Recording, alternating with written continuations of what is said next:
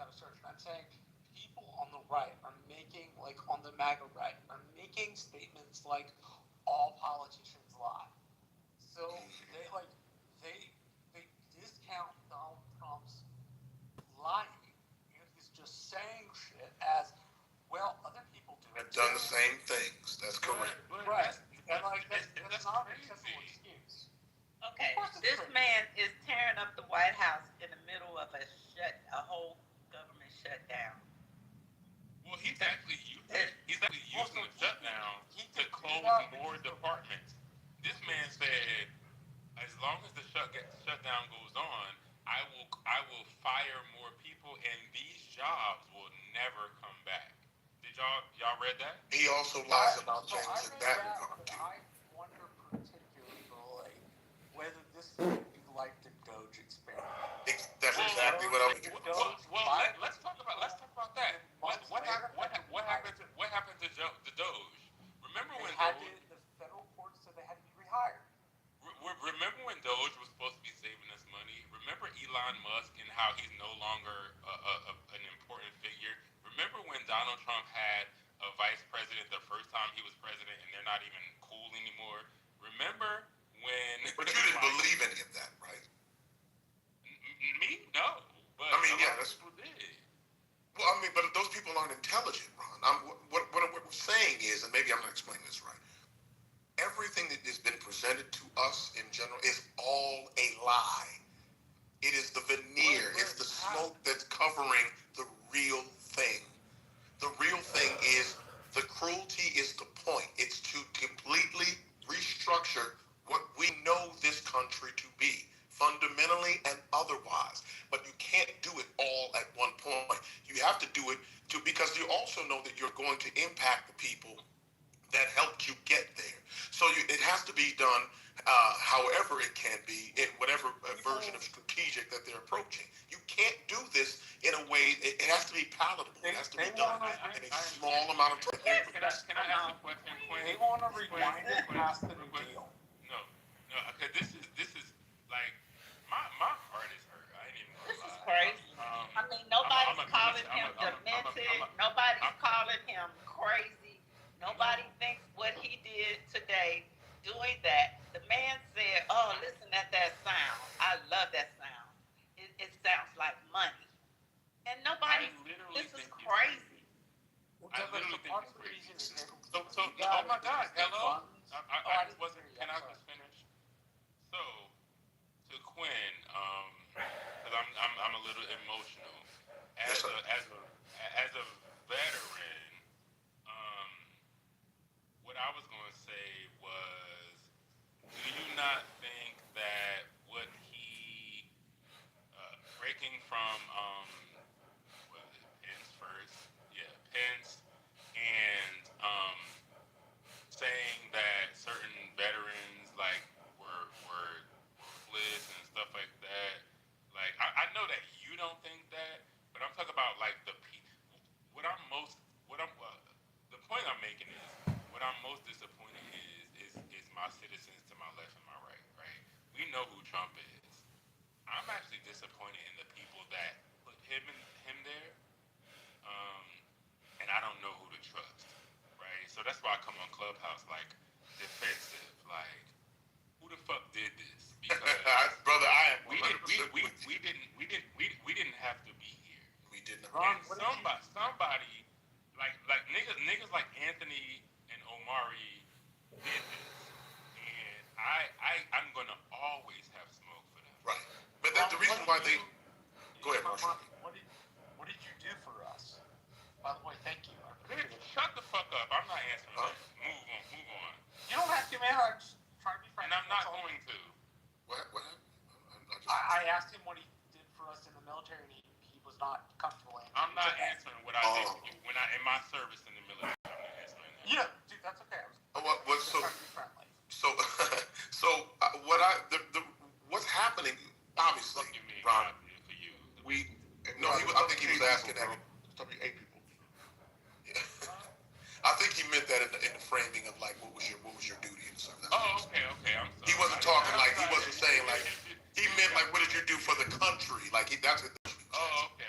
Yeah, that's exactly. If you meant that in a noble, Yeah, he didn't mean that way. Yeah, Never no, was. no, I meant that Never in a was. completely noble way. Like, you served the country, and I'm.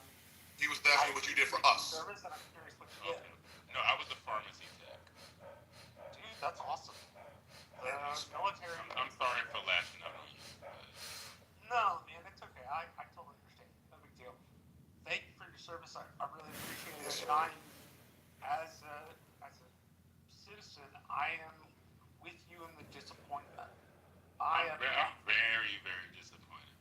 Well, that's exactly the reason why I can't chum with dudes. Like, you know, I can have a civil conversation with them, but you have to understand that I don't think much of you when we're talking about people like the Omaris, and we're thinking and people like Anthony, who are, as far as I'm concerned, and I know why they get to smoking. I know why they're allowed.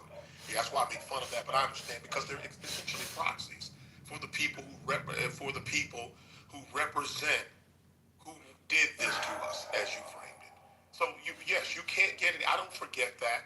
I know the severity of it, and I don't chum with them because they have to learn that isolation. I know that them being here, they think they can keep company with good people because, in essence, they really don't want to go around people like them. And that's the conundrum, right? They don't want to be, because the people that are like them, who voted like them at least, are racist.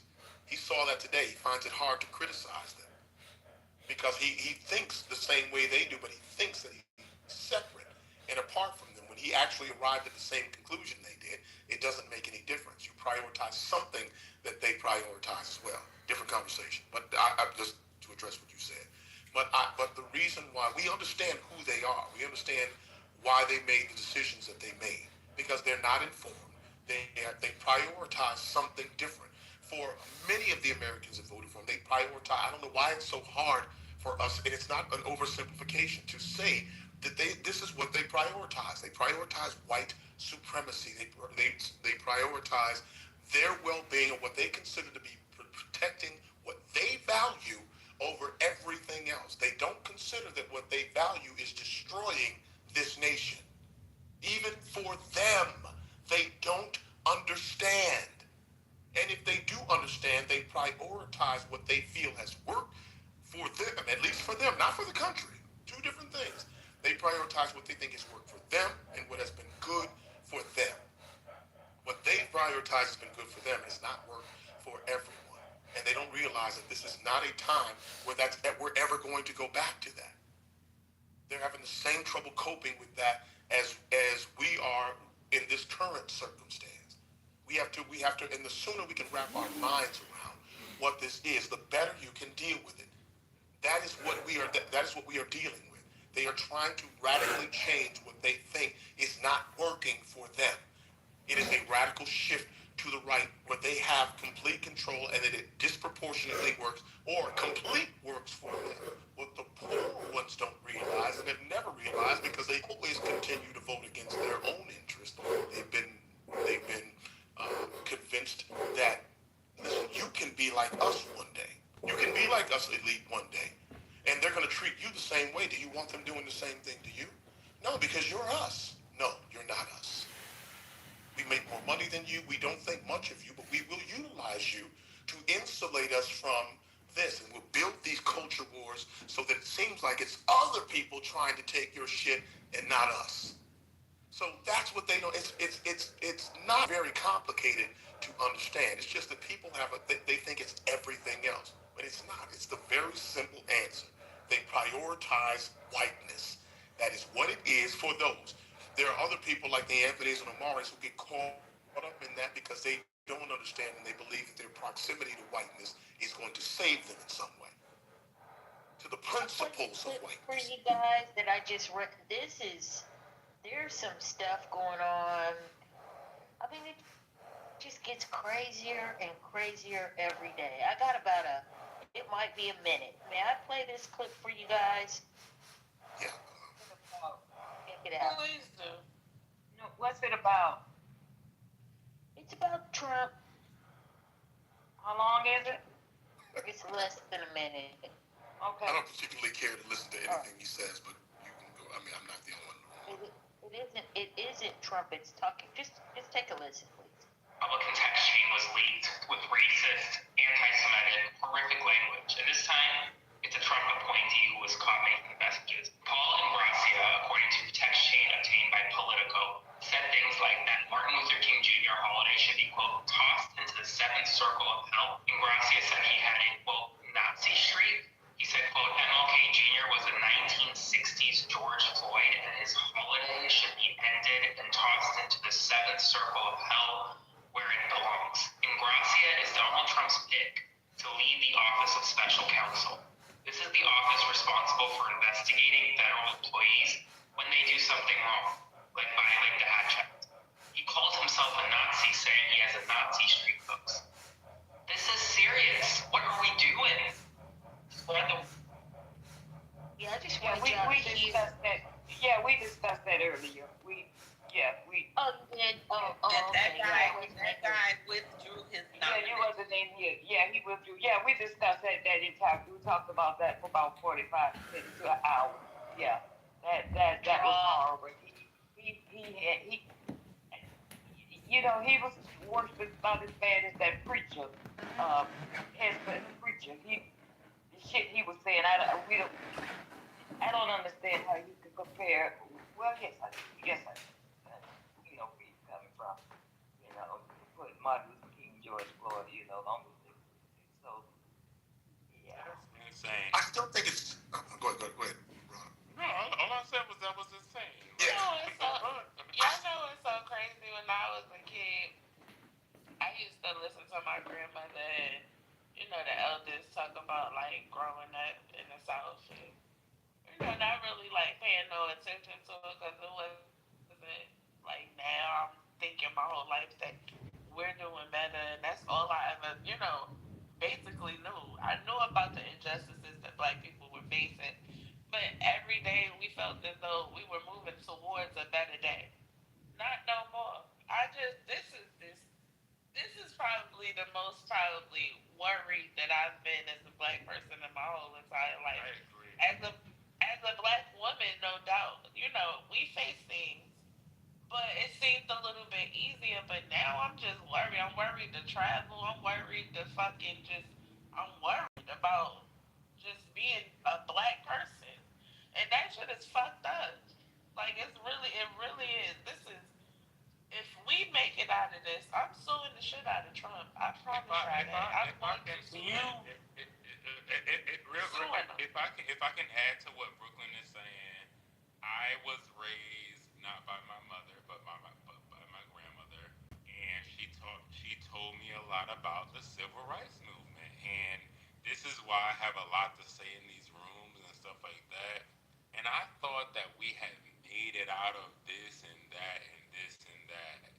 And the fact that I'm scared of like my rights currently in today's time being stripped away, like I don't understand why that's even like a thought. but it's happening, right? Like I come from the hoodest of the hoodest of the hood, right? And I know that y'all say I flex my.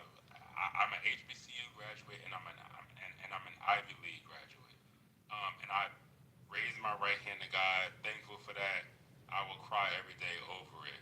But sometimes it's like it's for nothing because these people are coming from me because I'm Black, right? And it's like, like what the fuck is going on? You know, I just don't. And the fact that we have some of our own people that are like co-signing this shit, that shit is also hurtful, right? Because I'd be like, damn, you can't even trust my brother to my left or my right, right? And when I talk about my brother to my left or my, I'm also in a fraternity, and I treat brotherhood really sacredly too. So I don't like that shit. But if you go back, hold on, Marsha. Sweetie, hold on. If you go back and look at some of the movies of back in the day, Ron, when they told on each other, you know, the ones that were trying to run away, you know, we've always been like that. And let me say this to you. The reason this is so triggering to me, and I sit back and watch because a lot of people, I'm quite sure, the majority of the people in this room uh, read about it. They saw it on TV, or they were told about it, as Brooklyn just said. I lived it. I lived during those days. I lived during the George Wallace and the Lester Maddox days. I lived, and I'm quite sure everybody, if you go back and read, one of the most famous stores back then was Woolworth. You know, if you remember that, Quinn, they came into play. They came into play in a lot of the conversations. Yeah, because we couldn't sit at the counter at Woolworth. We couldn't drink at the. We had the different the black and the white water fountains, and the majority of the time the black water fountains were dry, but we couldn't dare. And talk about school buses, we had to walk to school. You know, so yeah, I lived that back during those days. You know. And that's why I'm sitting back watching it, and that's why I feel the way I do about some of these people that come up on this stage and talk so stupid and seeing this shit happening to their people, and they don't have a problem with it, you know. So I understand how you feel. They don't have a problem with it because they don't understand what's happening. It's really crazy for people to listen to other people be so certain about the things that they're talking about. But all of you have been in here. I've listened to it without talking to him. I've listened to Amari. I listened to Anthony. I know the profiles on both of them. Anthony talks a lot about things that he feels. He doesn't have any real information. When pressed about information, he can't present anything. He can only tell you about how he feels. He presents information that out of context that he doesn't understand in depth.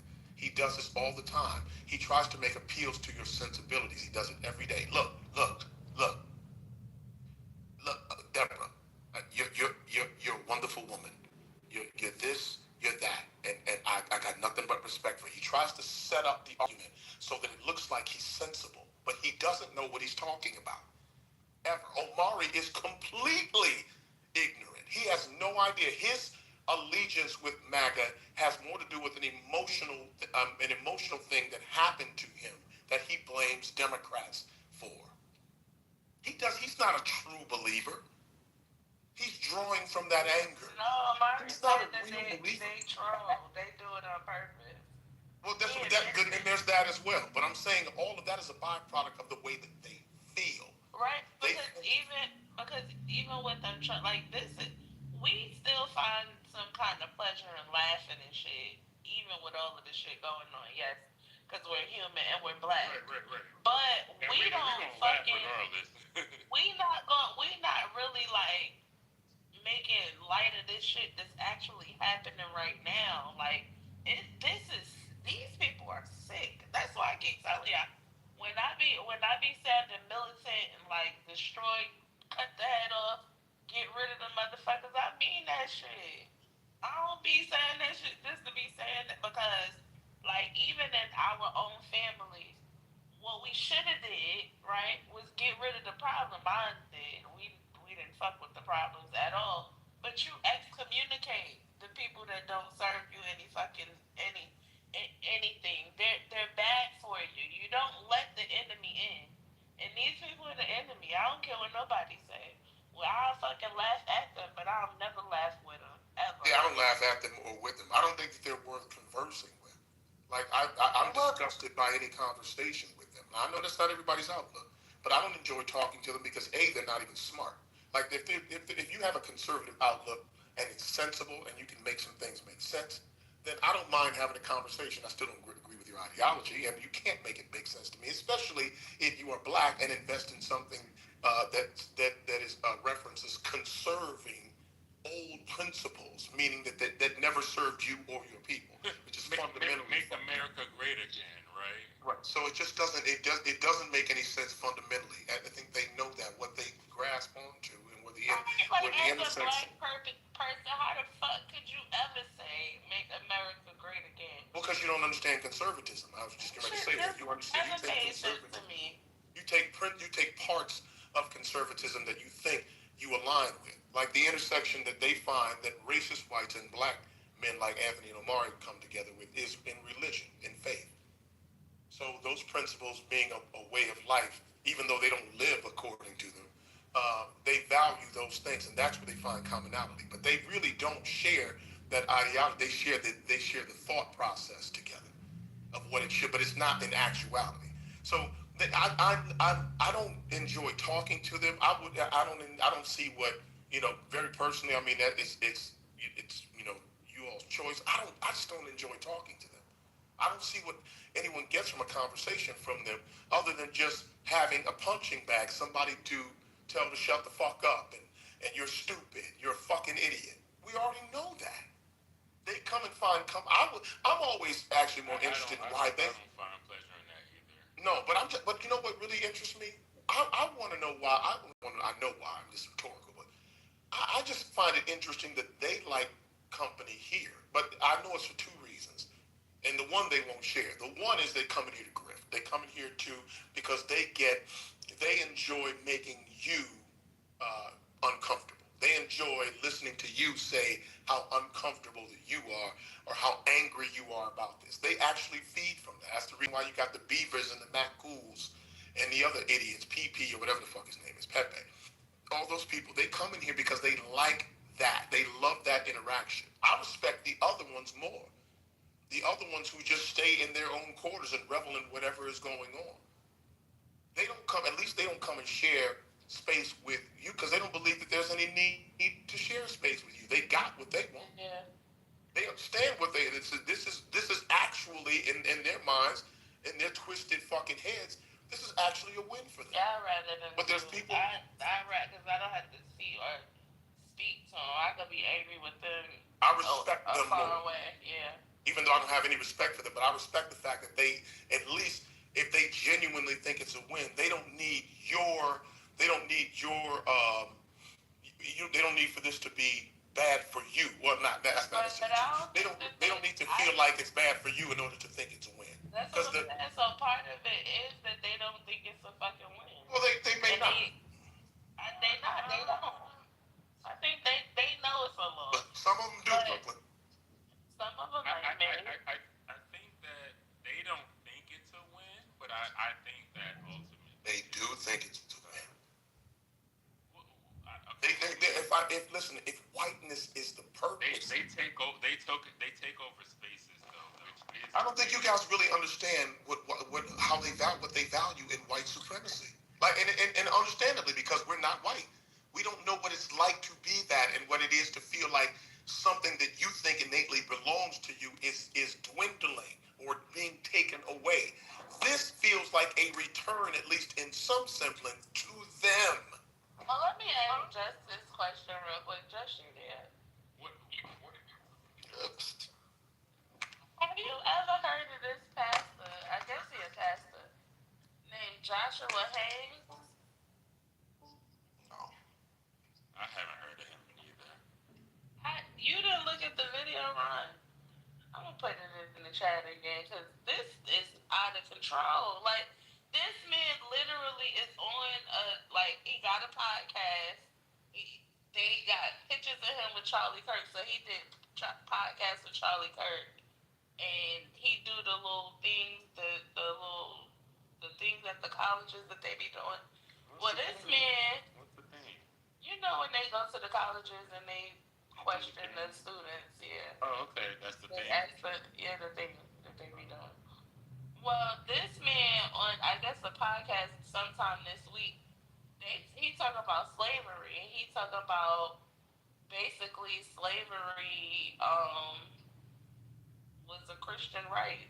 Basically, I get it. I don't even know how to put it. You're talking about he got like a beard and a He got a mustache. Owned by people. Yes, it's a Christian thing to do. He got the Hitler look. He got the mustache and the Hitler haircut. He's in Utah or somewhere. He's a podcaster. Yeah, he calls himself Red. It's called Reform Red Pill or some shit like that. He's a clown. That's He's a podcast. fucking clown. But supposedly,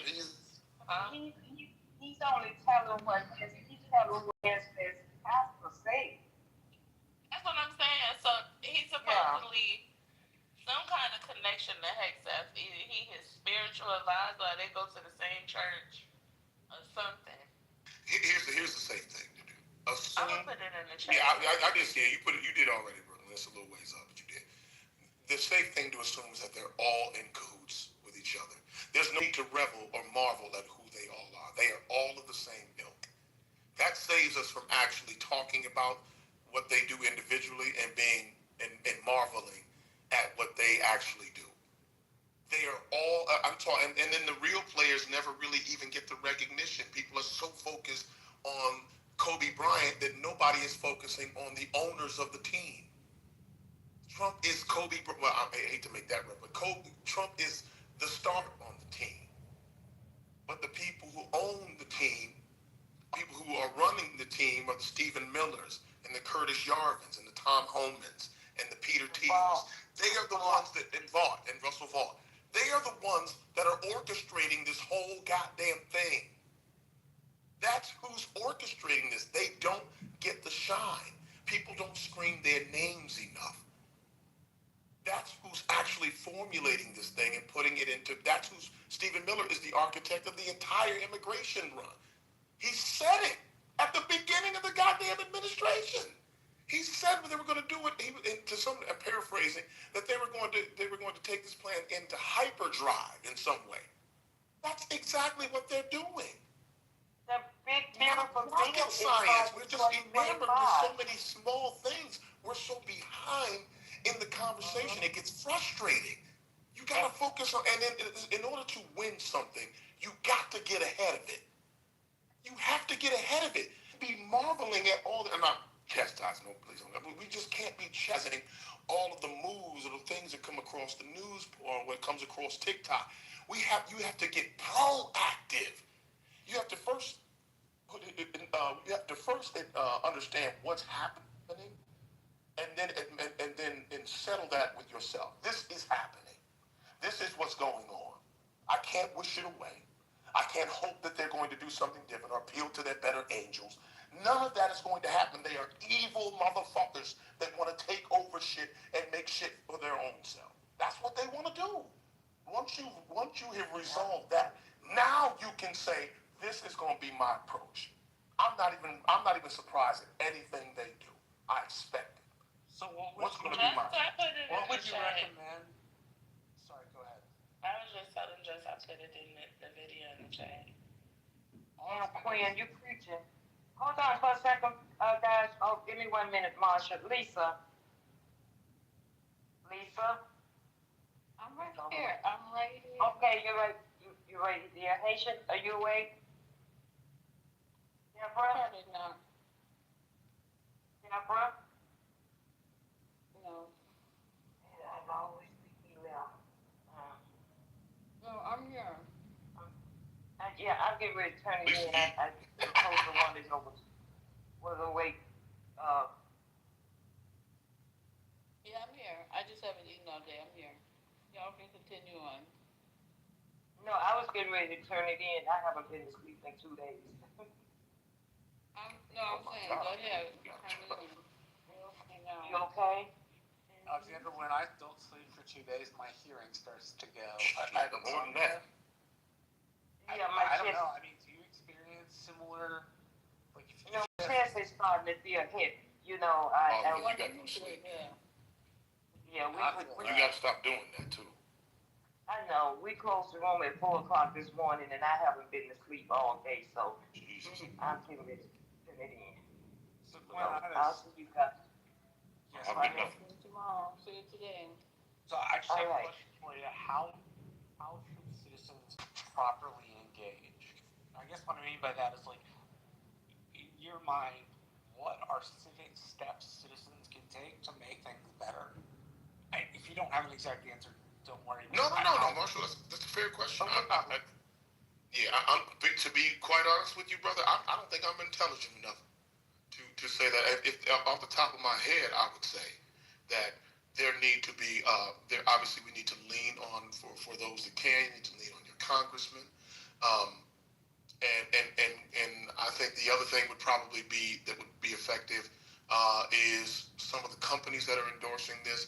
I don't know that boycotting really helps that at this point because the way our system is set up and the things that we've become accustomed to, I don't think that's sustainable. The things that do work, leaning on your congressman if you do have them. If their congressmen are impactful in this, but I think there's an element of this, honestly, bro, that we have to endure those. As the saying goes, elections have consequences.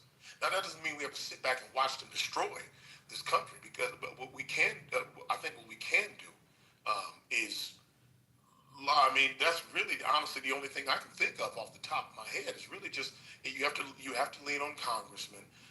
You have to fight those battles, judges as well in places, and I think that's being done largely because a lot of this is really performative, right?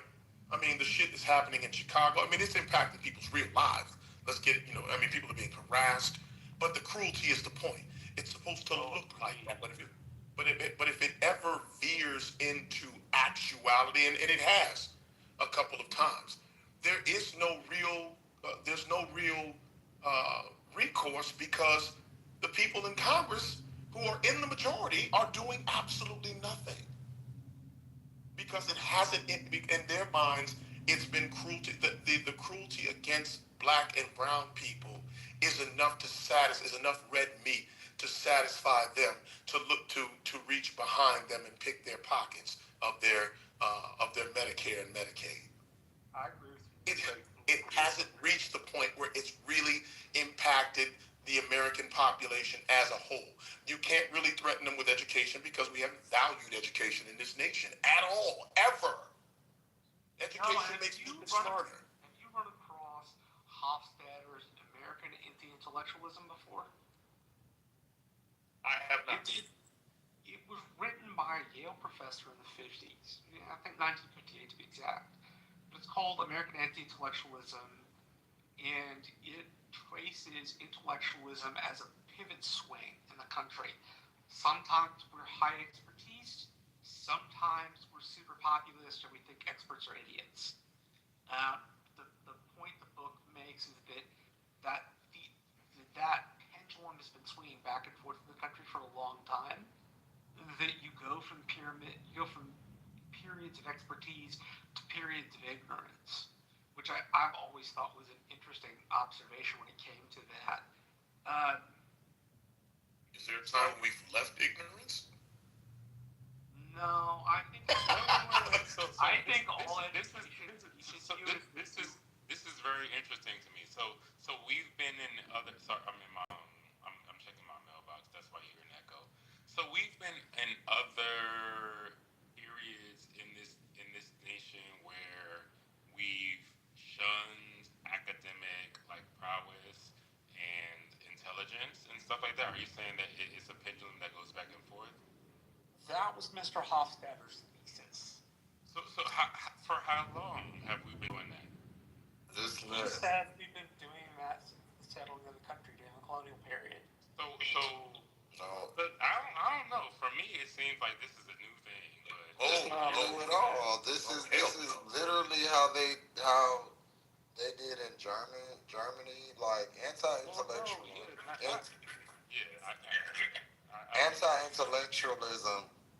Anti-intellectualism is something that has always been used to thwart any type of progress. And I don't know where you be, Ron. America has never valued intellectual. Never. Ever.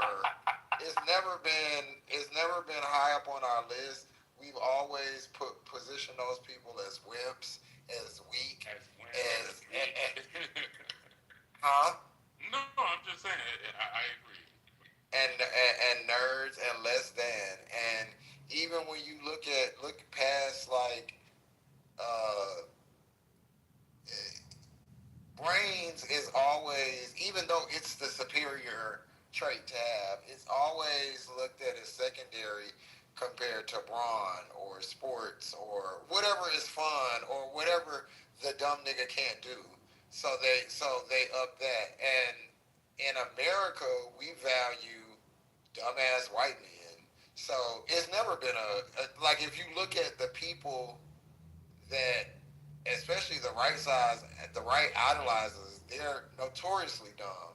Like going back to Jackson, it's a dumbass bitch, extremely violent, but very, very dumb. And there's a tradition of getting violent when you can't intellectually compete.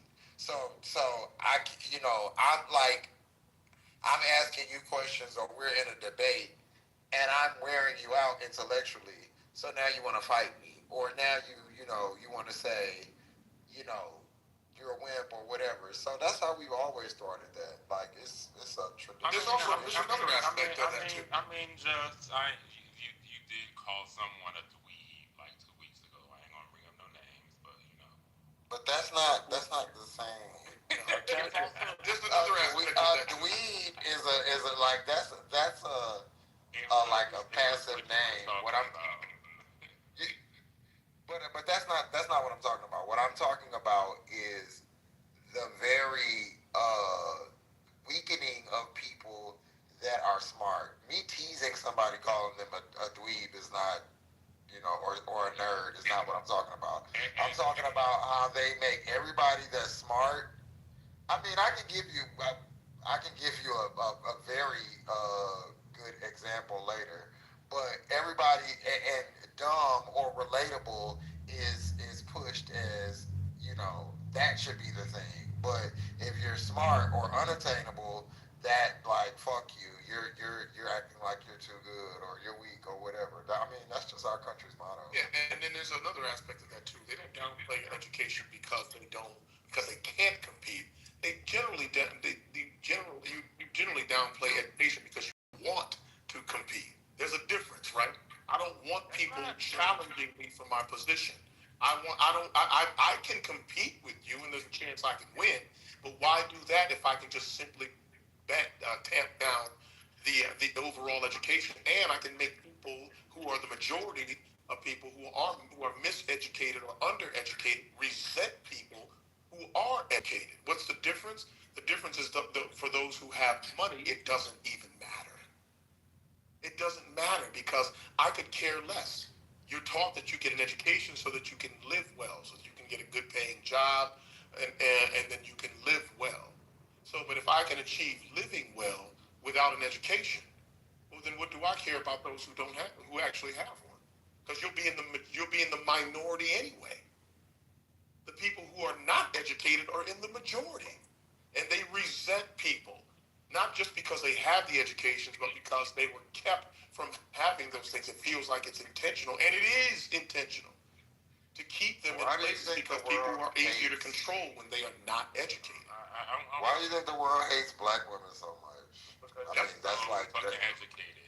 and they're also black and they're also a woman. Yeah. So it's like you're like that's just that's like that's antithetical to anything this country stands for. So they're always going to be hated, and so on and so forth. But I think we've always. I mean, this sounds harsh, but I just think we've always been a dumb country. I learned that when I would see like exchange students come and how they would just smoke us like on the humble, like they would just be like, "You're doing this," and like, even like on here, right? I actually cringe at the amount of people that use a doctor in their name because I would never do that because I respect the title or whatever. But also when people actually do have the expertise and they are like like I don't know. Let me use like Kalisha for an example. I know she's a young lawyer and she doesn't have a lot of experience, but she's a lawyer, right? And people always want to come for her and Otis as a lawyer and this and that whatever. Because I just don't know why people like do this thing about authority like they do. Like let people be experts in what they're experts in. I wish I could tell y'all what I was an expert in because I'm an expert in something, but it would dox me. But like y'all just need to y'all need to stop doing that. That's crazy. Well, the reason why that happens, and I mean, listen, I don't know if you've just seen the recent exchange with Mark Lamont Hill and Queens Flip on Joe Budden's podcast. So what happens is, and it's not rocket science. People that are not educated tend to be, and I'm not saying it's all of the case. That's not all of the people. It's not. But people who are educated tend to look, and in some cases have looked down on people who are not educated, right? And there has been a level of resentment for people who tend to be educated because they represent people who not only look down on them, but also keep them in a place where they can't, in their minds, where they can't elevate, right? So, but being not being educated also has direct consequences as well. In that exchange, Flip told Mark Lamont Hill, who was a fucking professor, by the way, that he uses tricky words. That's what he said to him. He said, you use tricky words from time to time. He says, no, I don't use tricky words. I use regular words that are tricky to you. So, but that, I mean, while that's funny, it's what it is. That's an example of how, and I'm not saying that Mark was wrong in that exchange. I'm saying that is the example. What Flip was expressing to him is that you say things sometimes that I don't understand. And that I resent you for because I think you're trying to talk down on me by using large words. And Mark is like, this is a part of my lexicon. This is a part of my normal vocabulary, the vocabulary I've come to know via my education. I can't dumb it down. I can dumb it down for you so that you can explain it, but that's not my responsibility. You can understand it, but that's not my responsibility. Your responsibility is to get up to where I'm at, not for me to come down to where you are. We are that. I often resented that argument when we talked about how with the Democrats right after the election should do that with people so that they're not talking over people's heads. And that's I always resented that argument. That's the same exact thing. That interaction that he had was like working in the barbershop was like almost, every week they would end up doing that to me because like y'all are dumb, and and I had to, just realize that, these people are mad at you because you're smarter than them, and they can't grasp, and so they think you being fancy or something like that, instead of just saying, hey, teach me, you know what I'm saying, or explain that to me. And I think that's a real big problem in our community, just with men, period. Instead of just being like, oh, I ain't get that, like, let me know so I could be better. We want to be like, oh, bitch, you think you smart, you think you old, like, and that's corny, like, and I see right through that. But that Mark Lamont Hill shit, Quinn, that if I mean, that was some funny shit. Because he was squirming, but just cause you dumb. Just cause you dumb, just be quiet. Just be quiet, cause you just mad cause you dumb. And then you about to get beat up. Because then the thing is, then they want to try to son you. Bitch, I'm from the hood too. I could do that too. Mark, the thing is, Mark Lamont Hill is yes, he's very smart. He's very well spoken. He has a vocabulary, but he's also hood. Yeah. He went to Temple. He went to Morehouse. He dropped out. He has a story like you don't like. He's not different from you just because he knows big words. Learn those big fucking words. That's it. Or rest in what you are, Queens Flip. Like, you a funny nigga, you a hood nigga. That may not be what you do. You know what I'm saying? Right. Like, I feel like you gotta pick. You can't. Like, to me, you just showing me you jealous. But then therein lies what I was talking about. So it's the resentment. That's what you get in the exchanges, not just verbal exchanges, but the perception of people with educations. That is where anti-intellectualism is born, right? Because the thing is that a lot of these people, and we have to admit this, a lot of these people aren't necessarily stupid. They're just right? There's a difference. When I don't lazy. know how to do. Well, I mean, but I'm saying even if I'm not lazy, I still have the capacity to do what I may not have it at your level, but I have the capacity to be intelligent and to think critically. I just haven't been taught how to. And I haven't prioritized. Let me give you another perspective. It's not that they're stupid. Let me give you another perspective. So, as growing up, and Ron, you may be able to identify with this, you may not. Growing up as a, you little black young gay kid, a lot of times niggas wouldn't let me hang out. It was, y'all gonna pick on me. So while they were doing mischievous stuff that boys do, I just was like, oh, okay, well, I'll just, do my schoolwork or, take care of this work. And that's what it became.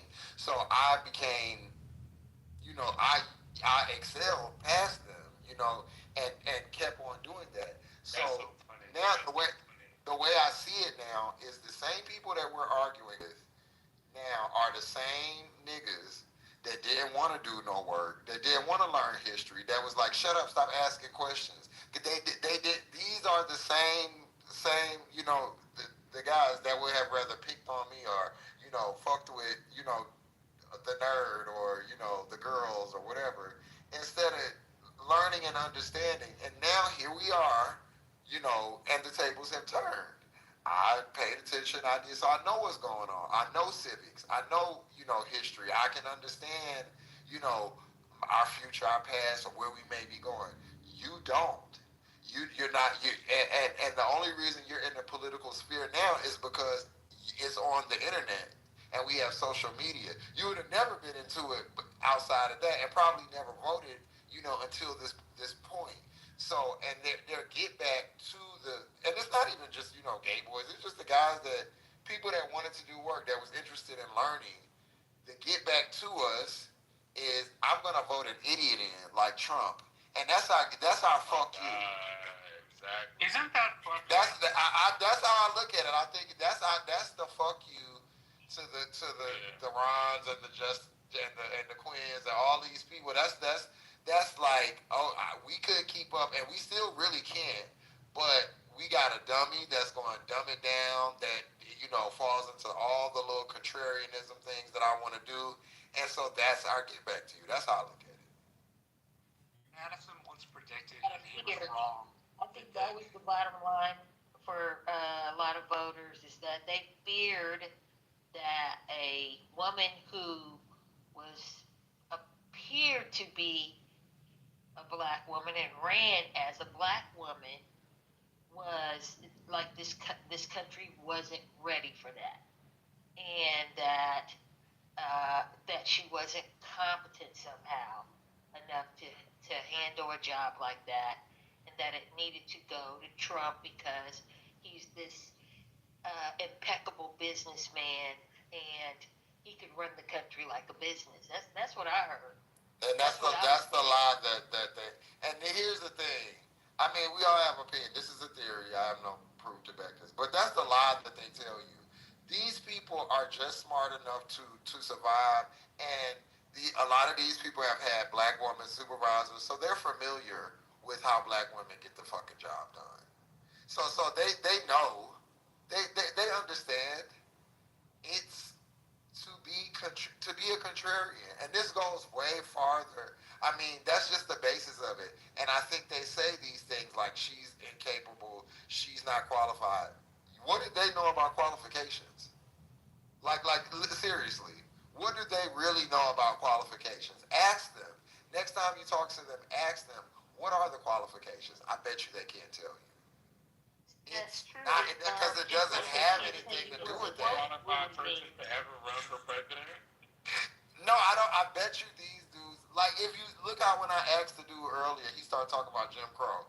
It was, man, shut up, you a faggot. Like, no, bro, I just asked you a question. Yeah, it's like, it's deflection, all this other stuff, because you don't know. It's not like you probably don't really care that I'm gay, but you have to have something to say in place of saying, I don't know. I don't know. And I really would like to understand. But you know what it is, Just. They can't. If I can't formulate an argument, then I have to do the thing that I think. And listen, they all do this. Amari does this. Anthony does it. Notorious, definitely, he does it notoriously. No pun intended. But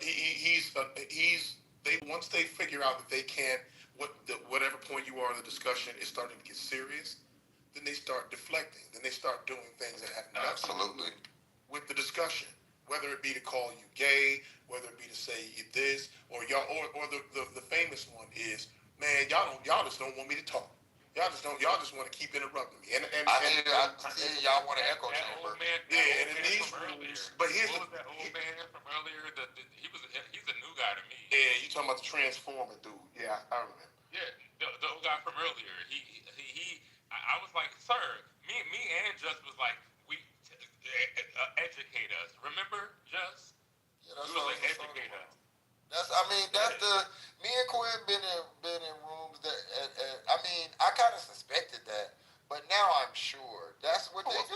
That's exactly what the plan is. All he kept saying was, because I've seen me, and I've seen Quinn, and I've seen Michael. I've seen an array of different gentlemen. So if you didn't want to take it from me because you ain't want it from a sissy, you could have took it from Michael, and you could have took it from Quinn, but you don't. You instead of just, and I don't know if it's a black man thing. I really think it's a man thing. Instead of saying, all right, explain this to me because I really don't fucking get it. Like I'm trolling y'all or whatever, but like since y'all seem like y'all know, explain it to me. I have no problem doing that. You know what I mean? But it took some time to get to that level. I literally said I want to learn. I said I'm gonna sit back. But no, what I'm saying is on some serious shit. Is that they can't say, I don't get this. I don't understand how delegates work. I don't understand the electoral college. I don't understand how basic civics work. I really don't.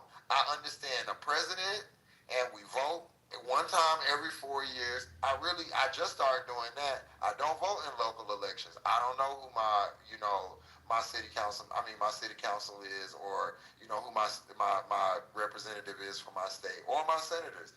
And I really wish that we could have more conversations like that, because that's what it is. It's not you hate Kamala, you just don't know shit. But the other thing is, they disappoint me. They disappoint me daily, and I really want my black brothers to like get and this whole gay shit and all of that they like to bring up. We need to fix that. I just don't understand. Yeah, well, you know what, Ron. You know what that's about, man. Come, listen, the reason why, it's to do exactly what you're doing right now. It's because it takes you off of the subject and makes you focus on something else. Something that I know if I say to you will trigger you. I want to stay on the subject. But here's what gets them off the hook. A lot of times, and I hear this happening here, and it will never stop. I'm convinced of it. As soon as someone does that, it's not a one-on-one with someone who can actually carry the conversation, and everybody can generally. What happens is that there's a pileup that happens where everybody gets emotional and starts talking at the same time, and that allows the person to say, "Listen, hey, this is going to be I'm not talking to one person. This is going to be a pileup. There's nothing productive about this." And here's the thing: they're right. There's nothing productive when everybody wants to share their piece of time, when everybody wants to tell them how angry they are with them or how stupid they are. Let one person who's having the discussion have the discussion. Everybody, there's always the ad-libs here and there. People talk. And I realize it's informal. I realize what it is. I'm saying, but if you're actually trying to get to, and I don't like having discussions with no real direction. So if there's a person you're actually allowing to speak, and it's in direct contradiction to what you're talking about, or if it's part of what you're discussing, then have the conversation with them, and tear apart the argument. It doesn't need to be emotional responses from people. Just said this earlier, and he said, "Listen, let them have the one-on-one with them. All I do is ask questions.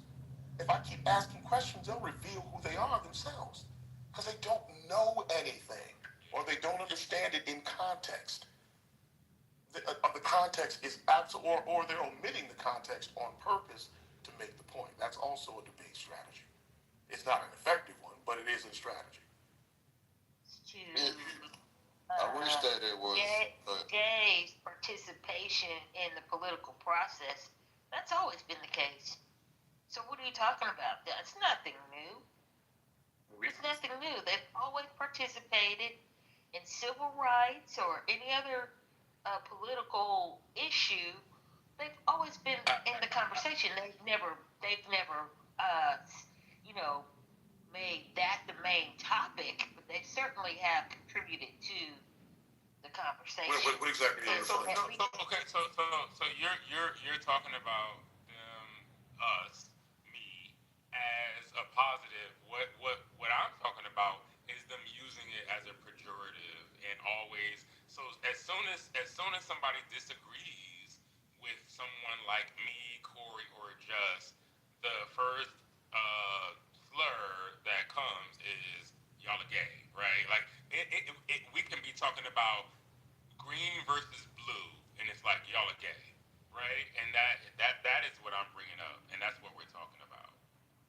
that we. My strategy would be to go there and talk about the impact that gay people have had on civil But rights. it's a conversation in bad faith, though. It's not a good faith conversation.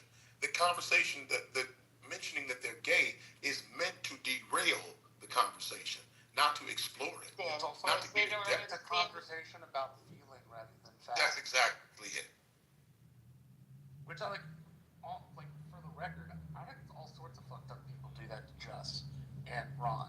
Yep. Like that's just a messed up way to go about treating people. No, it's really fucked up. But I mean, again, Yeah. they understand. They understand. I've seen where Just sidesteps that. Like, okay, yeah, listen, check this out. Okay, I'm good. So this is what we're gonna do. This is what we're talking. Then we just move on. Like we don't even pay attention to that shit. But it does. But it that's can't go you gotta past keep that. mentioning it and keep mentioning it until they keep pushing the button to where not where saying that mentioning the orientation is the problem. This is turning into a real circle jerk. Can I ask you guys a question? Okay, so as it relates to the topic, right, are you guys going to say, right, the void of emotion, we're going to take the emotion out of it, that there wasn't an undercurrent of run-of-the-mill Americans that got tired of the whole LGBTQ agenda, and that was part of the reason why they voted for it? I'm asking a direct question. I'm taking And I'm gonna give you No, the. okay. But it seems like it triggered. Well, you interrupted. Well, hold on. Let me just say something. You interrupted a conversation with an insult. No problem. You interrupted a conversation with an insult. To find, I mean, hold on, Ron. Damn. Yeah, this is a circle jerk. Maybe you forgot already. Yeah, so as it relates to me saying that, it just seemed like everybody was just agreeing with each other. If those words, and that's okay. Listen, my bad. I'm sorry. Look, it don't gotta be a bad. I'm actually. But you said you took it. I don't care, nigga. I really don't care. He was more mentioning that you interrupted. My God, son. You interrupted. So I'm gonna just go over the long forms, but you won't shut up. You came in here earlier. You was like, I'm not doing that. Blase blah. You did that in front of the girls, so you get you a little applause. Then you come in here, you get mad, and you do this. You do exactly what we were just talking about. I am not mad about anything. I'm not done talking. You're attributing, but you're saying that I'm mad. I'm not done talking. But So you're saying that I'm mad. I'm gonna say to me, it seemed like you was motherfucking mad. To me, it seemed like you was mad. What am I mad All right, I don't know. I don't know. Okay, so I'm So that I'm not. you saw three men having a conversation, agreeing with each other, and so you had to jump out your face and be like, "This is a circle jerk. I have a question." Bitch, why nobody even talking to you? And why do you think that your question is more important than our circle jerk? No problem. No problem. Right. So this is why you get disrespected. This is why you get disrespected, because you're disrespectful. And that's why you get treated. I asked if I could ask the question. Quincy, No, you went into your question. When I asked the question, You went into your question. You're not You answering should the question. have. I don't have to do You're gonna shit. tell me what I should I have don't done, gotta right? do shit. You're gonna tell me what I should have done, right? Anthony, I promise you, like if I really knew who you was, I'll smack your ass. Cause bitch, you really be trying to make a nigga act real good with you. Bitch, yeah, that's the type of time I'm on. I want to slap your fat ass. Yeah, that's what I want to do. It's all good. It's all good. I asked the bitch, you genuine always question. fucking trying. But I'm always trying to have patience with your childish fucking fat ass. And you always want to be a stupid ass bitch. No And problem. you fat. Don't forget fat and ugly. Yep. Yes, sir. I'm fat And and bad ugly. All build. good. And I'm With bad. long titties. Beautiful. With long titties. Beautiful. Yeah. All right. So I asked a direct question. Does anybody want? I don't give a fuck. You go ask the kids. Go ask the question to your kid. Nobody is obligated to answer you. You broke into the conversation. You were so itching. Like you could have just let us finish talking. You always gotta do this. Why nobody like your bitch ass? Yeah, no problem. Nobody likes my bitch ass. It's all good. I'm good with all of that. So anyway. like what we were just talking about. Here's an example: a low IQ, smooth-brained individual can't even worry about fitness or worrying about how they look themselves, but is worried about worked hard as the LGBT. No, let me tell you what agenda wasn't pushed towards you. The LGBT one, because I guarantee you no gay person wants your fat or fugly ass. Nobody was sitting there like, yo, Anthony, what's good? Like, I want to do something with. Nobody did that. So I don't know why you're worried about it, why you're tired of it, because it never touched you. Y'all be acting like y'all cute. People do in their bedroom. I don't care. Y'all be acting like y'all cute. I don't care about any of that stuff, man. But you're unattractive. So why? So you just said, but you just came out your face saying you was tired of it. Why were you tired of it? It didn't do anything to you. I know you're trying to push my buttons, and you're trying to get me to respond in kind. I'm getting a literal description of you. I'm taking all emotion out of it. You are unattractive. You are one of the most unattractive men I've seen in the past 5 years. Okay. So how are you tired of anything of sexual nature? I'm sure your wife doesn't fuck you. So why are you worried about a sexual anything of a sexual nature? I don't care about. So why are you tired of it? So why are you tired? I didn't say anything about me being tired. That's what you just said. You're gonna act like everybody wasn't tired of the LGBT. I asked about if that was not an issue with the there wasn't an undercurrent of that in America. I didn't say anything about me personally. Jay, if you feel there wasn't an undercurrent, then you can say, nah, I don't think that was a factor. And I'll explain to you why I think it was a factor.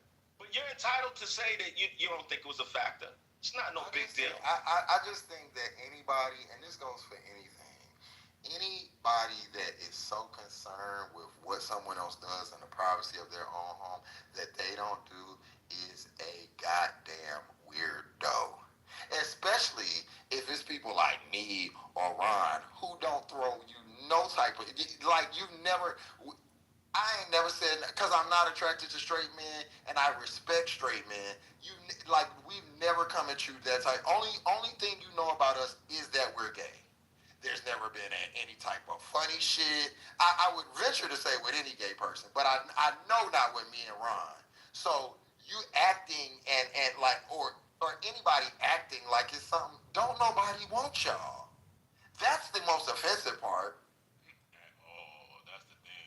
So again, the question is, do you think there was an undercurrent of LGBTQ fatigue in America that led to the election of Donald Trump? Why are we a topic? I think that's what's okay. So Ron, the reason why it's a topic, right, is because for example, let's take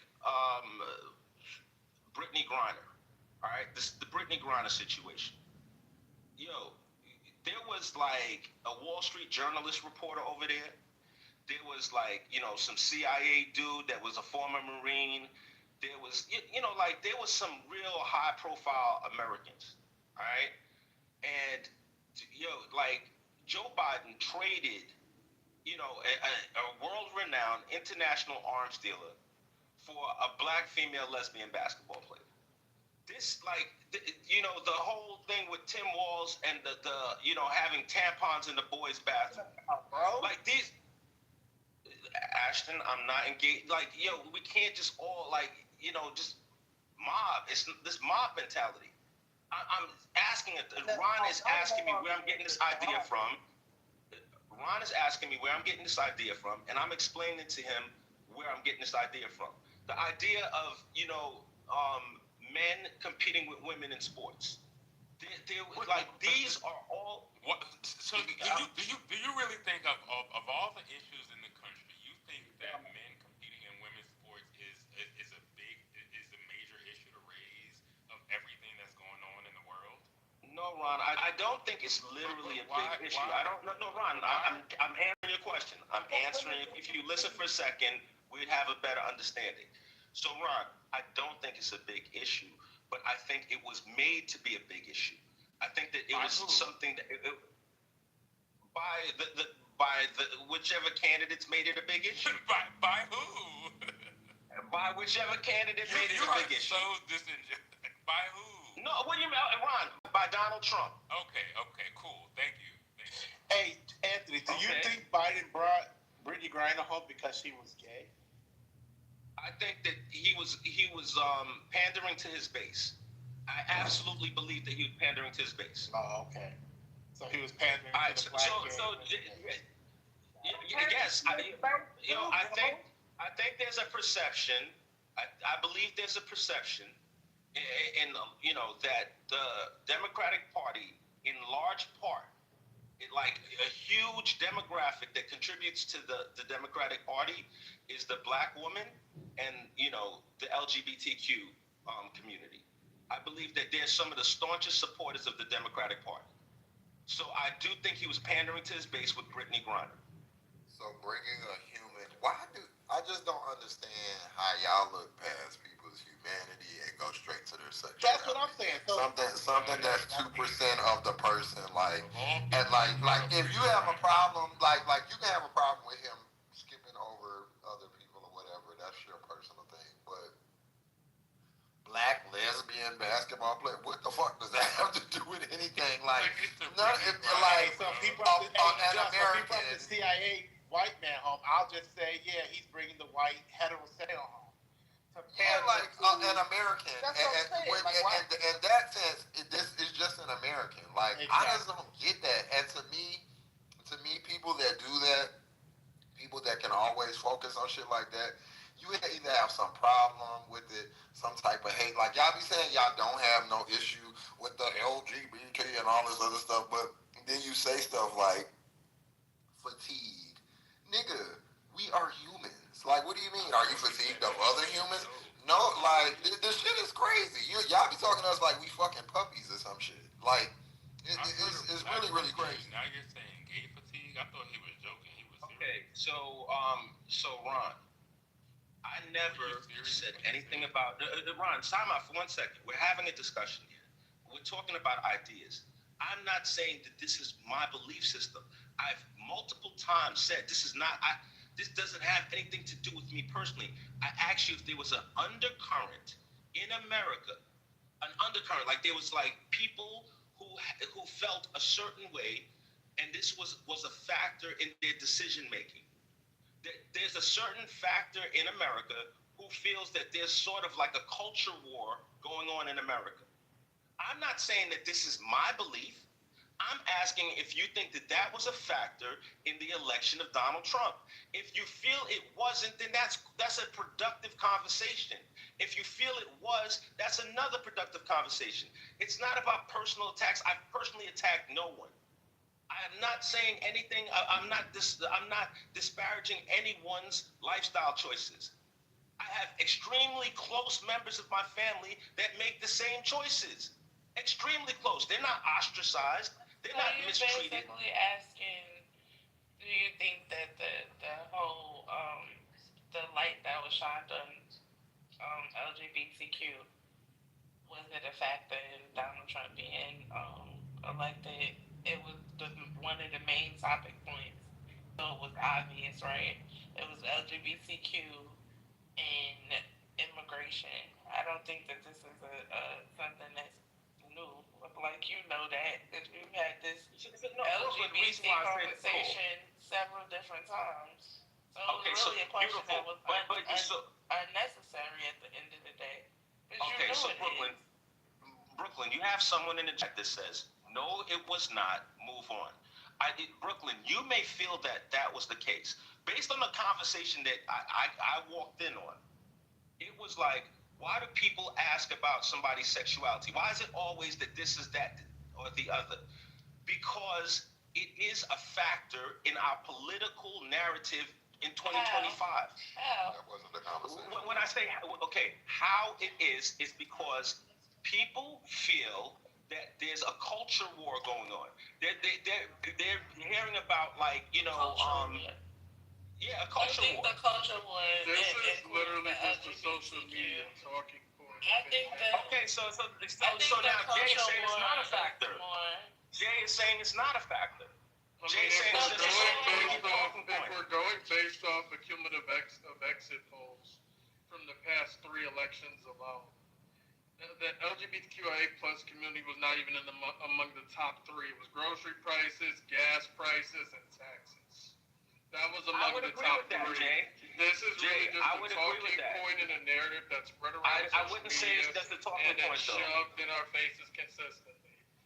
Okay, so Jay, I would agree that it's not the top three factors. Buddy. People who actually try to vote on anything like this are few and very far in between. And it's like I said, it's just pushed at the center because it's a juicy talking point, and it makes for great fucking news. Let's be honest. All right. So Jay, here's where we're at. Brooklyn is criticizing because she's like, it's obvious that it was, and how many times we've talked about it, right? You're like, yo, it's not a factor at all. All right. No, I think it's something. No, Brooklyn, Brooklyn, wait. Just let me land. So what I think it is the truth lies somewhere in the middle.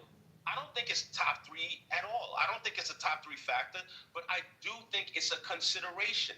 I do think that there's people that are standing on the borderline, like independent thinkers that are like, yo, that might be the thing that push them over the borderline. I do think that it's a factor. What is this idea that these people, right? Like, what is this idea about these type of people independently thinking? This is cult-like behavior, and yes, I think it would be a little bit disingenuous to say that it didn't play a factor because people are fucking haters. It's a bunch of haters that went out and voted because they're haters. They hate anything that is against what the fuck ever it was that they like. Christian nationalists. That's what's going on right now. These people are fucking running the country and they're running it based on their hate and they're using the Bible to justify their hate. So yes, it did play a part. But was it right? Do you think, Anthony, now that you asked that question, do you think the fact that it's always a talking point, either immigration or sexuality is the talking point? Do you think the sexuality part is right? I know the immigration part isn't right. So Brooklyn, you're asking me a question about what I think is right or wrong. I don't care about everybody's sexuality, so it shouldn't be, from my perspective, it shouldn't be a topic of concern. I'm not asking you from your perspective. I'm asking you're asking me if I think it's right. Listen, I'm asking you from the perspective of a person like Omari or Manfinity or one of the people that you bump elbows with every day, and when they say things like, they would rather Donald Trump and not Kamala because of the gay whatever, the gay agenda. I've heard Do you think that it's right for them to feel like that? Do you think that talking point is right? Time out. I've heard Manfinity, because of his religious beliefs, kind of allude to that stuff. I've never heard Omari, say anything one way or the other. That's the impression I'm under. Okay. And that's beside the point. I'm asking you. Brooklyn, let me finish. Brooklyn, please. What I'm saying to you is there are people who's based on their religious beliefs cannot support certain types of behavior. I'm not going to tell them what religious beliefs to have or not have. Please, Manfinity is out here having sex out of wedlock, sleeping with a dumbass bitch. Fuck him and his belief. I'm watching these people be fucking hypocrites. They get to do whatever it is. I can't support that. They want to do it, and then they get to say, "Oh, because doesn't Grindr shut down at every Republican convention?" Yeah, every single one. Okay. And their president just pardoned a big ass sissy, a big drag queen. I believe Scott Bessent, his Treasury Secretary is gay. I think that, there's this. So are we? Is someone saying that this is the only issue? No. Are they against gay people and gay? No. But there is an undercurrent in America where there's an issue as it relates to Anthony, during the campaign, it was a lot of propaganda. Did you know the minute the campaign was over, Trump got in office, guess what? You didn't hear shit about gay books in schools anymore. All that shit disappeared, just like the other propaganda that was being spread. He don't care. A lot of that shit. I mean, why did all stop? So that's what I'm saying. Why did you all like? Why did it all just stop? So how come you? If you guys were so concerned about that, I haven't heard Trump or any of you all do anything to pull gay books out of school and stop. I guess cross dressers, whatever it was, from reading books in schools. All that shit that was said. So Jay, to respond to your question, Jay. The other Jay pointed out that this is not a top 3 issue. If you look at what Trump has done with his executive orders, it's basically, keeping most of his campaign promises. All right? And he's focused on the issues that that felt were important to the American people. So I don't think that this is a top campaign issue, but it was something that was brought up. No, but you see what I'm saying, though, Anthony, you're missing the part I brought up, the propaganda. It was a. Jay, I said I agree. You didn't hear me say I agree with you. It was politicians use propaganda. Republicans use propaganda. Democrats use propaganda. So that means you would agree that it's a non-issue and that people on your side were fooled. So it really isn't an issue. The propaganda just made you all believe there was an issue, and now all of a sudden the issue. So what you described was a black or white situation. It's not black or white. It's a lot of gray. All right. So get the fuck out of here. Let somebody else talk, because now you're doing a lot. May I say something? Whatever. My name is Ryan. I moved to Costa Rica. I just want to shout out to all the guys and everyone that's trying to have a conversation about a lot of the problems we face in America.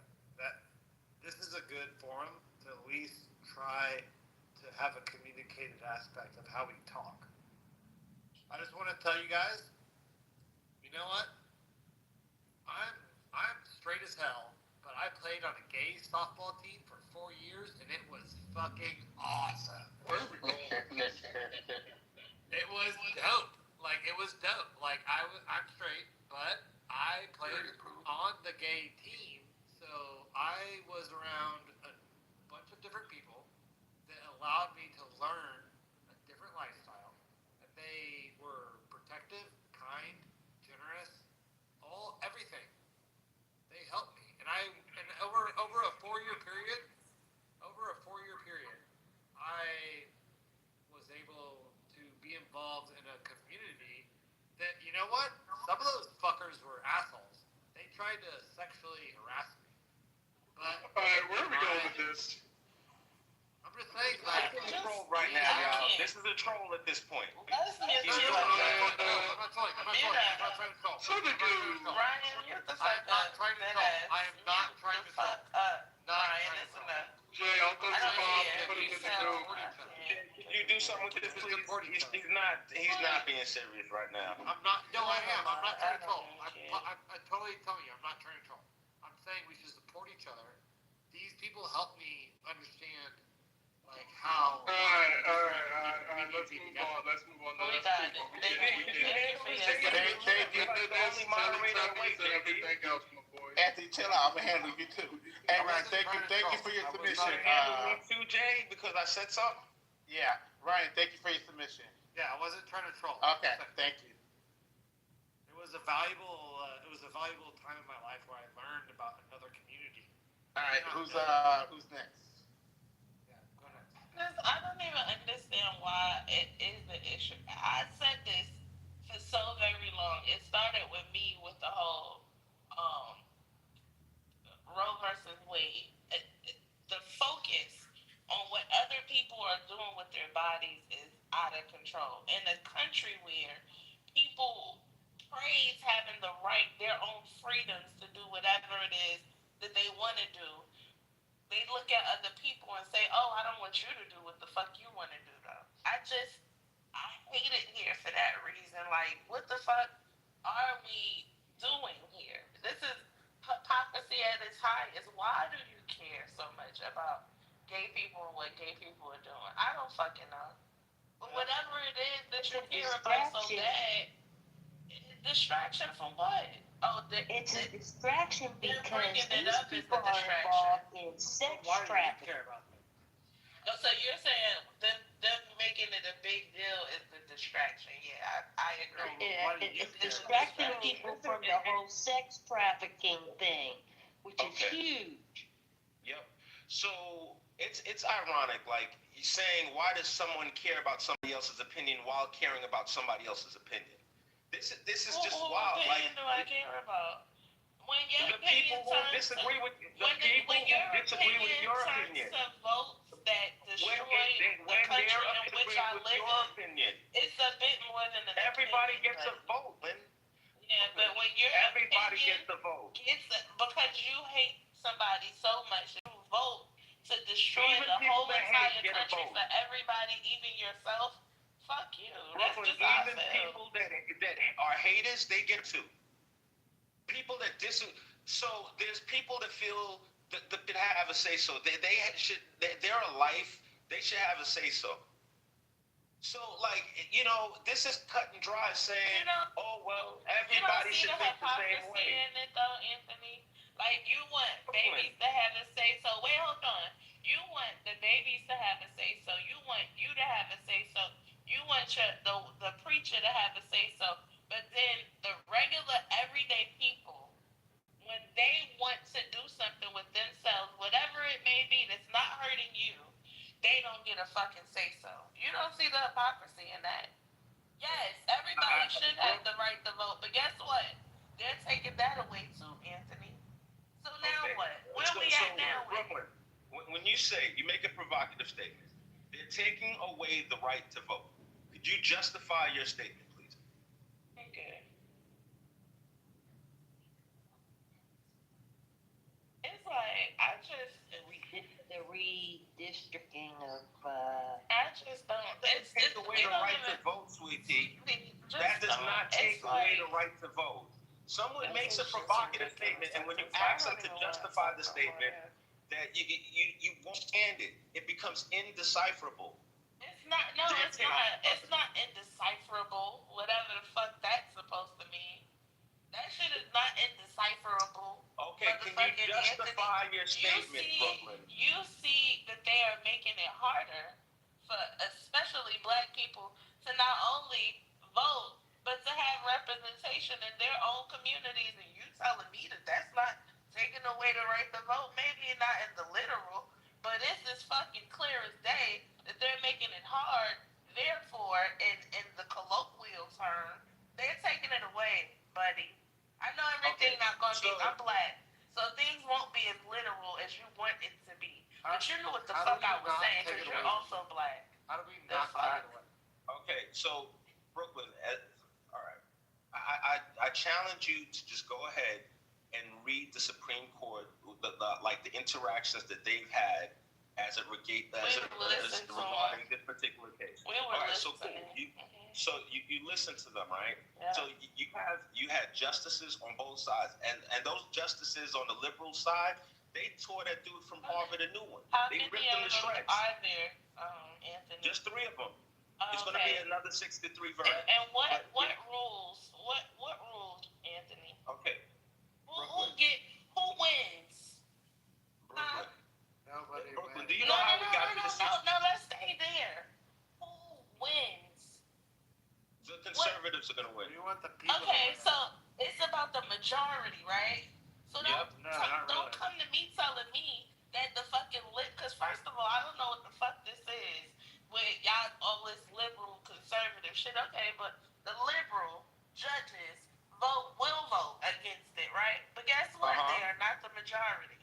So therefore, the rule will change because we have the conservatives who care so much about what everybody else is doing but themselves. They can rape people, they can fucking do drugs, they can do all of the nasty, vile things in the world, and they don't get no judgment for it. It's okay with their constituents like yourself for them to do those things. And then it's okay for them to also rule against other people from doing the things that they want to do.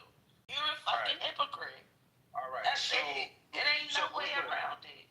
So Brooklyn, right? I'm not going to say that, you know, you support rapists or, you know, whatever else you want to try to attribute But you to me. do. I'm not going to say that. But Brooklyn, you can't say that about me. No, Brooklyn. Because you can't say that about Brooklyn. me. So you're not. Okay, so here's what's up. But I can. Here's what's up. Thank you. And that's fine, Brooklyn. But the majority of Americans voted a certain way.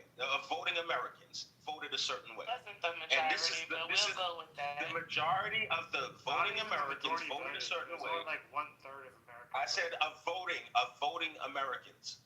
The majority of voting Americans voted a certain way. So this is the leadership that we have in the country right now. This is just the reality of it. This is our imperfect democracy at work, and this is what it looks like. And you know, like, if there's a lot of people that have moved out the country, because of their dissatisfaction, God bless you, because of their dissatisfaction. You know, so like I'm not. Nobody wants to talk to you right now, for real. Hey, no, but I'm still positive. Yeah, so you guys, I'm positive. Okay, Ryan, just chill, please, Ryan. So Brooklyn, listen, you're entitled to the way you feel, but we live in a democracy, all right? And this is what's going on in our democracy, as flawed and as imperfect as it is. Let me say something. What you not going to do with Brooklyn today? You're not about to play this game with me, because just because we live in this democracy still does not account for it being the right way to live. What's in the actual fuck is going on in your brain where you are actually making any of this shit make sense? Because it don't. I know that you done convinced yourself that you somehow are untouchable in all of this, even though it's a delusion far beyond my scope of fucking the psyche. Like, I don't even understand how you could be so delusional in that to think that you are safe in this environment in which we are all in right now. But whatever, I'm gonna let you ride out with that one. But it's the mere fact that you can sit here and justify the things that are happening right now in this day and age and say, oh, we live in a democracy, the people voted for this, this is the way that it should be. So what? It don't matter. We've always had laws that were wrong against the people. And we fight against it, and we don't like it, and we fucking vote against it. We do all of the things that we need to do to get that shit taken away. This is how you got MAGA and how you're getting rid of your fellow immigrants, Anthony. Right? So the nerve of you to sit in my Black American face and say to me, this is a democracy, like as if I'm supposed to deal with it and think that it's okay. I'm never going to think that it's okay because I'm a Black person in America with a whole fucking history, a lineage of people. My blood is in the soil in this motherfucking country. Do you understand that? So I'm not okay with it at all. And you shouldn't either. Okay, you shouldn't either. You shouldn't be neither. But it's obvious that you're too dicks to even think that far. Don't be negative. So please, man, just stop, man. Please, Ryan, please. Thank you. So Brooklyn, you know, like this thing that you feel that you should tell me what I should think. This is the danger. No, Brooklyn, I didn't interrupt you. Brooklyn, I did not interrupt you, Brooklyn. Brooklyn, with this word fucking salad that you're going through, I don't want to hear no more. Okay, cool. I'm not playing back with you, and I don't want to hear That's cool. I'm not talking to you, Brooklyn. I'm talking to the stage. We don't want to hear it. All right. I'm not going to let you we don't want to hear it. This is bullshit. Like, he's playing. I know, but you're making it hard for us to even enjoy either one of y'all because it's crazy. I'm over here chilling, That's y'all. not your first. Lisa, he's taking the words that I'm saying and remixing the shit. Like, come on now. Lisa, there's this author. His name is George Orwell, and he's got a couple of books you can read. You can read it like, you know, in a quick sitting. All right. Yeah, 1984, Animal Farm. This is Animal Farm type shit. This is 1984. She's the thought police. She's gonna tell me what I should think. This is the crazy part. She's gonna tell me what I should believe. Okay, She's gonna tell me, and she's gonna cast all kind of insults my way because I disagree with her. It's okay, Anthony. So she's gonna try to silence me. She's gonna tell me I need to shut up because I disagree with her. She's imbued with some kind of special powers. Shut up, Ryan. Why are you talking? She's imbued with some kind of special powers. Her opinion is above my opinion. This shit is stupid. I have not insulted her opinion. I have not tried to silence her. None of the above. But this is like, if I don't think like her, I'm a problem. I shouldn't even exist. I need to get attacked. She needs to talk while I'm talking. Like nobody else. Why are you crying? You know what? This shit. I can't help myself. I can't help myself. Okay. I enjoy crying. No, I can't help myself. Let him live in his own Anthony, existence. it's difficult for us to overtalk people. Ryan, shut the fuck up. Do you talk Ryan? I'm not overtalking anyone. No, go ahead, Ryan. The mic's on you right I now. love all the insults though because nobody hits the ideas. Nobody says anything directly to the ideas. No, It's always insult. Okay, look. One mic on Ryan so he can get his off, and you The know one that told us how he was in Costa Rica, he told us already. Watch. Ryan, what's going on? Thank you. I appreciate it. I don't want to be interjecting in anyone's conversation. I want to make the communication stable. Anthony is trying to make a point, but people are talking over him. Ryan, we don't need you to mount the room. Make a point, Ryan. I'm talking. Am I not? No, Ryan, but I'm just saying, don't mount the room. Go ahead and join in the conversation, but Oh, you I don't need know to you were mount. over there, JD. I was Okay. like, where's Jay? Oh, yeah, this is my burner. 10 seconds. Okay, Get in, gotcha. I have 10 seconds. Can I have 30 seconds? That's all I need. Go ahead, Ryan. Go, please, baby. Please, baby, please. I very much appreciate it, Lisa, because ultimately I don't have a lot of time to talk to everyone in these groups because I oftentimes get shut down. Anthony is trying to talk, and I love the fact that he is trying to make a statement. I would love for Lisa, for you to kind of make sure that Anthony and each person gets their say, because I think that we're able to have a better conversation. Okay, I'll do that, Jay. Thank you so much. White people. I mean, Jay. Jay. Well, I'm okay, sorry. so do y'all hate the white people me talking?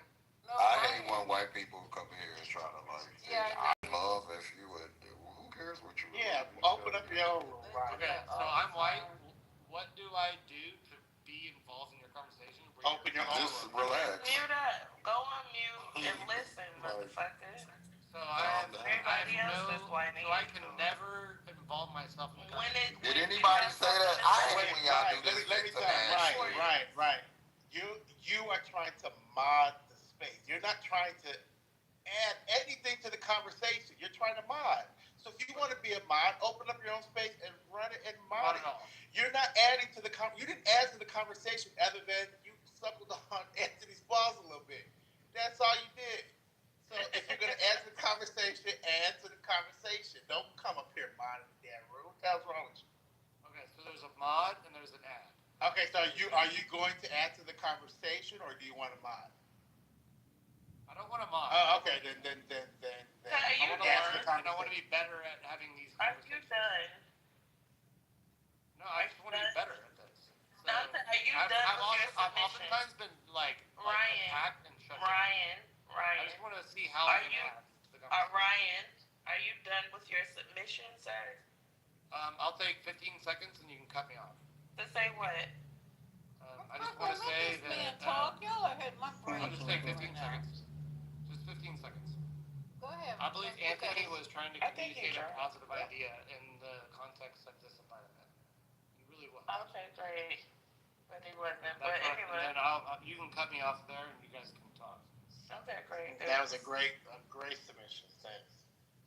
Okay, Yeah, nice. I felt attacked, so I had to come back. I wasn't ready. Alright. Anyway, I so just want to say, you keep talking about a challenge your idea. You know that we think your ideas are dumb. I don't know, that's been said before. tried to engage you genuinely, and you have been an asshole. So I don't understand why you think people are required. No, why would I be talking to you? I don't know you. You think that people are required to engage you with full like just in good faith, and your ideas are dumb. You don't you oh there's a gay agenda, this that and the third. Like I mean, most you know that most people in here don't agree with you. So like you crying about getting attacked as a grown 50-year-old man is crazy, and you be attacking people. Like please spare us. Okay, I don't ever start with anybody, but I'm not even engaging with the negativity. I'm leaving it alone. I was actually inspired to that by you, Just. You're my inspiration. I can thank you for that, Just. So it is what it is. As it relates to anyone being required, nobody has to genuinely, like engage with anything that I say, But it's just interesting that nobody does. If we were to have a, like you had one person that came up and said, "No, that's not a factor. It had nothing to do with it." You had people on stage that said, "Clearly it was a factor. We've had rooms about this." So it's like there's no consistent thing. And listen, man, I understand right now that like the Supreme Court decision is going to be what it's going to be. The midterms, depending on how much of this gerrymandering stuff happens, it's not going to look too good for a particular party. I understand that things can really significantly go down a different path, man. Don't let there be a super majority. God knows what's going to happen if there's a super majority. But we'll sit down and we'll have rooms, and we'll talk about it. I mean, it is what it is. If y'all win, y'all win. I mean, y'all won this time. I mean, the only thing that really matters to the black people that's on your side is saying, we won, we won. None of these things are benefiting you. You know that. Beautiful. Benefits me tremendously. You say what? It's the taxes. I'm a real estate investor. So culture is stupid. But anyway, I just want to say something real. I need to make a plea to the audience. Is there anybody in the audience that may have studied or work in the mental health field? Because I need the word or the phrase that describes this thing that MAGA does when you're engaging with them in an actual conversation and they switch the shit up. Like it's like this. I don't know how to explain it. It's so fucking crazy. But every time it come at me, I see it clear as day. What the fuck is it? Gaslighting? Is that what it is? You know, when you talk to if you talk to cult members, that's what they do. Like in any type of cult, in different situations, they're all on their codes. So that's what they're like. Yes, because you know what is so crazy. Well, why don't you think? You know what it reminds me of? Hold on, Ryan. It reminds me of. Have you ever gotten into a debate with the nigga-lights? The Hebrew Israelites. I'm sorry. Hebrew Israelites. I'm sorry. I wasn't supposed to say that. Have y'all? Don't it remind me? Like, don't it remind you of what they be doing? Like, how they engage with you? We was just talking about it when Anthony came in. It's called contrarianism and anti-intellectualism. The refusal to think of anything rationally, and then wanting you to have a conversation in good faith. Like, I don't know. Culturally, what is it when they do? They act like I'm going on Brooklyn's comment. What is it when they say, "What is it?" Like, well, what aboutism? What about? Yeah, is that like a phrase you can? Like, what is that thing that you can call that? What you just saw Anthony doing.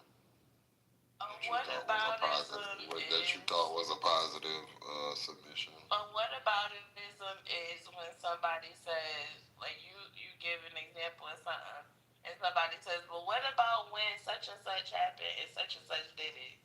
So they always what about the conversation? Yeah, trying to turn it back to it being your fault. Like Obama was a fucking badass president, and then all these people are these whataboutisms. I'm like, but in a way, I'm I'm asking, what aboutisms on what if Obama did what Trump did?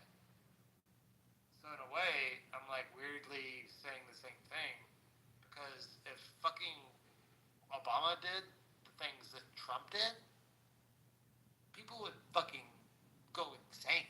Like they just destroyed. Well, we're watching it in real time, Ryan. And I don't mean to cut you off. We're watching in real time, right? We see how incoherent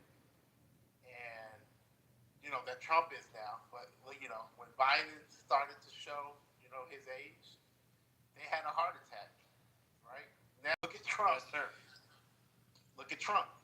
They don't even notice it. They can't even notice it. He's tripping upstairs. They're having him use the little stairs. Do you think the way he's talked about, like just the subtlety of his ineptitude, has been this like slippery slope to where he's just inept, and then he's just a little bit more inept, and then just a little more inept, and then we don't realize that the ineptitude is on this scale that's far beyond what anyone would ever realize. Well, we recognize it, but his cult members, So I wanted to talk about what y'all was talking about earlier, with the White House being demolished or whatever. It's the woman's part of the White And House. I didn't even pay no attention. I had so much other shit going on. That's crazy. I couldn't imagine riding by the White House and seeing a big ass hole in the side of it now. Like,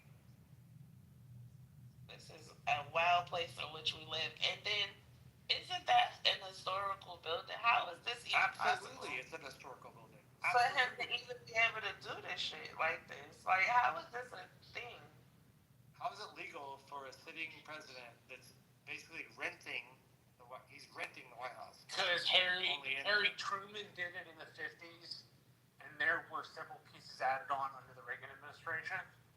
He's supposed to, per policy, not per law, go through what's known as the DC Historic Building Preservation Council, something along those lines. He hasn't done it. Part of the way he's able to get away with it without congressional approval is that the funds were privately raised. So all of the expansion he's doing doesn't have anything to do with U.S. tax dollars. And presidents are allowed to make modifications to the White House. I don't have to like on private just dollars. But I heard that we were paying Harry for Truman like was $200 able to ask million for or money. something. Harry Truman was able to ask for money from the U.S. Congress to redo the entire White House in 1948 or 49. Well, my point is presidents can build onto the White House despite how tacky it is. Going through the Historic Preservation Council is simply policy, not law. It's something we should mandate, but we don't currently mandate. Do you think eliminating a portion of the historic nature of a 60-year-old building is something that a president can have the right to do? You're asking two different questions. Do I think he should do it? No. Do I think he has the legal ability to do it? Yes. Yes. Yeah. Yes, I he has the agree. legal ability to do that. How bad does it look that the government shut down and that he's still doing business? Well, like I said, it looks really bad. The only reason they're able to do it is because the funds were privately raised. So privately raised funds to make a government building, to build a government building. To build something different, yes, you are allowed to finance privately. Yeah, so President Trump is financing this building on private funding. Yes, which is how he avoids most of the rules that would come with Congress appropriating funds for the White House. Brooklyn, check your DMs. People don't realize in no way that it's not like a conflict of interest. Well, conflict of interest laws when modifying the White House, I don't believe apply. They apply if you're part of a judicial proceeding in which somebody's making a decision or somebody's defending somebody else. I mean, conflict of interest is relevant there. But the president wanting to modify the White House, despite how tacky the want is, he has the legal power. He can do that just by having people pay for it.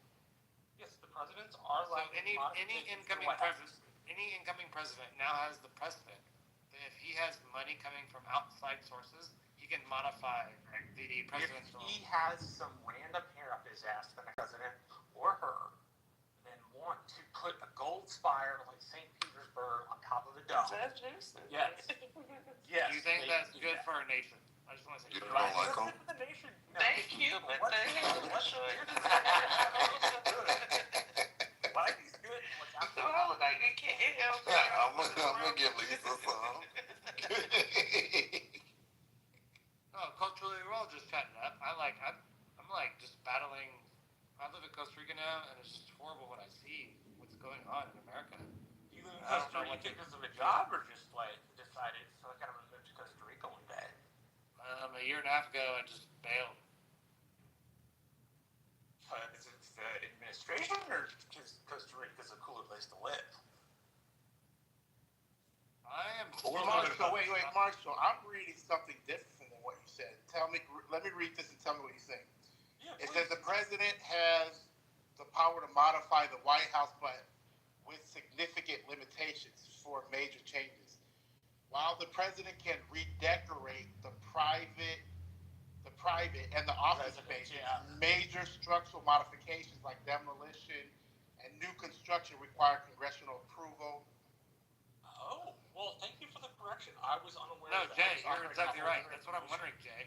Yeah, so did he get congressional approval or is it congressional approval if they're using federal funds? Maybe I'm unaware whether he has asked for congressional approval, but that's something you guys know what portion of the White House he eliminated? He eliminated the First Lady's offices.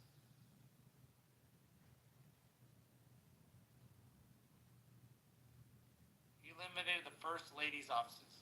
The entire staff, anything that the First Lady did, he eliminated that.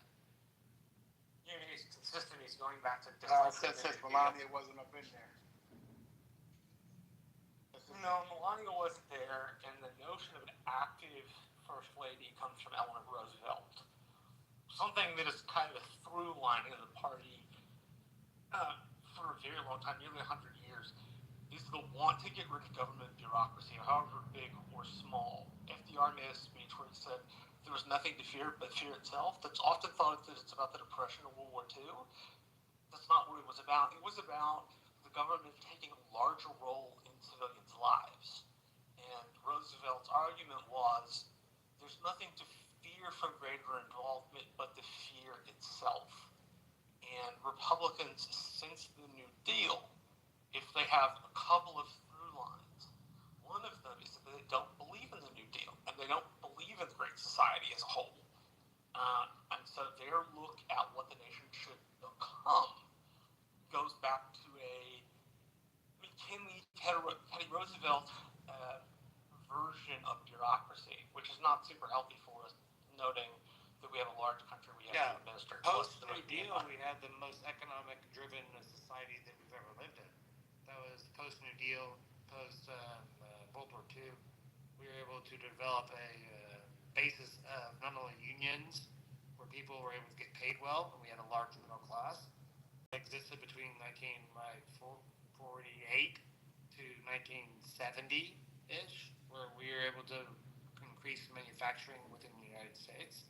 And over that period, we had large majorities of pay and availability of having the American quote-unquote dream living within the American culture. As we moved to Reagan era in the late 70s and 80s, we started eliminating that, the elimination of the unions and the pay scale. And look what we're doing now. We have people that are doing Uber Eats that aren't even considered employees. These guys are contracted employees that companies can say, they don't work for me. It doesn't matter. They don't work for me. I don't have to pay them or insure them or make sure their wages are appropriate for their what are you talking about? Placement. I'm not sure what you're talking about. Hey, culturally, Brooklyn, everybody else in here, don't fucking judge us by these two. Even though Marshall, you got a sweet ass jacket. Going back, Brian, I don't know what the fuck you're talking about, dude. Listen, if the biggest problem in y'all's life right now is the fact that Trump is remodeling the White House? Y'all got a pretty good life. Who gives a fuck? Dude's fucking remodeling the fucking White House. Right, don't come in here like we weren't talking about other shit. Nah. You're coming in here like we weren't talking about other shit all day long. My biggest problem is that people aren't making enough money to buy houses. People aren't making enough money to live a single family, a man to work in a job and a woman to stay at home. We need those type of things to raise our kids. We don't have that. We need two man and woman working. Seems like clear people problems. I don't even know what the fuck y'all talk about at this point. But no, it's black people, it's white people, it's everyone. We're all having the problems. We are. And I'm telling you guys, everyone else has the problems in every other country in this world because it extends beyond just America. Like the trickle down effect on like where people live. Inflation is just not in America. It's in Costa Rica. It's in Guatemala. It's in every other country. And Mike, you should have a problem with this because he's doing this. The point is he's doing this without congressional approval. Yeah. Look at that. So, what? He's remodeling the White House. Yeah, you need congressional approval. He bypassed it. He's getting just private funds. Who gives a fuck though? It's unsustainable. No, but it doesn't matter. Because it's the house. Hold on, Ryan. It's because it's the house of the fucking people. It's not his fucking private. Exactly. It's not his private fucking oasis. Oh, wait a minute. So he's using private funds, right? But still paying for something. Because it's being secured by it's going to be maintained by who's going to maintain it? Taxpayer dollars will maintain it. But that's not the point. The point is it's a public building and we own it as citizens. But that's not even the point. The point is he's bypassing congressional approval like he bypasses everything else. He's not following. Right. He's not following the fucking rules. That's the point. That's what whatever. That's what I'm saying. That's the biggest problem. Well, I know it's whatever because guess what? He doesn't follow no fucking rules, and that's all you ever say is whatever. He's abiding by every judge's rule, every single one. Every single one. He abides. Every time they actually denying him. The court system is saying that he's wrong. Every single time they put an injunction on him, he stops and then it goes to the Supreme Court. He does not stop. He moves past it. He doesn't care. You're wrong. Okay, which one, Ryan? Which one? There are multiple. Just start at the top, buddy. There are multiple rulings that the courts have done for him on not only his felonies that he's had and when and where he could be prosecuted. Dude, what? He just skipped straight past it. Bro, when he's been president, he's done all this stuff with the judges all over the fucking country, these fucking circuit judges that shouldn't be impeding with the fucking executive branch, whatever. They put an injunction. They say it might be unconstitutional. Mike, that's not the actual. Then it goes to the Supreme Court, and I think he's won all of them. The only one he didn't win They had to bring the Garcia guy back. So Mike, you're right. So there is a legal precedent where the president can't be prosecuted while he's president. Yeah, it's the Justice Department memorandum. Yeah, due to the fact that he has to basically like do his job. What has he done that's unconstitutional? Name one thing. I don't even. What are y'all talking about? Name one thing Trump has done that's unconstitutional. Fuck Trump. I was thinking citing a right. Fuck Trump, dude.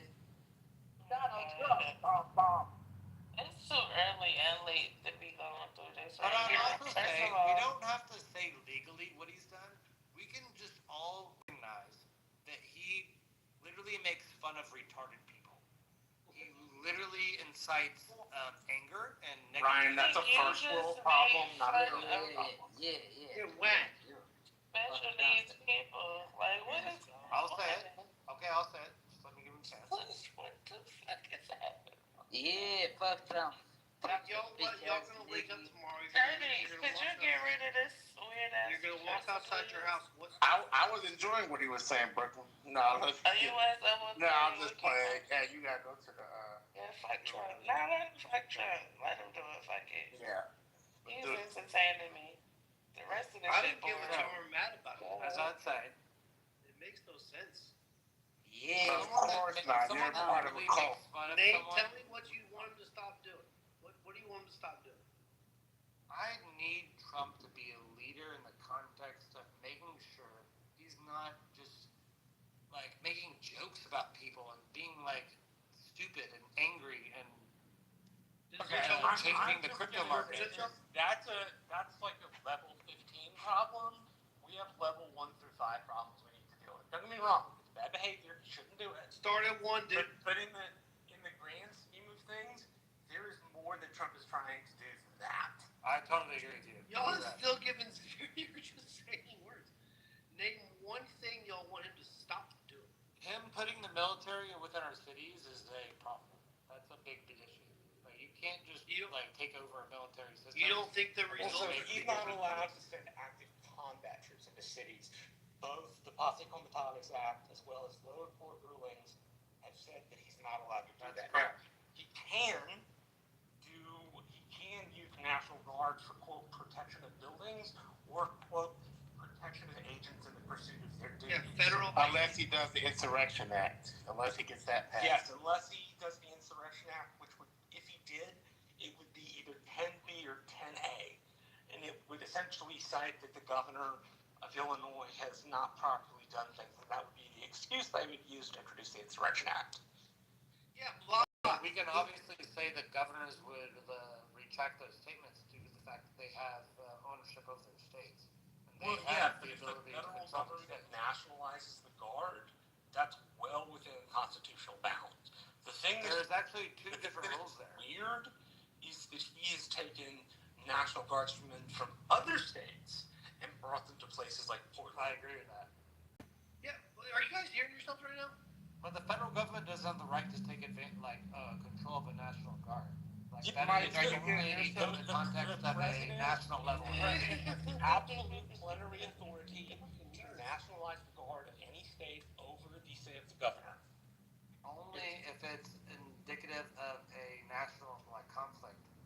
Nope, actually not. He is allowed to nationalize anytime he wants over the objection of a governor, if the governor wants to object. There's nobody over here down here to Texas, USA, because people out here, that one dude say somebody come down here, they can walk in somebody's yard unidentified and be, you know what I'm saying? Tatiana Jefferson was killed because a police officer was in her yard, right? She didn't know who they were. You got a bunch of plainclothes people that are wearing masks, stuff like that, and you can't, out here, man, the state ain't even gonna help. There are laws here saying, if you don't identify yourself and you're in my yard, I don't care about on the street. I don't care what you do on the sidewalk. Hey, Ashton, are you in Texas? I am right here. At the end of the day, though, in all seriousness, you can't come into people's yard. You can't come on people's private property. They're doing that. They're doing that. But you can't. I'm telling you, I'm saying here, though, I haven't seen the National Guard come down here. I'm telling you, out here. Yeah, we haven't had National Guard in Texas, actually. It won't ever come to Texas. For that reason. You know for that reason, because people are armed. You know why they won't go to your state? Because people like you and other people in the community won't let the fucking nonsense go on. You acting like, I'll shoot an agent. You'll shoot any motherfucker out there trying to fucking we do it. That's how Texas works, y'all. I live in Texas my Mike, entire life. do you hear People yourself? will not shoot people in Texas. Yes. I guarantee you, Ashton won't let anyone run up on her fucking yard. Mike, you sound like a fucking retard. I know we're not supposed to. Yes or no, Ashton? Will let anyone run up on her yard? What is happening? Person who only wants What to is happening? anything different is untruthful portrayals of It's too much stupid. Guys, it works in Washington, D.C. It clears the market. Why do you think ICE is not in Texas? Why do you guys think ICE isn't in Texas? Why do you think it's in Chicago and California? They're in the sanctuary cities. Yes, they're targeting Democratic cities. No, they're targeting sanctuary cities. He didn't want to send. The first time he wanted to send the National Guard out was not for immigration reasons. Well, okay. Well, you guys can say what I think he used crime to be a Trumpism.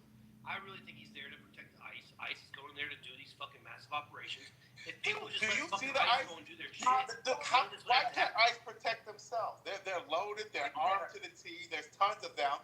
They're going to send Tell me how 300 of them, there's more than 300 ICE agents out here in Chicago. Why the hell can't they protect themselves? Why can they not be identified? That's my big problem.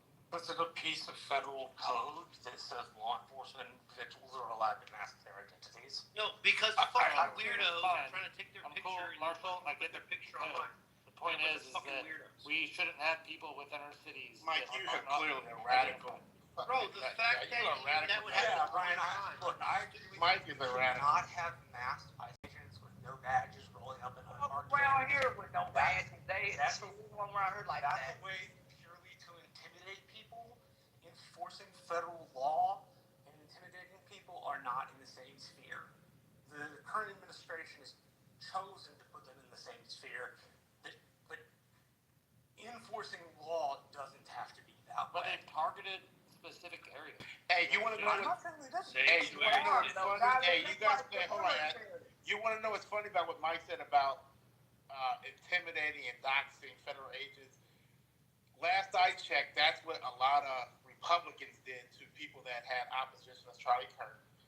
Last I checked, you can see tons of videos of ICE agents actually taking pictures of civilians so that they can start whatever bullshit that they're planning to do with those pictures. So every time someone's there observing ICE or questioning ICE or recording ICE in the activity they're doing, they then pull their phones out and start snapping pictures of all these people. For what reason? So, Mike, you can go ahead and be one-sided, be biased. You clearly don't know your history. All the signs are there of authoritarianism and all that bullshit. Right, cut me off again, bro. You want to do it. I'm supporting you, Jay. Sorry. I know you're supporting, but goddamn. But sorry. Mike, bottom line is, you support this shit because you are one of them. You support this shit because you yourself have issue with brown people. You yourself love to see make America white again. You yourself, you love all this shit. You love to see black and brown people, what's happening to them in cities like Chicago. You love seeing that shit. Because that's why you have no opposition to anything that they're fucking doing. See, if you just strictly say, you know what, I'm for them getting immigrants out, I can deal with that conversation. Fine. But the tactics they're using, the violence, them taking pictures of civilians, of course you don't see none of that. You never have opposition to any of that. That's just proof. That is proof. You're fucking one of them. Jay, you love to see the violence. What does he say? You are for the bullshit. So before you come on this stage and talk about people need to listen to themselves, no, listen to yourself. Let him respond. What do you have to say? The deal is this stuff is horrible. And if you're a Republican in this room and you agree with folks starving and all these other things, it's really, really bad. And y'all have to fix it. And y'all have the power to open the government. With great power comes some kind of responsibility, which has not been levied upon the Republicans. They are on vacation, literally, and not doing their job. And that is why, for me, I'm angry because I see a lot of this stuff on the front lines. People are hurting. The march that they had this past weekend, the No Kings rally, we had 10,800 people show up out there. And so, people are angry and they're upset and they're showing that by marching in the streets, by the thousands and millions of people, whether that's in Washington, D.C. or whatever. The public is saying, we're sick of fill in the blank, the bull crap, the whatever. And you Republicans, you guys sit here and you think that having the government shut down, it is okay when you wield the power. But when this stuff starts happening to y'all and you lose your job, your place, your food from your stomach, that's a problem. Though SNAP benefits for some people come November will probably not be here, thanks to the Republicans not opening the government. Y'all suck, like for real. Y'all got to get it right, because if y'all was in front of me, man, I'd have to whip y'all into shape on the double. Y'all were horrible. Fix it, correct it, and get it right and fly that plane straight. It's horrible. Y'all got to fix this, man. This is bad. All right, so a lot to unpack here. Jay, first, look, saying was basically just saying that I'm a white supremacist, which is weird. I love immigration, so it makes this country great. The fact that we are constantly creating new types of people, really, if you really think about it. It doesn't even matter who American kids end up having kids with. They're creating new types of genomes and shit. That's the coolest part about this place. But you gotta do it the legal way like every other country. That's all I care about. Don't interrupt me. Don't interrupt me. Come on, man. I'll let you go. I didn't interrupt you, but if you keep saying it, I'll do it. Well, I just heard a bunch of noise. Go ahead, Mike. Okay.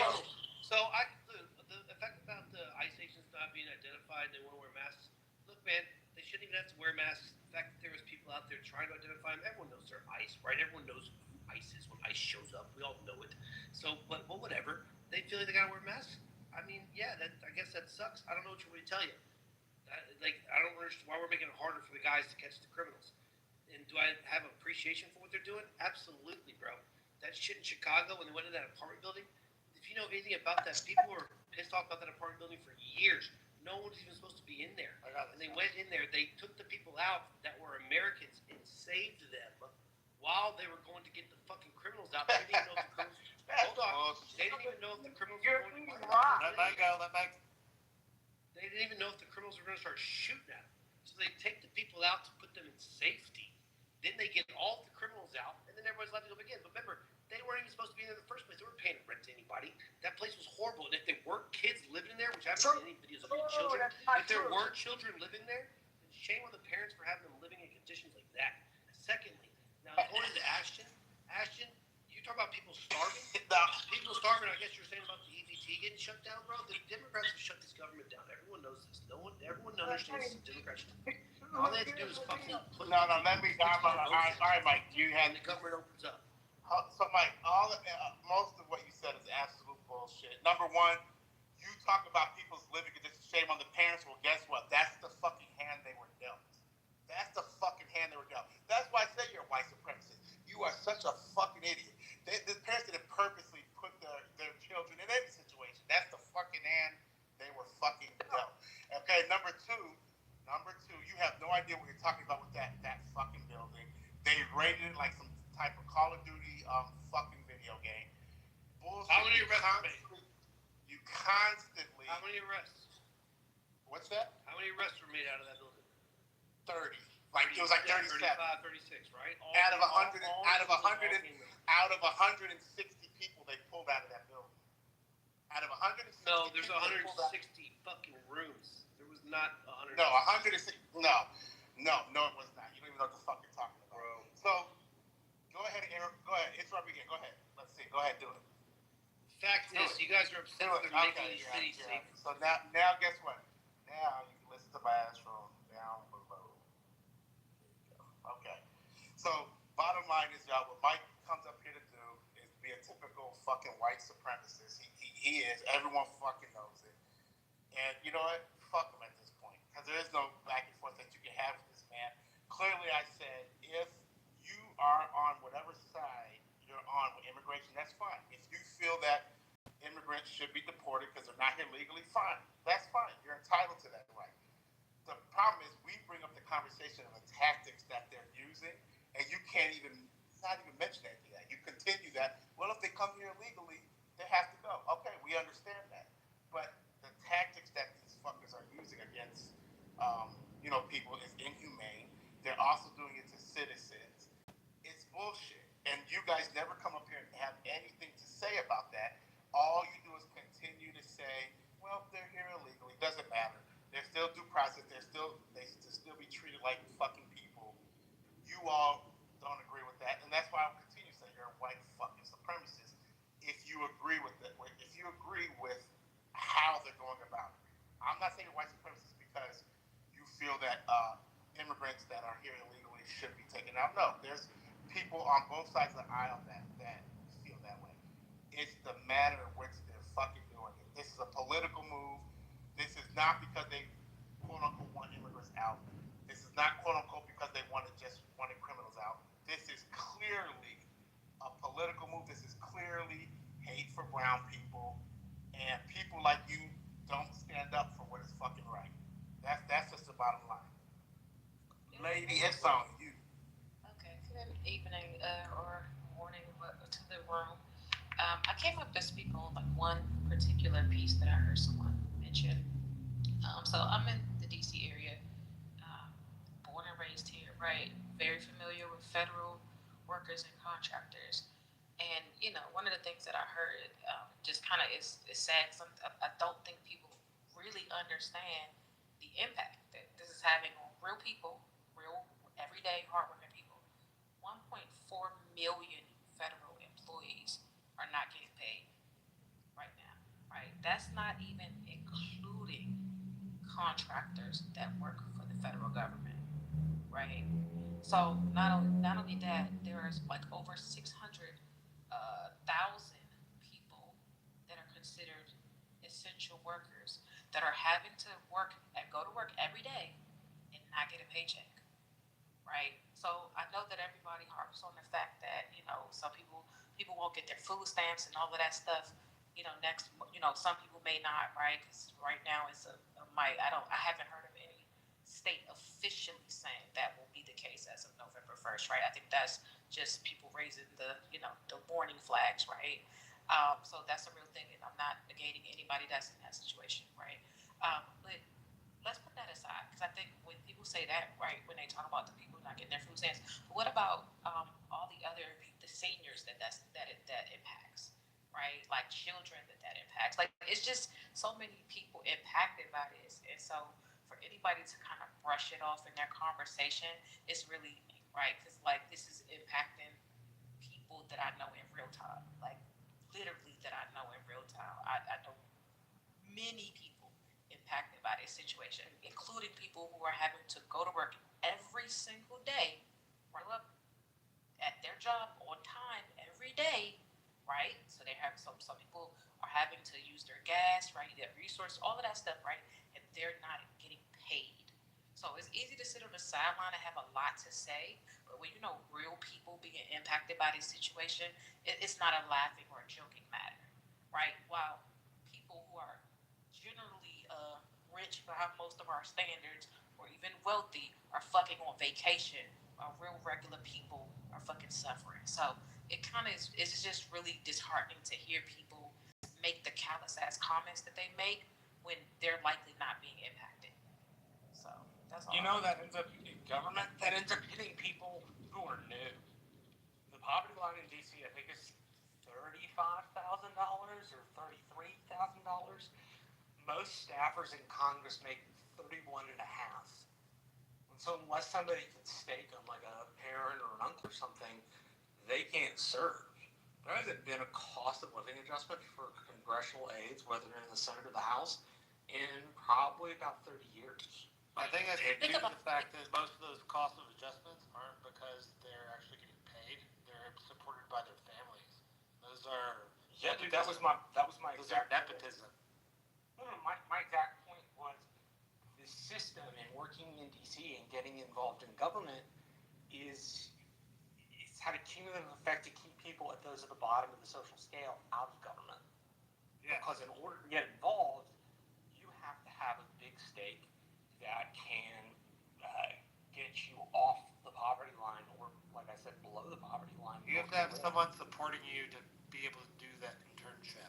Yes, which has in turn made serving in government a middle class, wealthy thing instead of folks who are at the bottom of the ladder that have genuine inputs on how to make the system better. The way it's arranged does not cater to that, and it should. We need the best people in government, and I don't mean to sound like Donald Trump. I mean, we need people who in government smart young people. We need smart-ass young people. We need more young people. We need people who see it as a calling. They need to see it as service to their country or making it better. They need to see it as somehow larger than themselves. It's like the honor of serving. Like you get the reward of serving for, I would say, not for your lifetime, because we shouldn't have people serving for their entire life. If you serve for 12 years or 18 years in the government, and then you're out, like that is the honor of service in American political system to better our country and better our people. And if we could somehow transition that, I think we could like kind of change how the government is currently United is like a perfect example of how we allow money in politics. Yeah, dude, we need to do some serious campaign finance reform. Like, we don't have Citizens United. It's gonna take. So it's the Citizens United. It's what Citizens United empowered. It empowered super PACs and dark money legally per campaign law. The campaigns and the PACs are not allowed to coordinate. Well, what ends up happening a lot of the time is that you'll get somebody from the campaign who then gets moved to the super PAC, and there's not supposed to be any direct coordination, but there's what's known as smoke signals. And these super PACs allow anybody to donate, and they don't have to show who gave them the money. Which, I mean, they're qualified as a private citizen. Exactly. I don't know about you, but Americans deserve to see who is funding our elections. Absolutely, especially when it comes to like people that are funding in the context of like hundreds of millions of dollars. Wait, I thought there was a way you could find that out. I don't know. How would you do it? What happens is you have a corporation that like has an entity, and they are they're like a private, like, we'll just call it a corporation. And people can donate to that corporation through other corporations. So you can't really you don't really track that back to the people that are putting money into the person that is funding a political entity. Before Citizens United, only individuals were allowed to submit a funding towards the representatives they cared about. After Citizens United, companies were considered citizens, and they're equal. So companies could now be equal in how much money they distribute to a political entity in any given situation for running for office.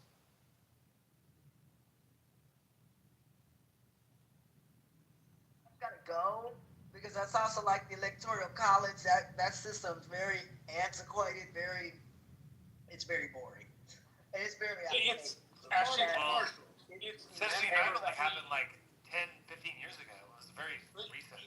It's based on a presentiment of sovereignty of states. If at the beginning of the country and to about 1855, if you asked what country somebody was from, they would tell you the state. They wouldn't say the nation. And I'm reading this book called Unity by Colin Woodard, and it's describing this I just lost my train of thought. Well, they also didn't want to give a lot of power to the southern states through. That's why so they allowed what they needed is the availability of them to have this like electoral college for them to be able to have like more say, even though the population was low. Electoral college. It was about say, but at the heart of it, it was about polities voting together. Instead of one national election in which everybody votes, they imagined at the time everybody would vote in Georgia, and Georgia would have a certain amount of electors. Whatever 50 plus 1% was, that's where Georgia's electors would go. If you go to New York, the same thing would happen. Right. But the intent is that the state is a sovereign political entity, which at the time was thought of much like a country. So you would you say we lost the intent? It's antiquated and outdated. Look, I'm not disagreeing with you that it can't improve. I'm saying that's why they did it. They wanted. Would you say it's outdated and we lost the intent of like the electoral college? I think that I would say with gerrymandering at state level, the electoral college comes out pretty unfair. Don't get me wrong, like it's still policies voting. Ashton, what do you think, Ashton? The electoral college has to start over from scratch, put that in the dumpster, and find something different. I mean, seriously, if you're in a classroom full of kids, you don't have folks over in the corner saying, let's go do the electoral college thing. No, everybody in the classroom raises their hand and they vote. We have to make things pretty simple for the public, because even a lot of the public has said this electoral college stuff, it is dumb. And we as a country can do better than this.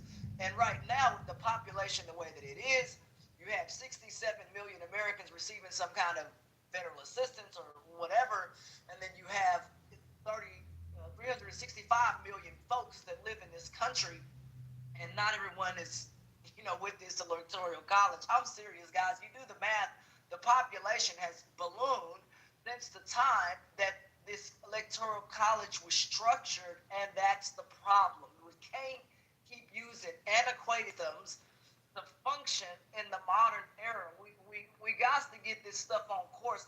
What y'all's thoughts are? We're in the modern era. We're not in whatever the hell. We're on your team. We're on your side. Are you pitching that we should be a more parliamentary style system in which a national vote decides everything? The electoral college it's genius. No, it's not. It doesn't work anymore. No, No. For the time and what it was supposed to do, it was genius. It was genius. It was unheard of. It was unheard of.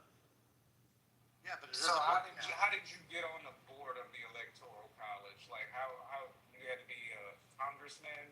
To be an elector now. Back then.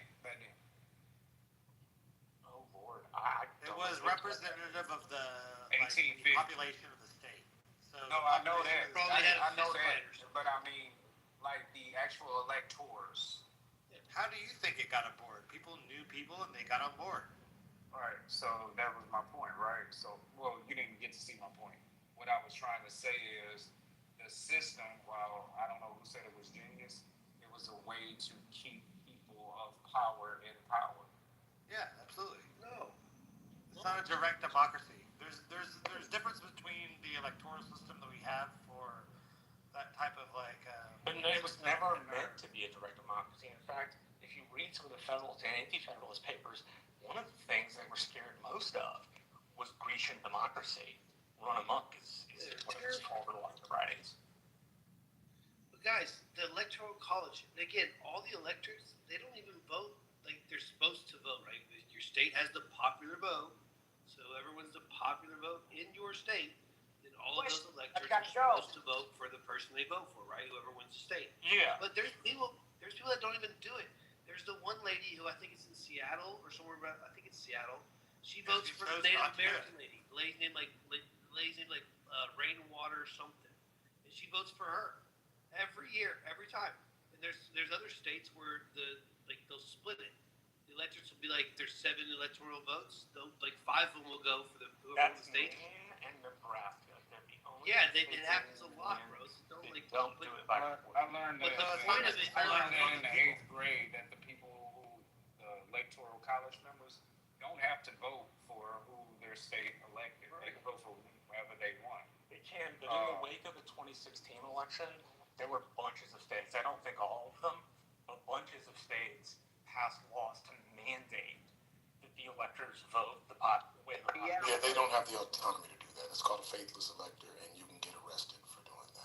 Yeah, and we've got this act which really helped. It was the Electoral Count Act of 1886, and it refers to an election, the Hayes, Rutherford B. Hayes versus Tilden. Hayes is the Republican, Tilden's the Democrat. The Democrat at the time lost the election and said it was rigged for 30 years.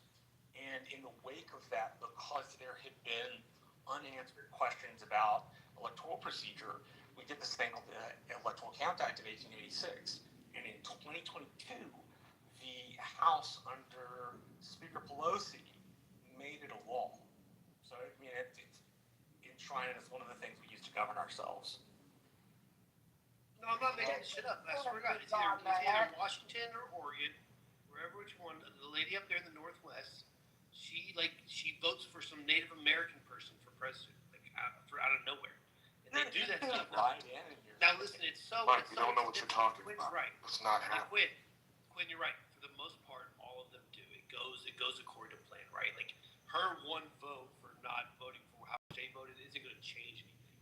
It's just some of them do that. I think it's 4 or 5 or 6 of them. They don't. And if they do that, you would hear about them because they would get you arrested.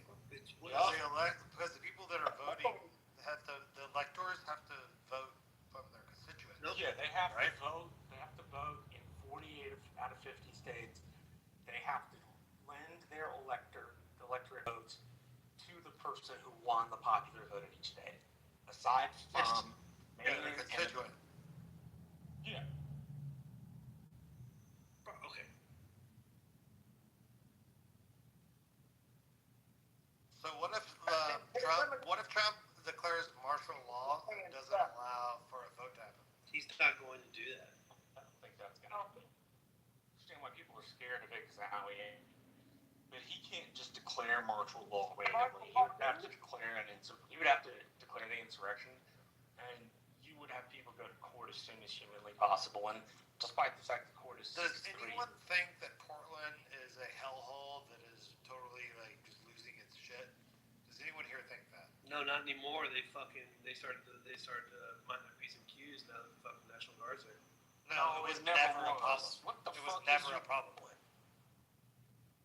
Dude, did I sell you some cocaine earlier in the night? What's wrong with you? Does anyone think that Chicago was a hellhole that was just totally just ridden in crime and anger?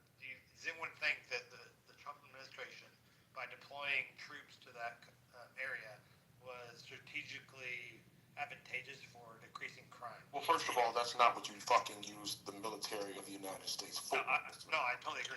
And number two is that no, there was no reason to do that because statistically, by the state's information, the crime was, and the city rather is information, the crime was on the downward spiral, not upward. State and federal. Well, yeah, I mean, look on the down. State and federal information said that crime was on the downward. Right. Yeah. Right. I want to hear what Mike has to say. What you downward spiral is all-time high though. It's like a dude who tells you he drinks 100 beers a night, and you're like, hey man, how's your drink go? He's like, oh, I'm on the downside. I drink 50% of what I was. That's not actually what that is. That's a terrible. It was on an all-time high, bro, and that doesn't matter. It wasn't at an all-time high. That is a lie. You don't know what you're talking about. Do you live in Chicago? He's not sending them in there for crime. You think Trump gives a fuck about Mike, crime? have you been to Chicago? Do you live in Chicago? No. Real simple question. No. Do you live in Illinois?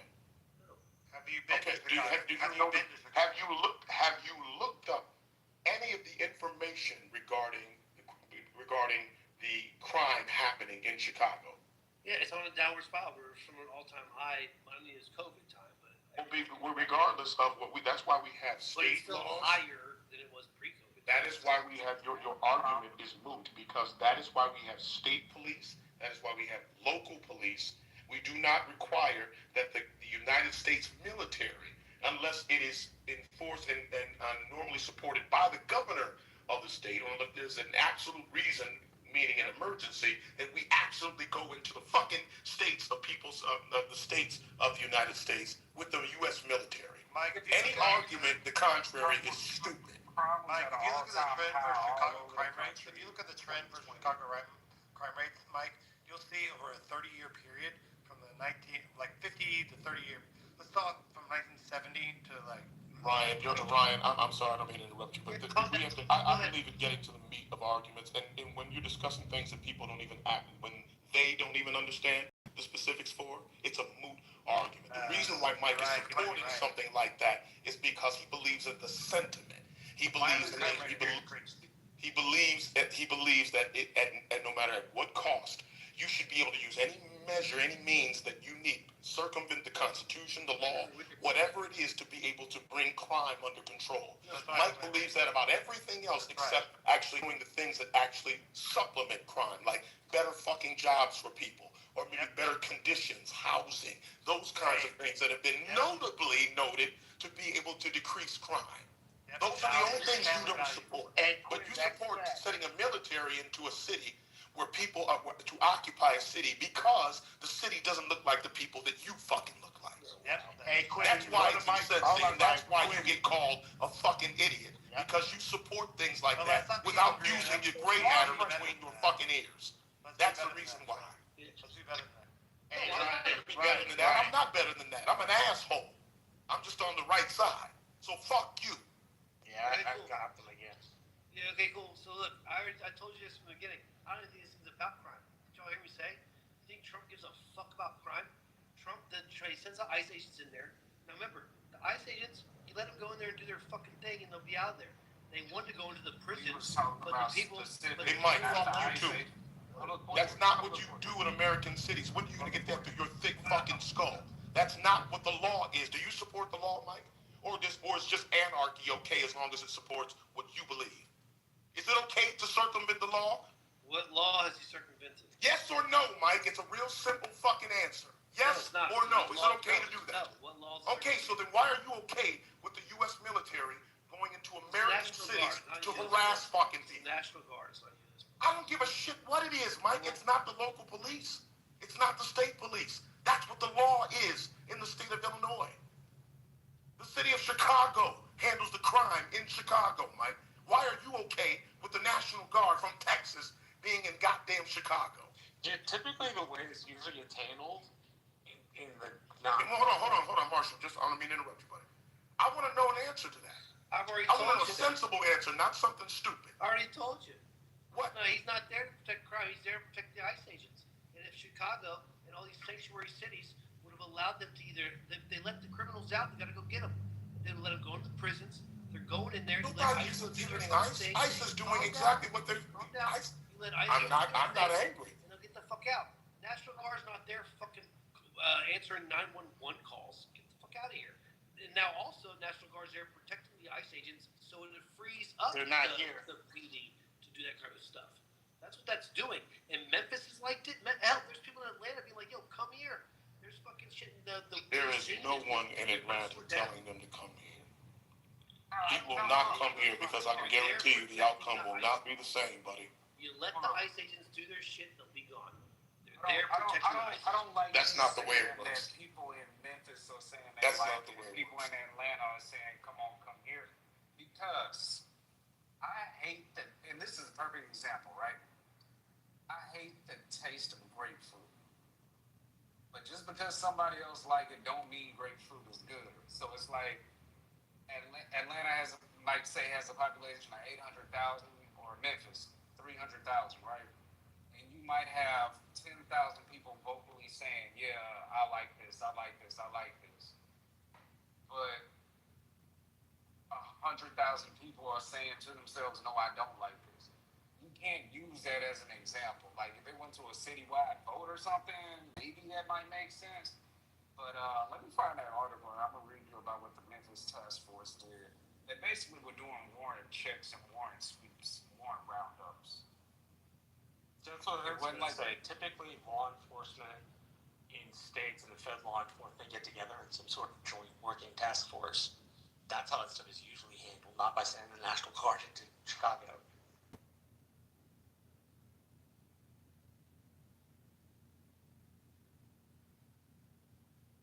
And you know, probably the crazy thing is you keep saying just let ICE do their thing and they'll be out. That's not the fucking case. You're saying come here, let them cause fucking anarchy, and they'll be gone. Who's gonna let anyone do that? They're not causing anarchy. Let me open your door to your house. Let me cause anarchy, and then I'll leave. What? Mike clearly doesn't know what ICE is. The people Mike that are thinks that they're protesting going. ICE don't even. Mike, you just don't. There's a lot, and it's really incensing to listen to people like you because you actually don't know what's happening.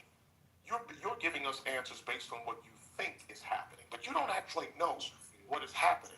And part of that is because you're A, not in Chicago, and B is because you drink the Kool-Aid. You listen to what's being said instead of what's actually being done. So what do they do? They're arresting residents. They're arresting people who are going and picking up people from places without an actual plan. Randomly picking people up, ramming people who have been in opposition in their cars, ramming people who are in opposition to what they've been doing and protesting what they've been doing. This isn't, Mike. Let me give you a little bit of a wake up. This is not an actual job. This is literally a bunch of racists with their faces wrapped up in towels chasing people around the city. They don't know who's illegal. Half of the people that they're detaining, they have to let go. Do you know that, Mike? No, because you don't read shit. Because you don't know anything. That's why. You're just simply supporting the anarchy. That's what you're doing. You're saying this based on what you think is happening versus what's actually sound stupid while you're doing it. So what you should do, and my recommendation, is shut the fuck up and go and read what's actually happening first, and then make your assessment from there. Until then, you sound like an idiot. This was the type of arrest and the number of arrests as of last week at ICE, not ICE, but National Guard. 2 probation violations, 8 homicide suspects, 43 sex offenses, 101 narcotics, 104 firearms, 147 others, 181 ICE administration arrests. That's immigration, and 392 warrants. I can't tell you how much money they spent for 181 ICE administration arrests, right? And that's illegal searches and seizures, but I guess that hasn't been ruled on yet.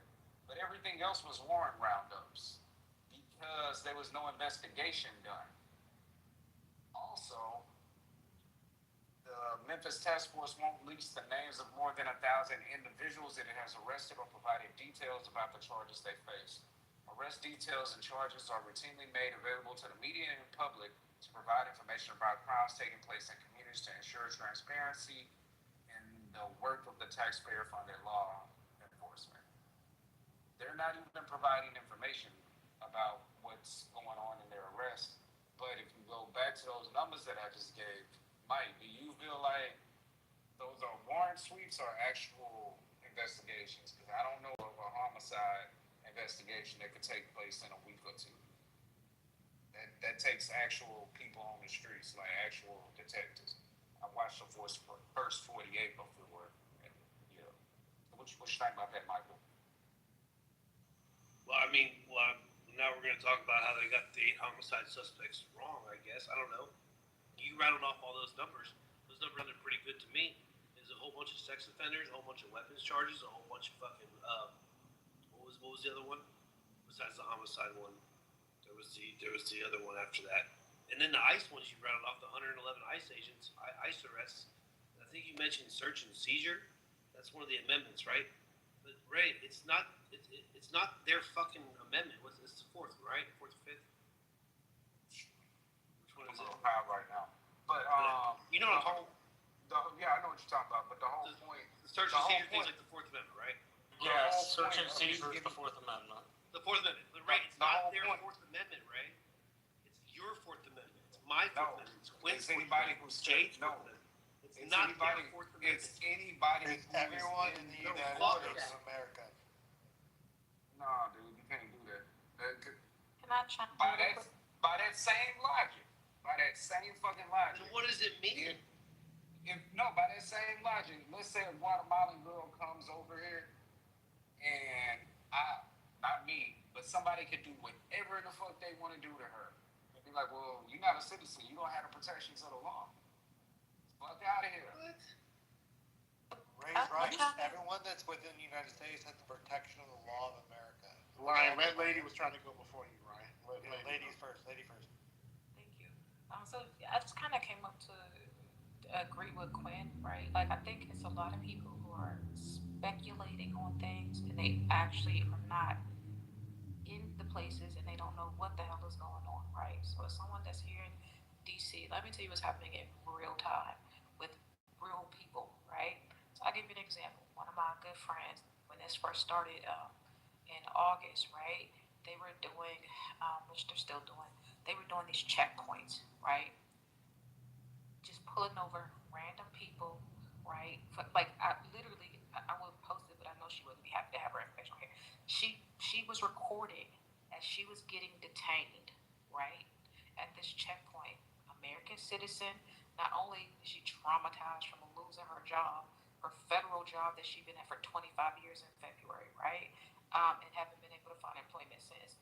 She's a citizen of this country, lives in DC. She was detained.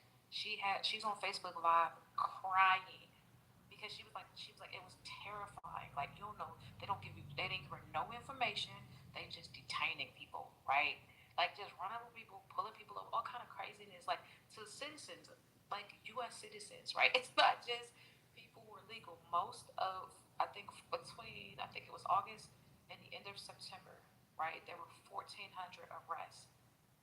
Majority of those arrests, I don't have the exact percentage, but the majority of those arrests were all administrative violations, like people overstayed their visas, stuff like that. There was no major criminals taken off the street. So I think this notion that all of these criminals are being taken off the street with these raids and all of this, that's happening, deploying the National Guard, they sweeping up all of these criminals. It's not happening. That's not what the people who live in these places are seeing in real time or even hearing in real time. So it's just not what you're saying, Mike. It's just not true. He's absolutely right. I would argue it's 5-1. 5-1. Either sex offenders or violent criminals ICE agents that are arrested for every one person that is. So what you say 5-1? So you're telling me during according to hold on, Mike. So according to your party, 20 million supposedly immigrants came in under the Biden administration. So you're telling me 5-1 of that 20 million. So what is that? Million. What's that number? Wait. That's not what I said. 15 million. You said 5-1 of people that are I'm saying are criminal? No, I'm saying of the arrests that are made. Which, yeah, I'm sure they get it wrong. But of the arrests that are made, I'm guaranteeing you that it's 5-1. Okay, so how about this? Mike, do me a favor. Mike, hold on, right? Mike, do me a favor. Go to Google. They're no longer looking for criminals. They've already said that. There still are, supposedly. They are deporting everyone at this point. It's no longer a criminal thing. If you are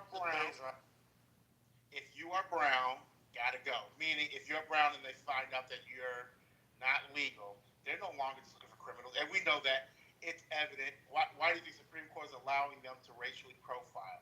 Right? I don't need to racially profile. If I'm doing an investigation for criminals, I don't have to racially profile. I know who the fuck they are in my investigation. Like I told you, literally in my mom's neighborhood in the suburb of Chicago, there's a Home Depot. They literally went in there, 4 guys shopping, 4 separate people, separate parts of the store. They just came in, grabbed 4 people shopping, arrested them because they were brown. And they arrest them. They take them to wherever they take them. They set up these little setups somewhere nearby, and that's when they start, their interrogation. You're looking at documents. A lot of times on camera, you're seeing them ask for documents, but most of the time it's not. They're grabbing these people and asking fucking questions later, and that's exactly why a lot of citizens are being arrested unlawfully because they're brown. Gonna grab them. I'm gonna ask questions later. Look at the video of the kid that was slammed to the ground coming out of Walgreens store. ICE went in there like I said, like a damn Call of Duty video game, burst into the Walgreens. So of course people got hysterical. So of course the young guy, he ran out the store because he doesn't know what the hell's happening. Exactly. He gets slammed to the ground. It's clear he's not an immigrant. It's clear. And they're untrained. Okay? Everyone's saying, "Hey, I'm a citizen. I'm a citizen." The stupid ICE agent. Why did you run? Because the way you guys fucking. You're a military guy. Yeah, exactly. This is the shit they're fucking doing. And you're telling people, and Mike, your big plan is to come up here and tell us, hey Jay, let them do what they want to do. Just let them do what they'll do, and they'll be out of there. Yeah, that's a figment of his imagination. Mike, also another tidbit, just in case you actually run across a book at some point or get educated on this matter. Being illegal is a civil violation. It's not a criminal one. Yep. It's a federal law. Under some instances, anyone in the country is a civil violation. It's not a criminal violation. So there's no. It's awfully interesting. Like I said in the chat, it's awfully interesting that the Obama administration was able to execute these sweeps without the incompetence and without the hoopla. It's awfully interesting, and they were able to do it in larger numbers than this administration. Yeah, because no one protested them. Both times. Yeah, because no one protested them. Well, they don't protest you when you actually do things legally. It's kind of a thing we do in this country called the Constitution. That when you abide by it, nobody normally makes a fucking mistake out of it. It's a new thing for some of you. But yeah, you actually follow those rules. Nobody actually makes a stink about it. And also, when you're actually doing things to improve the lives of people outside of that, they don't really have time to pay attention to what you're doing. Obamacare. And you know what's crazy is with that whole mask thing, Mike.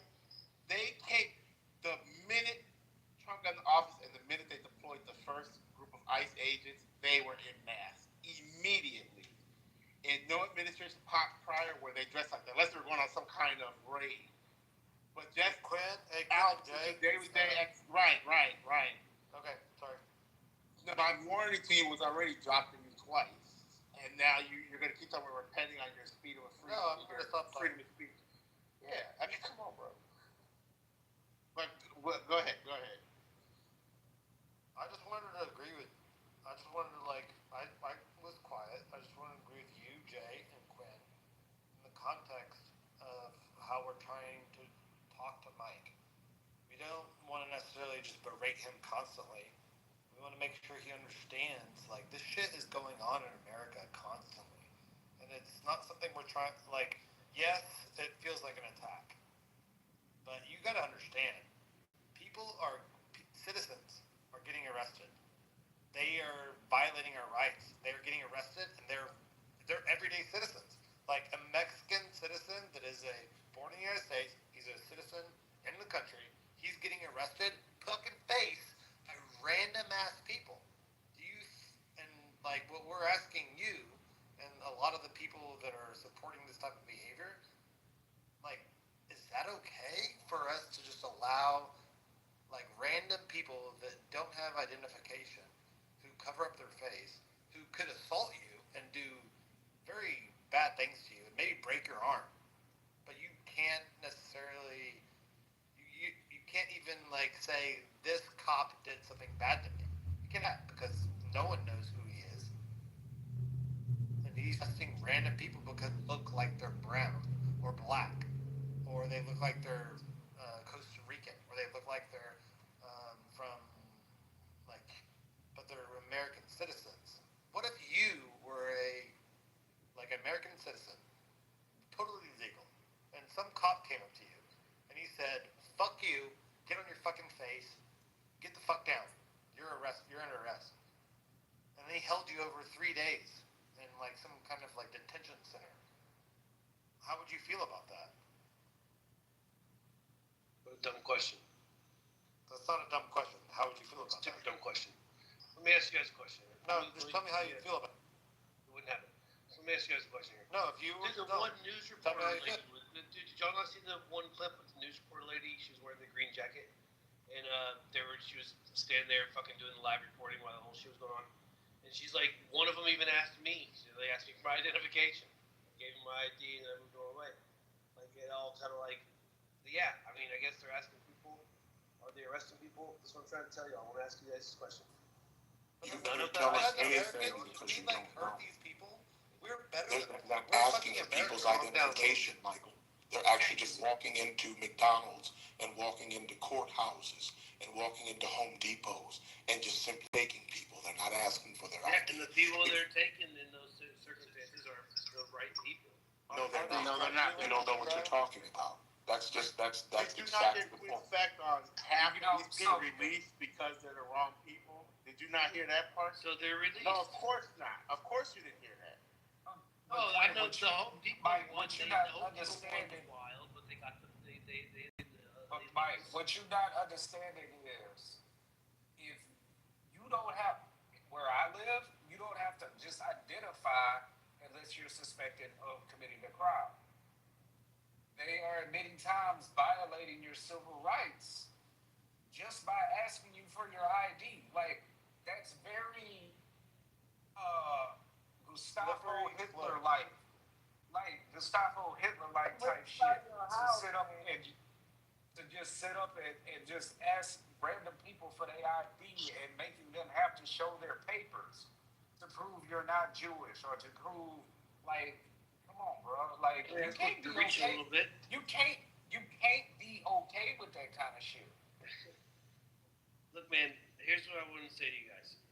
Let's say, and again, I don't know if you guys, I don't know about this, but I would just say this, and it doesn't need a response because whatever. But anyway, would you guys say, like, would you advocate for every single illegal immigrant to just turn themselves in so that ICE doesn't have to go anywhere near their fucking cities?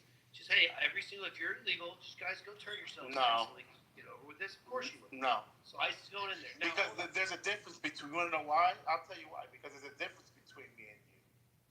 And that's where the disagreement comes in on the political part, where there are people who think all illegal immigrants should be sent back. I'm not one of those persons because you know what? I know enough of them where you don't know why people have to come here. They're forced here. Not everyone is just coming here to take advantage of the opportunity. A lot of people are forced over here because of the conditions they live in their countries are really fucked up. Even more fucked up where they're still willing to stay here dealing with this bullshit.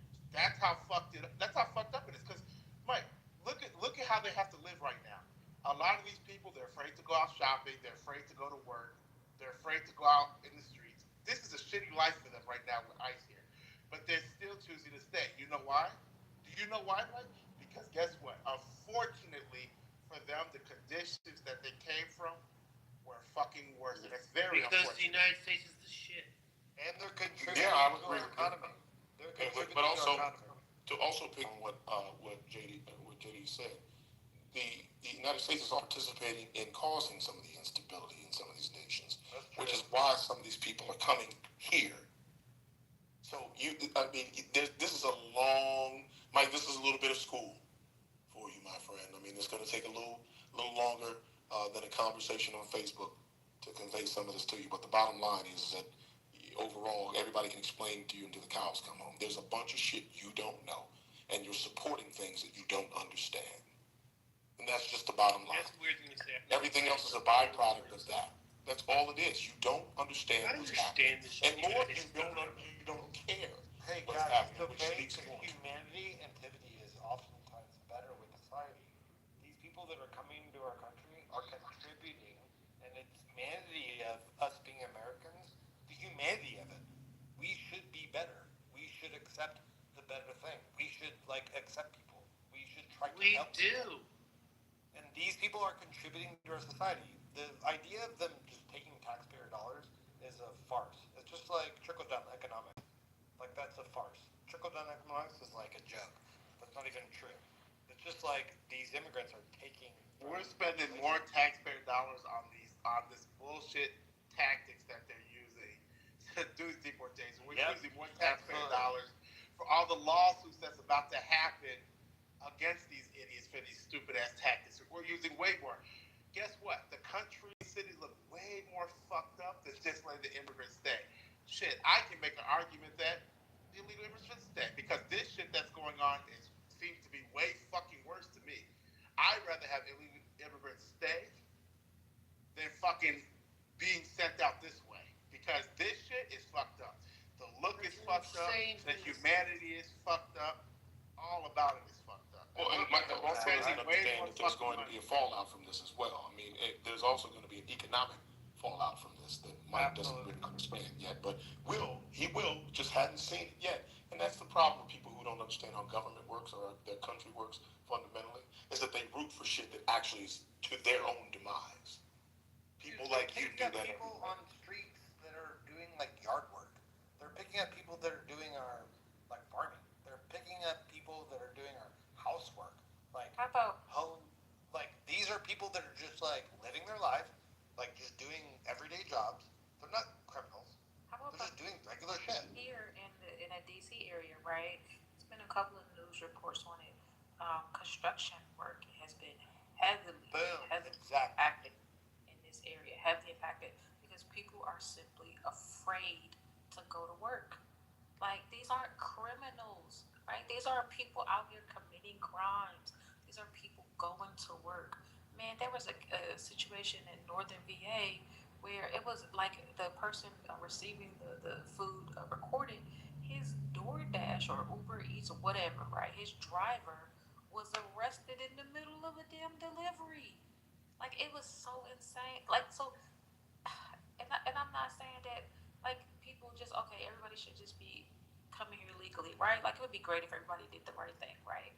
But my thing is, if it should be a way for people who are just here trying to make a better life for their family, right? They're willing to work, right? They've not been committing crimes, right? They've been air quotes a model citizen other than their immigration status. It should be a way for them to become citizens and not be treated like fucking animals. Like what happened to basic human decency? Lady, lady, you're exactly right. Where are the videos of these drug dealers that were arrested? Exactly. Where are these videos of these people that are transactioning the human beings? Where are these videos? Where are these? They're all over the place. Yeah, we know those would make the news, right? Like those would be all over. They can't wait to find some of those. But it's like that's not what we're seeing. That's not what we're seeing. Yeah, you want to know what guys? All right, look at this. Look at the crazy conversation you have to have with someone like Mike is the only thing he can say other than criminals. So I'm not talking about immigrants that are the criminals that we say. I'm talking about, to your point, when you're talking about hardworking criminals. The only thing Mike can say is they're illegal, they should be sent back, and just follow the law. We're hearing this from a man who voted a fucking criminal in the office. So he picks and chooses, but guess what? You know what color Trump is and why I keep calling Mike a supremacist? He's a white man. So it was okay for this white man who's a fucking criminal to get voted as the highest office of the land. But when a brown person who's working their ass off and is doing good in this country, isn't in the way of anybody, isn't harming anybody, oh no, they didn't follow the law. What do you have to say about that, Mike? That's it. You're white. He's not gonna have to let say Mike cover his thoughts. He's a white. So the thing, I bet somebody was a lady who said this just a second ago. I'm 34. The thing in immigration that has changed in my lifetime was when I was a kid. I lived next to Mexico, down at the bottom of Texas. We used to say, the law is the law is the law. If we don't like it, let's change it, but let's not ignore it. And then we would say to the person, hey, we have to put you back in Mexico because if we let you stay, we got to let everybody else stay. But there was no sense of value judgment on the person because they crossed the border. Now, in the last 15 years, it is assumed folks who cross the border merely crossing are bad people instead of like limiting that to drug smugglers or sicarios. Well, there's a reason for that as well, Mark. So we can get into that, but I don't want to go too far because there's a segment of our population who believes that they're being replaced by people, and soon in our country they will be considered a minority majority. Yep. There is absolutely nothing they can do about that. All the people that are making money off these poor people. But the bottom line is that let's even talk about this. The thought experiment, thought being the operative word, that took place in Florida. I believe it was around 2023 when DeSantis decided to do that bullshit Florida immigration crackdown experiment, where they implemented I can't think of what the bill name was, but it was to deter they had really tough anti-immigration laws, and they thought that they had to implement an E-Verify system that was guaranteeing that only Americans were going to be working there, and they would transport the undocumented people. And what happened during that time? In agriculture and construction, hospitality and service. What happened during that time period? Mike, It collapsed. There were construction delays, the labor shortages, took a fucking huge economic hit. It was horrible. So they had to go back to doing the exact same thing that they said that they weren't going to do, very quietly though. And now he wants to rant and rave against it. Quinn, do you realize that some of this imported immigration that we utilize within our country for these kind of low-wage jobs are facilitated by farmers and corporations that allow for the manipulation of low wages for immigrants that coming in and controlling their wages? Like, we still have that in America. We have wages being controlled in America that are low wage. You don't have a passport. You can't leave. You have to work. And you're getting, $2 a barrel or $1 a barrel for what you do in America. There's a invested interest in deporting people and bringing people in.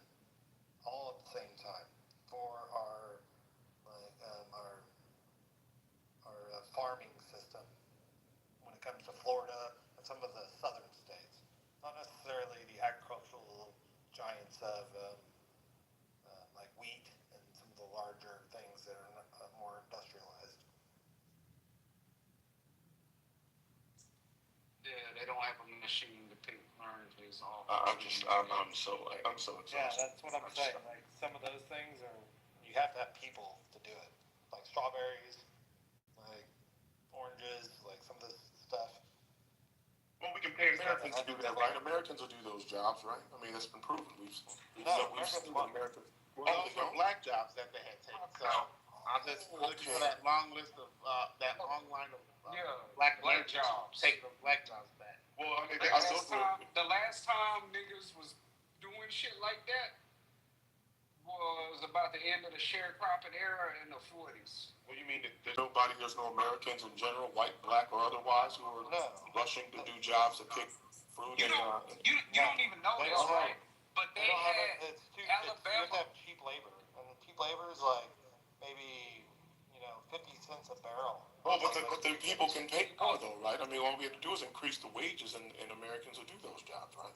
Let me tell you this. The cost of it. So I know you're being facetious. But I'm gonna let you in on something. It was Alabama or Georgia, one of them, when people had low-level felony probations or high-level misdemeanors or something like that. The states were offering them in the counties time off of their probation. Some people were even getting out of jail, not prison, but jail early. If you didn't have too long, like a state jail felony under 2 years. If you do these agricultural jobs. You're right. You know, white, black, and all in between was like, yeah, fuck that. I'd rather Isn't that a form of slavery, though? Bro, I used to work for the prison system. And in the state that I live in, you don't get paid as you do. I'm just saying, isn't that a form of slavery? Yeah, it is. But the Constitution said that slavery ain't abolished in those situations. Hey, Ray, in those same states, I thought it was. I always knew that, how they use the prison systems to do these jobs. I didn't know how physical it was, though. I didn't know in like Louisiana, Mississippi, that they were actually pulling people out of prison to work in places like McDonald's and all that at a $2 an hour rate of pay. I didn't know that. I didn't think that was a thing. Bro, let me hit you over the head with something right now. So where I live at, like, we not getting hit that hard with the prices of groceries and shit like that. And you want to know why? Because I live less than 10 miles from 5 prisons, right? So I worked at this prison and was like, oh, I got to get this dude to sign this shit. I asked the dude who was training me where he at. He said he at the farm. I said, the farm? This is a real farm? Yeah. Come on, I'll show you. It is literally probably the size of 2 football fields, troughs of pigs, one right next to it, chickens and shit like that.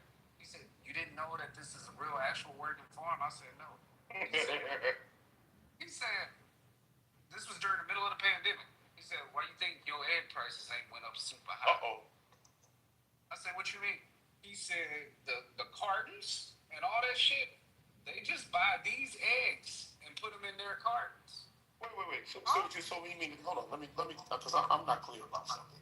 You mean to tell me that I could pay Americans to do that job? I could pay Americans to do that job and still have my chicken or my eggs to be $2.99. Chicken, eggs, pork, beef, whatever. That's why I can pay Americans $20 to $30 an hour and still maintain those prices for grocers. I can still do that. Bro, why not? While my prices of my groceries have gone up, if I compare them to, let's say, my brother who lives in Dallas, right? His has gone up more because they don't have access to 5 state prisons right there, where when I go and buy my fucking pack of steaks that we get to cook once or twice a month, that fucking cow came from down the street, raised by somebody who's doing 25 years because he has a drug problem and he kept violating his probation and then he violated his parole and he got all his time and had to sit down because in this state you don't get paid for your job in prison. No. I'm just saying that in general, as a general rule, if I paid Americans to do those kinds of jobs, even if I was, we know that you know, according to you, deeper. I can't pay Americans to do jobs for $20 to $30 an hour and then expect my groceries to still be at a reasonable rate. No, it's gonna get deeper. Let me tell you why it gets. Hold up, Ryan. Ryan. Let me tell him because you don't know about this, right? Quinn, he's missing. And Marshall might know this, right? Ray, how did you get what Quinn's saying? How don't you get it, bro? Yeah, you're missing what Quinn's saying. No, I know what he's saying, but I'm trying to wrap it all around. Just let me rock a little bit. If you go to places like Edna, Texas, and Marshall knows this, all them chicken and poultry processing plants, Marshall, what does everybody look like that works in them plants? And I mean every fucking body except the supervisors. Don't answer that, Marshall. Black? You want me to say it to you, black? That's what you're trying to say? No, they're all Hispanic. They're all Hispanic, okay. You can't get no black person, you can't get no white person, you can't get no fresh off the boat Asian person, you can't get nobody fresh off the plane African. Nobody is going to work that job. But I was told that if Americans had those jobs, if they were paying enough, that Americans would work those jobs too, and those would be jobs that Americans. Quinn, let's make this real simple, right? I can show you how we could just exclude the whole submission that he just gave. Whatever prisoners that make up whatever percentage of the labor force right now, compared to the amount of immigrants that are doing the labor-intensive jobs that Americans choose not to do, is so minimal. If I were to give you 0.8%, I would be being extremely generous. Yep. We can't focus on the outliers. What he's saying is, in general, we're to pay the laborers, right? Not just a small percentage that the prison workers make up, but the general labor force, anything near $25 to $30. Inflation would be so high, the prices would go so high to accommodate that, just like the tariffs, how it inflates the prices, that we could not even begin to look at how much it does in export costs. That's all he's saying. That's all he's saying, bro. The people who work in the processing plants He's only in talking Texas about and all the that. regional aspect of the prison system within his region, and they're doing like maybe some small sourcing from like local goods from a regional small town system to keep the small town alive, possibly, and to possibly make sure that the voting aspect in that county, when it comes to the aspect of the state, is voted to a certain area, right? That ain't how it works. That ain't what I was like saying. who votes where, who votes how. Let's make sure these people get like their food cheaper, and then they vote a certain way. No. And the county. That's not what he was saying, Ryan. The whole. I'm saying that's how it works. Oh, okay. That's not how it works. The whole example and everything I was saying was using, like, demonstrating the labor force and the labor practices, right? But you're talking about outliers. We're talking about the force, which is not made up of prison workers. That's right. No, this is all outlier. Prison system is an outlier. No, using that as an example. Yeah, I know what you were saying. Not even they want to do that job. No, Ray, the only people they can get to do the job, if you're not going to fight illegal immigrants to do the job, is people who are forced to do the. He's saying even the least privileged among us still don't want to do that job. Right. That's why I gave an example. That's why I was asking questions being facetious, but understand that none of So he's saying even if you're in prison, you still don't want to do that shit. You still don't want to do that. Like, imagine that. You guys hear when I tell you they work, some of those guys will put their life on the straight and fucking narrow because they don't want to work the hog pens. Wow. They might work the chicken pens. No, They'll definitely work. They want to work outside. Ray, you want to hear something crazy, Ray? I seen the picture, and I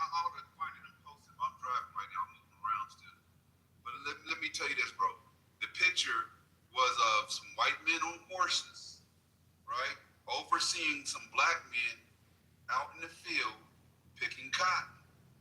I was like, damn, these pictures are crazy, bro. But here's the crazy part about that picture.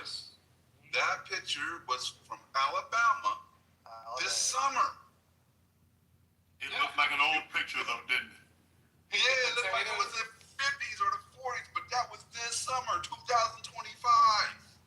They picking potatoes and shit like that. Mike, is that turning you on? And them people will not even do that job. Dude, I'm white, and I hate that. It makes me angry.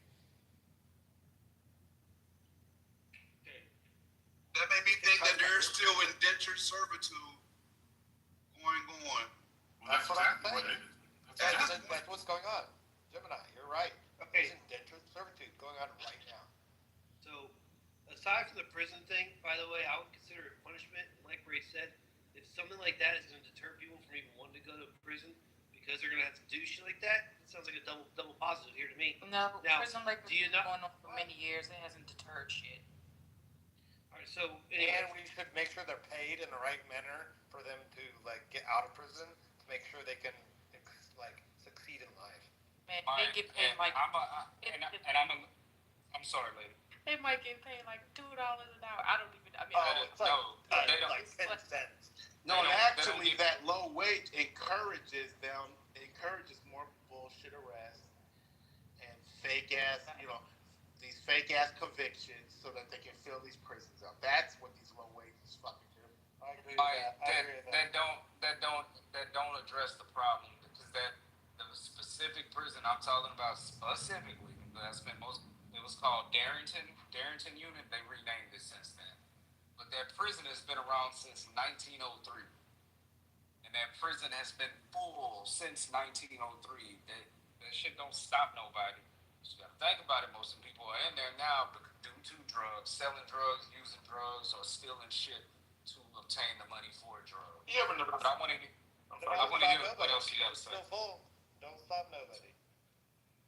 And the depth of the units down here is still full too. Yeah. Just so You ever notice how? I'm sorry, lady. Go ahead. But no, you go ahead, Quinn.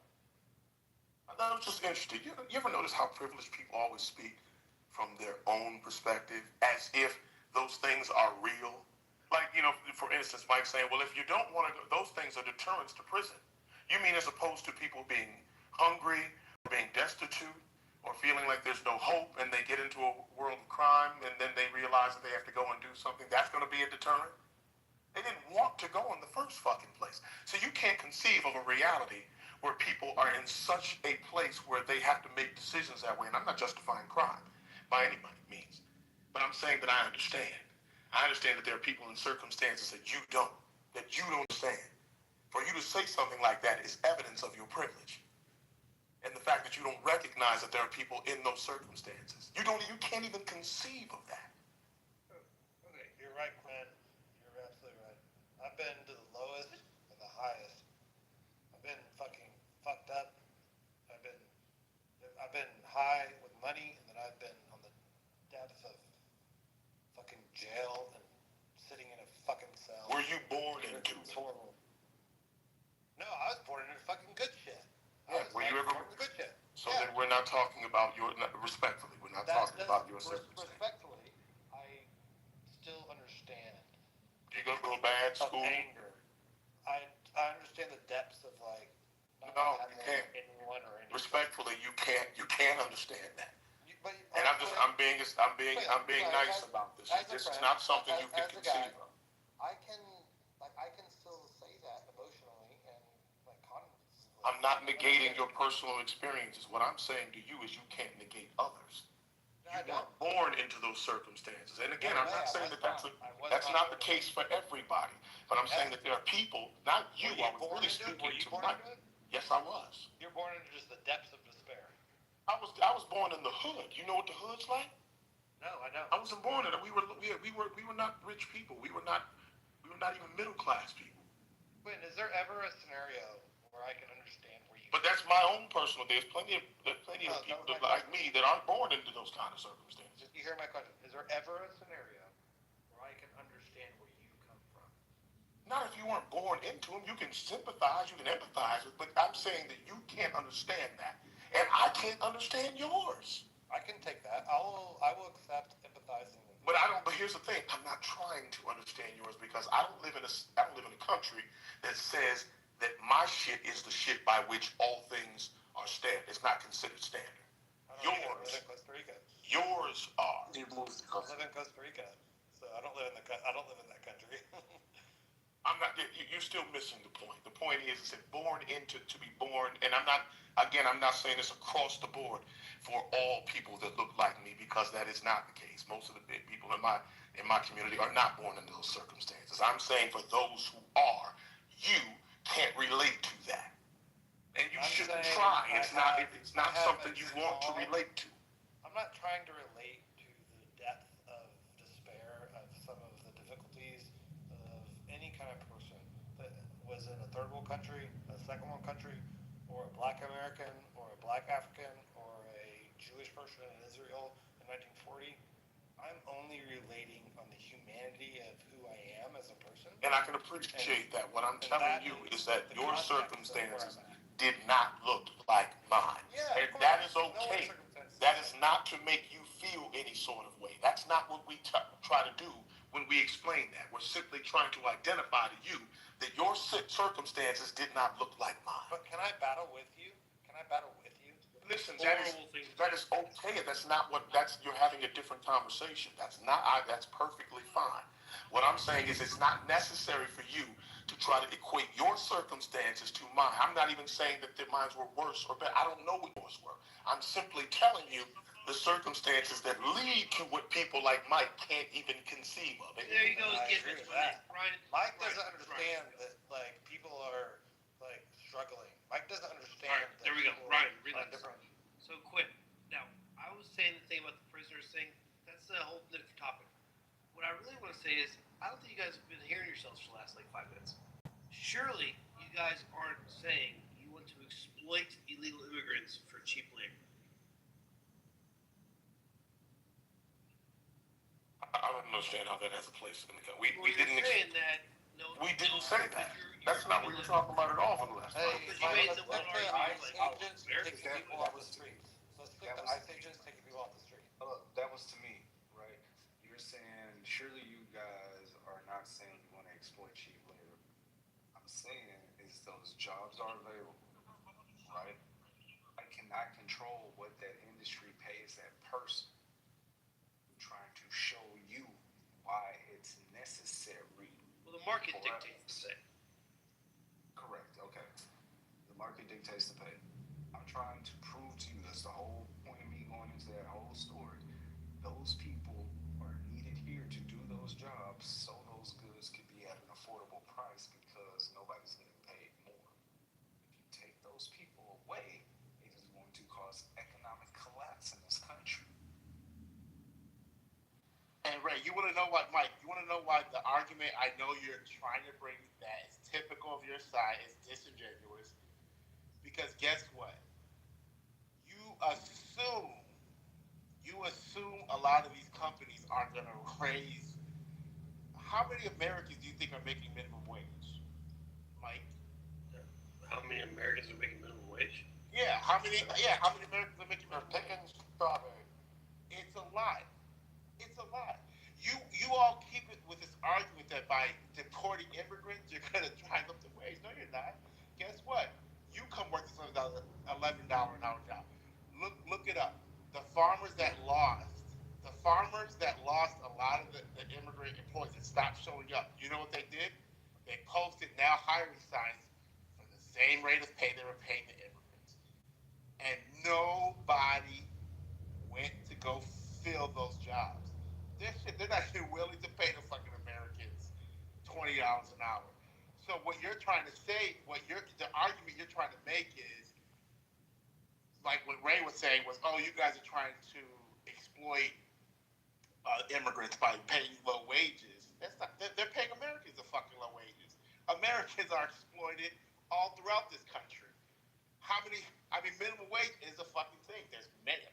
McDonald's pays minimum wage. There's many fast food places that pay minimum wage. And farmers are there's millions. Hold on, Ryan. Let him finish speaking, Ryan. Hang on, brother. Yeah, there's some Americans on minimum wage.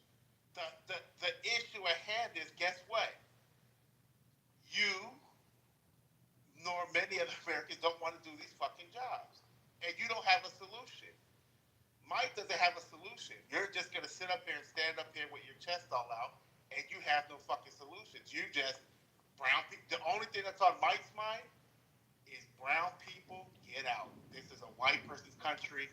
We'll figure the rest out later. That's the only thing you have. There you go again. What's more? Very, very short-sighted and very, very stupid. There you Go ahead, Mike. You were talking. Go ahead. Well, okay, I'll be quick. No, take your time. Okay. So, again, I don't know why you keep doing this race thing on me.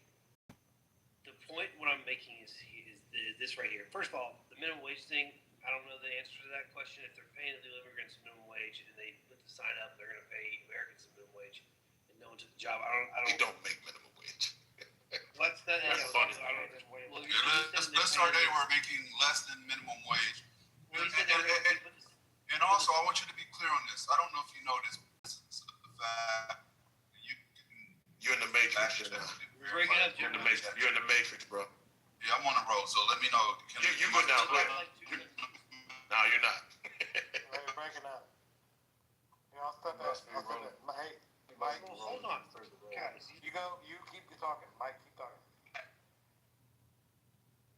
No, he was Gemini's fine, but I mean when he gets back with Gemini, but what so this is also what you're not concerning yourself with, and at least my estimation. The problem is not with the adherence. The problem is not our adherence. The problem is with the corporations that you're talking about, that you vote in line with. By the way, the corporations that support the president. So they're the ones that go lobby in Congress in whatever form that is, and they're the ones that keep those things the way that they are. They're the ones that keep the minimum wage where it's at. That's fair, Quinn. I'm with that, and I have a problem with people that are hiring illegal immigrants. But you vote with Quinn, let me interject. And we all do. So I mean, that's not just on you. Just give me like more than a couple minutes. Interject. I want to respond to Jay. I got to respond to Ross. Ryan. Yeah, Ryan, stop, man. So Jay, I just want to say, when I mentioned that you said that they're all the illegals got taken away, and they put the job signs up. They're trying to pay the same wage they were paying illegal immigrants. And then you mentioned the minimum wage thing. So then you're saying they're paying the immigrants minimum wage. I don't know. That's all I brought that up. Immigrants are not making minimum wage. At least not from a general. They took away all the illegal immigrants, and they put the help wanted sign up. They were going to pay the Americans the same wage this they're farm going to that pay I was the talking about. So specifically the farm that I was talking about, specifically the farm. Okay, sorry. Okay. To Quinn's point, there are immigrants that are exploited fundamentally. But I'll tell you, some make over them. Yeah, and some make over. But I'm gonna tell you, like the immigrants I know here in the city of Chicago. See, I'm gonna tell you, the immigrant of today, and I'm talking about the undocumented immigrant of today. It's not the same in the past because they know it doesn't matter what your status is. You still have access to lawyers. Now, obviously, it's a little different now because you got ICE all over the goddamn place. But prior to that, guess what? If you underpaid an undocumented worker, guess what? It's still illegal. It's illegal. It's illegal in this country to do that. Guess what? Illegal people aren't stupid. So the minute you underpay them, guess taking your ass to court, and you're gonna lose. You're gonna lose that if you choose to underpay undocumented workers. Now, there are many situations where they're just taking advantage of. And I'm sure it's happening. That's with most of the cases. Because they don't fight in court because they don't have a they don't want to deal. Yeah, because they don't want to. Quinn, Jay, man. Yeah, you gotta. Yeah, go ahead. Right. Guys, I get all this, and that's what the whole. Remember when Trump they took the farmers away, and all the fucking corporations were like, "Yo, Trump, what the fuck, man?" So he gave all the farmers back, and he said, "I don't have any solutions." Look, I don't understand why if they do the farmers thing, right? And again, talk about just farmers, but they're working in restaurants. They're working in a lot of stuff. They're doing a lot of jobs, right? We're just trying to talk about the farmers.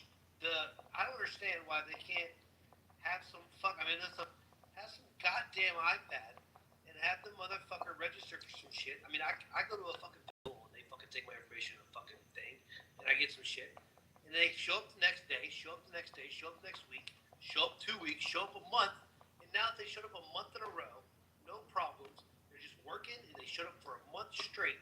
Why can't they just be fast tracked and be like, Ryan, hold on. I don't understand.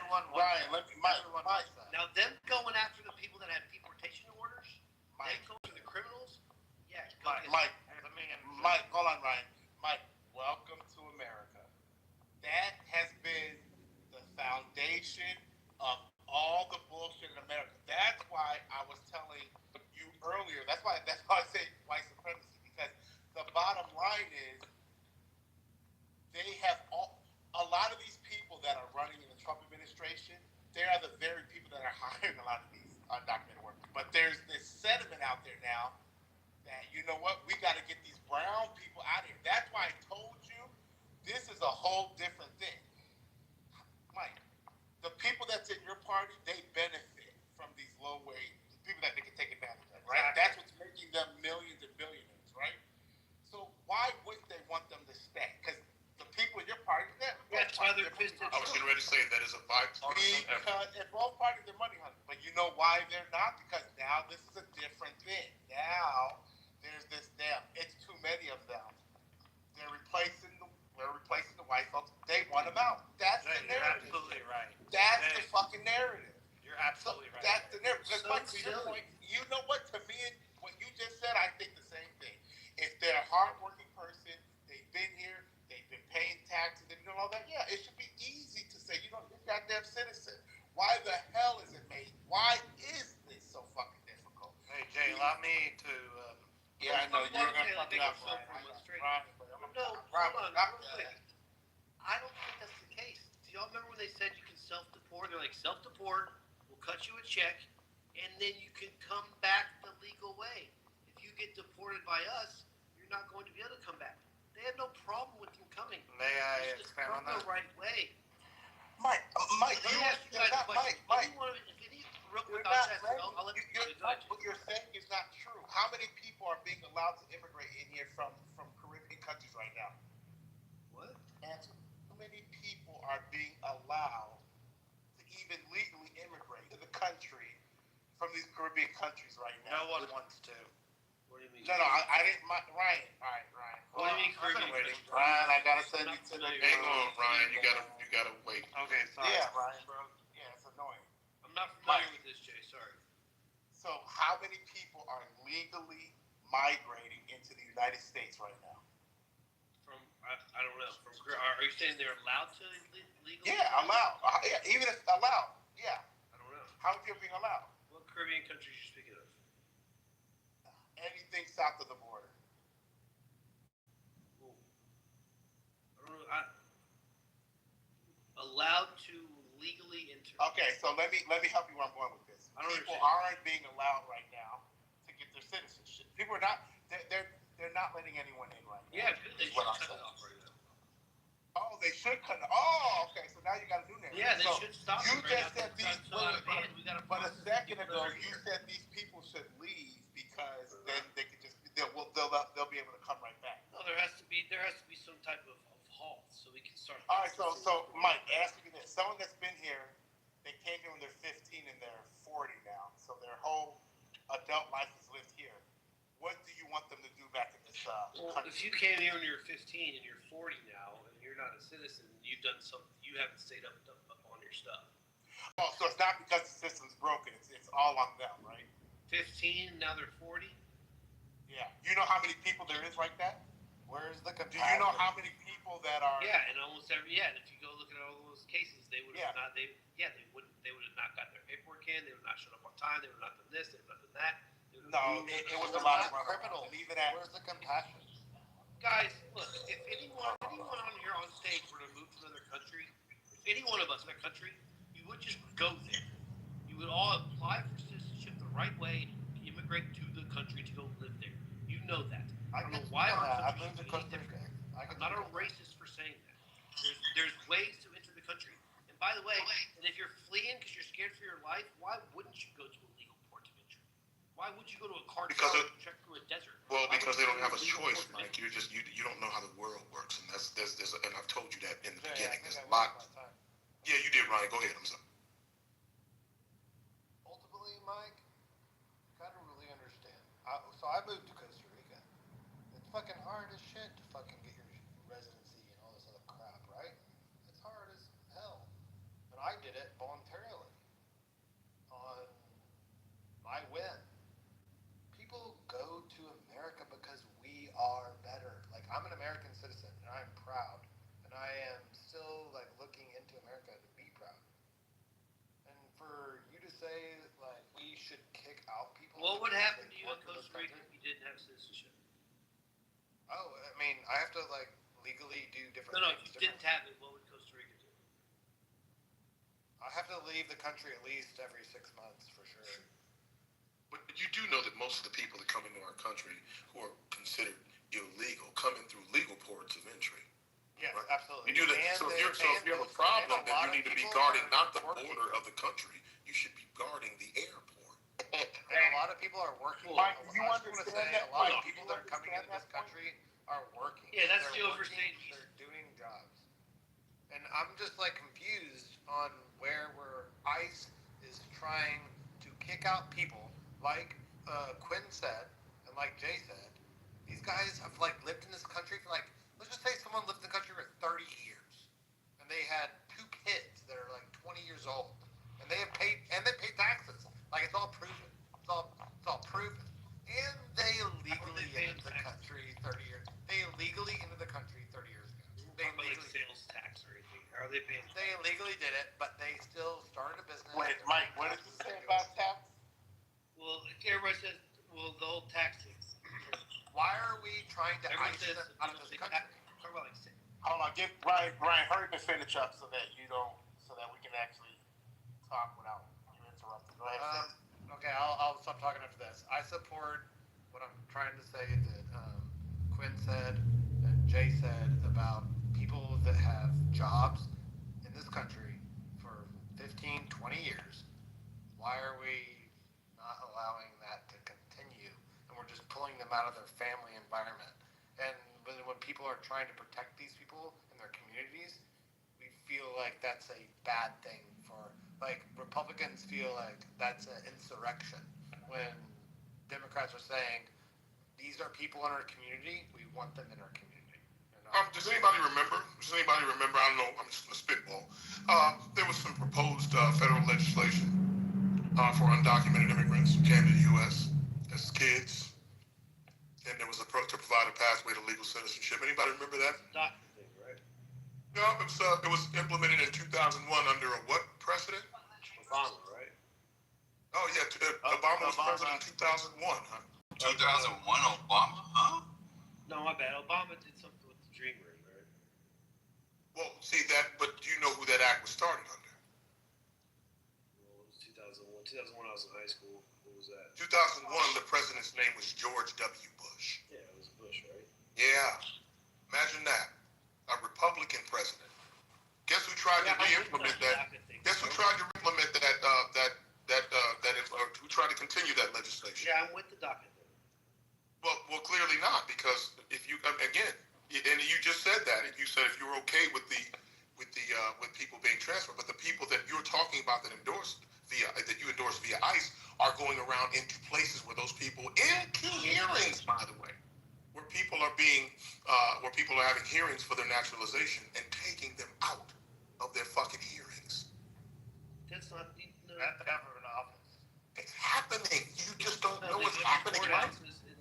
The rest of the courthouses are when they're fucking getting their asylum claim denied, and they arrest them right after their asylum claim gets denied. They arrest them right away. That's not true. That's not true. That is not true. Following the motherfucking asylum hearing. That's absolutely not true. They're catching them with their attorneys during the process. They're absolutely interrupting the process. Legally compliant, showing up for their court dates to continue the process and being intersected during that process. They're not catching them after they're denied. Because it's low-hanging fruit. At least in LA. I can only speak for LA, but that's what's happening in LA. They're getting people after the asylum claims getting denied.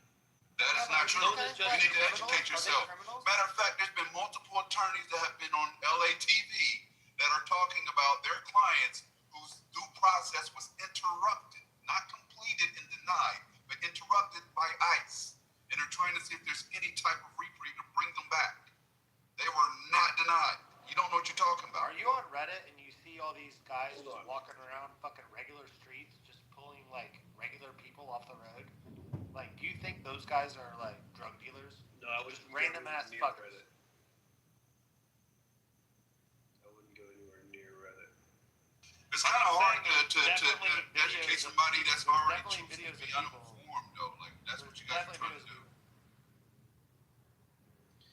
Guys, they're getting people that have deportation orders. Some people they've had deportation orders. It's not true. It's not true. It's not true. It's not true. They're interrupting due process.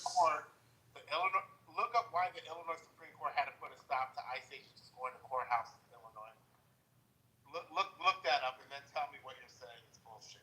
And why are they All right, so then walking stop going around? to court. All right, so stop going to courthouses. Because so if they don't get them in a courthouse, then the judge did not put a stop to it because ICE agents were waiting for people that were on. There's a lawsuit, guys, of 12 people who were illegally deported during their hearing. They were just filing their paperwork, so it's not people. Just put it in the chat so you can read it yourself, Frank. There you go. Why is ICE patrolling neighborhoods and just picking up people randomly off the street? They're not. Why? Because you're Oh, come on. Are you kidding me? You don't think that's happening?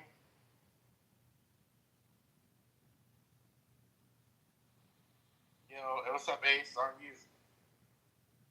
Good, how are you guys? Good. That is absolutely happening, Mike. I know you think. Actually, I can't say that I know what to think. All I know is that you seem to be drinking an excessive amount of Kool-Aid. Why I think instead of like don't know what's happening. I mean, forget everything else. You don't know what's actually going down. Quinn, what is happening with like American population? I think instead of attacking Mike on this, we need to understand what is happening with like guys. people. Ryan, did you hear my submission in the beginning on the raid on the apartment building? His justification for ICE detaining American citizens is because how dare those parents put kids in that living situation? They were doing the Americans a favor. This was Mike's submission when he first came in this room. Mike is a what a horrible. Hey, let's not. Hey, we can be better than that. Let's talk about people's names. All right, right. Let me show you how I'm gonna be better. Let me show you. Let me show you this. Because I'll be damned if you're gonna sit up here and. I appreciate that, DJ, but that was fucked up, bro. No, it's fucked up that you said it. It's not okay. Whatever. That's exactly what the fuck you said. No, I didn't. I said they were going to get a bunch of illegal immigrants that were gang members. And then, did you not say? They had no idea what those parents gang members. Those they had no idea what they were ashamed of doing. They had no idea where they were going to be. Did you not say those parents should have been ashamed of themselves for putting those kids? I said, why did I have to? No, you did say that. I said, well, with the kids thing, you guys said they arrested kids. I said I haven't seen any videos of them arresting kids. That photo that everyone showed was a hoax. It was a guy that plays cops and robbers with his kid. So that had nothing to do with Chicago. Dude lives in Texas. But I haven't seen any videos. But I did say this: videos came out of that apartment complex before the raid. And I'm saying that if there were adults that had children living in some of those things, some of the places that I saw, that's a problem. I wouldn't let my kids live there. I'm sure any of you other parents that are on here wouldn't fucking dare. I will fucking do it. You will let your kids live there if that's the only place that you can live, and at least in the moment. That's exactly what you'll do. Because you don't know what you do, because you've never been in those circumstances before. So it's really rich, pun intended, for you to say that you would do that you wouldn't do that, because you haven't been in those circumstances. But that's another conversation. But it is relevant to what we're talking about, because that is the privilege that informs you about this entire thing. That's exactly what it does, because I'm telling you, whether you like to hear it or not, there are circumstances that you cannot conceive of that put people in those scenarios. Different conversation, but relative. But the bottom line is that they are doing things that you don't think that they're doing. They're doing exactly those things. They are picking people up off the street. They're going into legal hearings, and they are detaining and taking people out, which they are receiving fight and pushback for. So they're absolutely doing those things. Give me second here. Look, so he keeps saying that they're only going after the people that have been already denied, right? And that's who they're extracting. People that have deportation order, yes. Okay, so do you believe that there is any other cases, or the majority of people are not hit with deportation orders before? Like, are they grabbing people on accident? No, not on accident. Right here it says ICE has been targeting people at immigration hearings who had appeals pending, so they haven't reached their final denial, right? People had never been in removal proceedings before, right? They were just going there to initiate. They were going there to initiate the process, right? So they're appealing a denial. So wasn't that denial? So the process has not been completed. Yeah, it hasn't been completed. Come on, man. How many appeals? It's a fact. I'm giving you facts. You can say come on, man, all you want. Bro, they had their fucking due process. They got denied. They don't get an appeal. Did you not? Yes, they do get an appeal. Why? That means you don't understand the process. Why the fuck do they get an appeal? That's how the process is set up. That's our legal system. So what if the appeal gets denied? Do they get another one? No. Don't laugh at your ignorance. Bro, you just didn't know that. Is their due You're showing that you don't even know. Bro. But now here's the. Did you hear the second aspect? Did you hear the second aspect? They're also targeting people that have never been in removal proceedings before. They're in no part of the process other than the legal application process. They have not been denied. Do you understand that? Yes, wait. I want you to comprehend these words, because that is very important. They are also targeting individuals who have never been in removal proceedings before. They are not in the process of being removed. They're in the process of applying for citizenship. Well, yeah, you apply for citizenship from your own. And they're getting snatched out mid-process. You don't apply for citizenship as soon as you get here. I didn't say as soon as you get here. You're adding in words I didn't say. Don't you apply for citizenship from your own country? What are you talking about? That's why not true. do y'all think? Why is our country supposed to operate any differently than any other country? You apply for citizenship from your own country. You don't. This is our process. You don't create the process. We just have to abide by it. No, we're supposed to. But they're not. They're not abiding by the process that has always been the process. Bro, do you want to know who's the most mad about this? Are immigrants, legal immigrants. Like, the dad came, then he had to send money back to bring, like, one of his kids. Then he brought the next kid, and finally his wife got to come here. Spent, like, fucking 15 years doing it, and now all of them are legal citizens. Those are the people that are the most fucking pissed off about this. You don't apply for citizenship as soon as you get here. No country in the world works like that. Zero. Are you sure about that? 100%. Okay.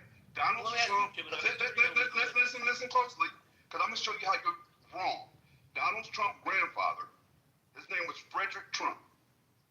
He was not a U.S. citizen before arriving in the USA.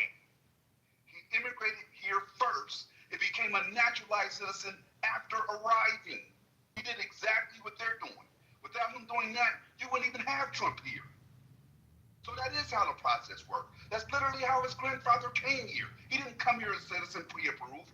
He got approved after getting here and going through the naturalization process. You're explaining nothing. You are completely ignorant of the process. The more you talk, the more ignorant you're showing yourself to be.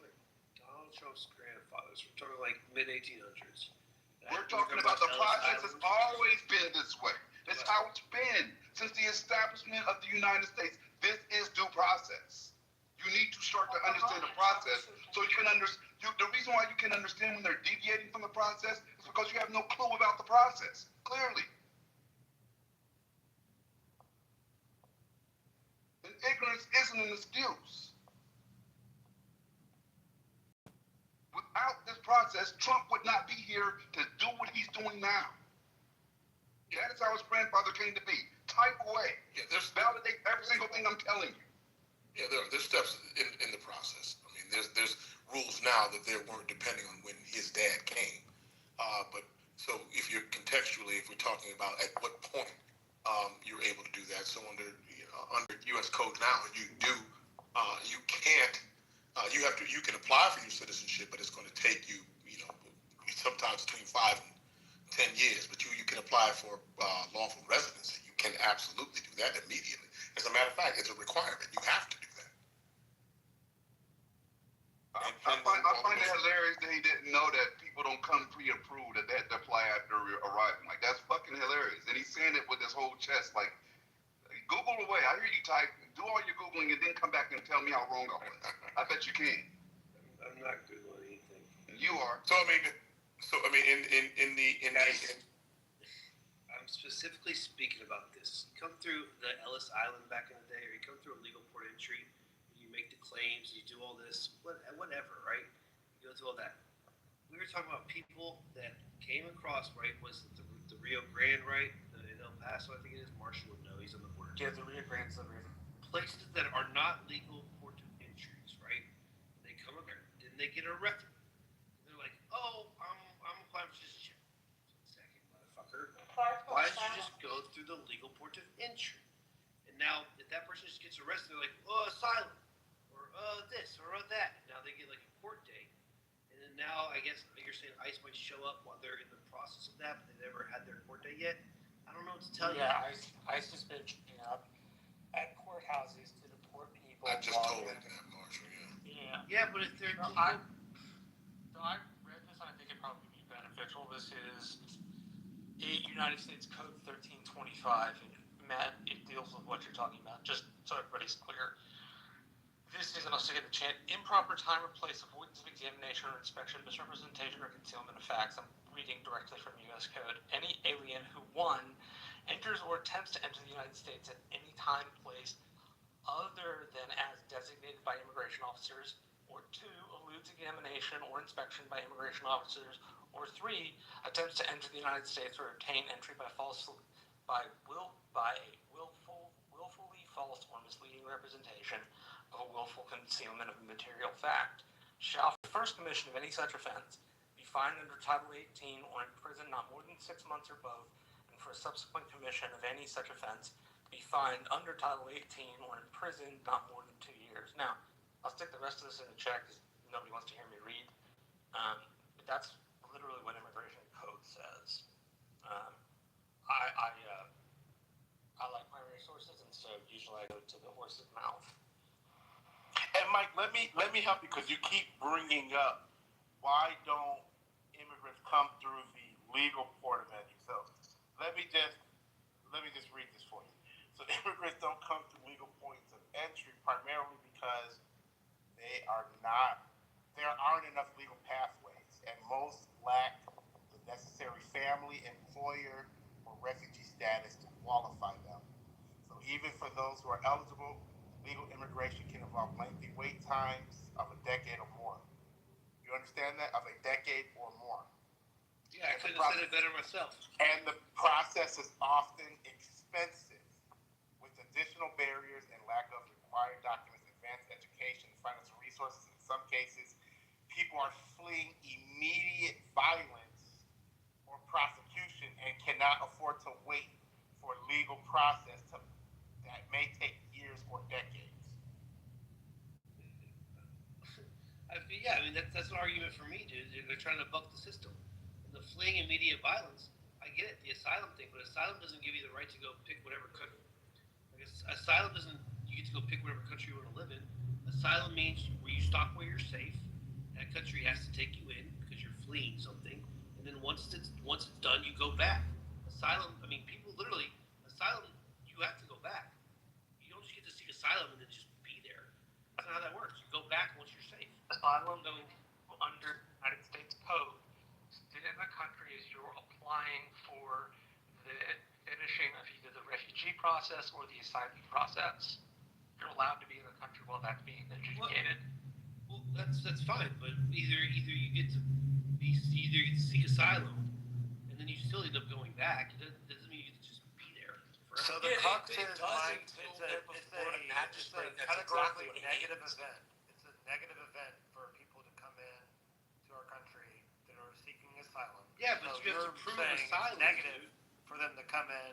A better economic life is not asylum. No, Yes, I'm Mike, I'm asking Mike, easier- do we want these people to come into our country to increase our population and certain services that aren't necessarily indicative to the American population? Yeah, of course, That as long as they do like it the duty right way. services? It's Like Mike. yeah, I gotta pay to live here, and fucking they should have to too. So Yeah, it's no, I'm mass saying country. like, do we want these people to immigrate? Yeah, I certainly to do want to the know who jobs they that are. we don't want to do, I wanna and know who pay they are. taxes and do Yes, other things. Mike, but in order to do that, they must go through the lawful process. What's That that? means that they're going. That means that 75%. This is an immigration stat from either the Border Patrol or from Homeland Security. Oh Lord. Sorry, they gotta go through the legal way. I mean, Hey, Marshall, can you look up how many businesses were prosecuted on employing illegal immigrants? not enough. Off the top of Not my enough. head, it wasn't very many. So, Mike, Not enough. you're battling against people that are coming here to make a new life, but you're not battling against the companies and corporations exploiting the individuals coming in here to make a new life. Yeah, you're weird, lady. Like, I where just told you not enough, and I've said that they need to get the corporations bigger on it too. What I said about the economic better life, I'm saying coming here for a better life for your family does not constitute asylum.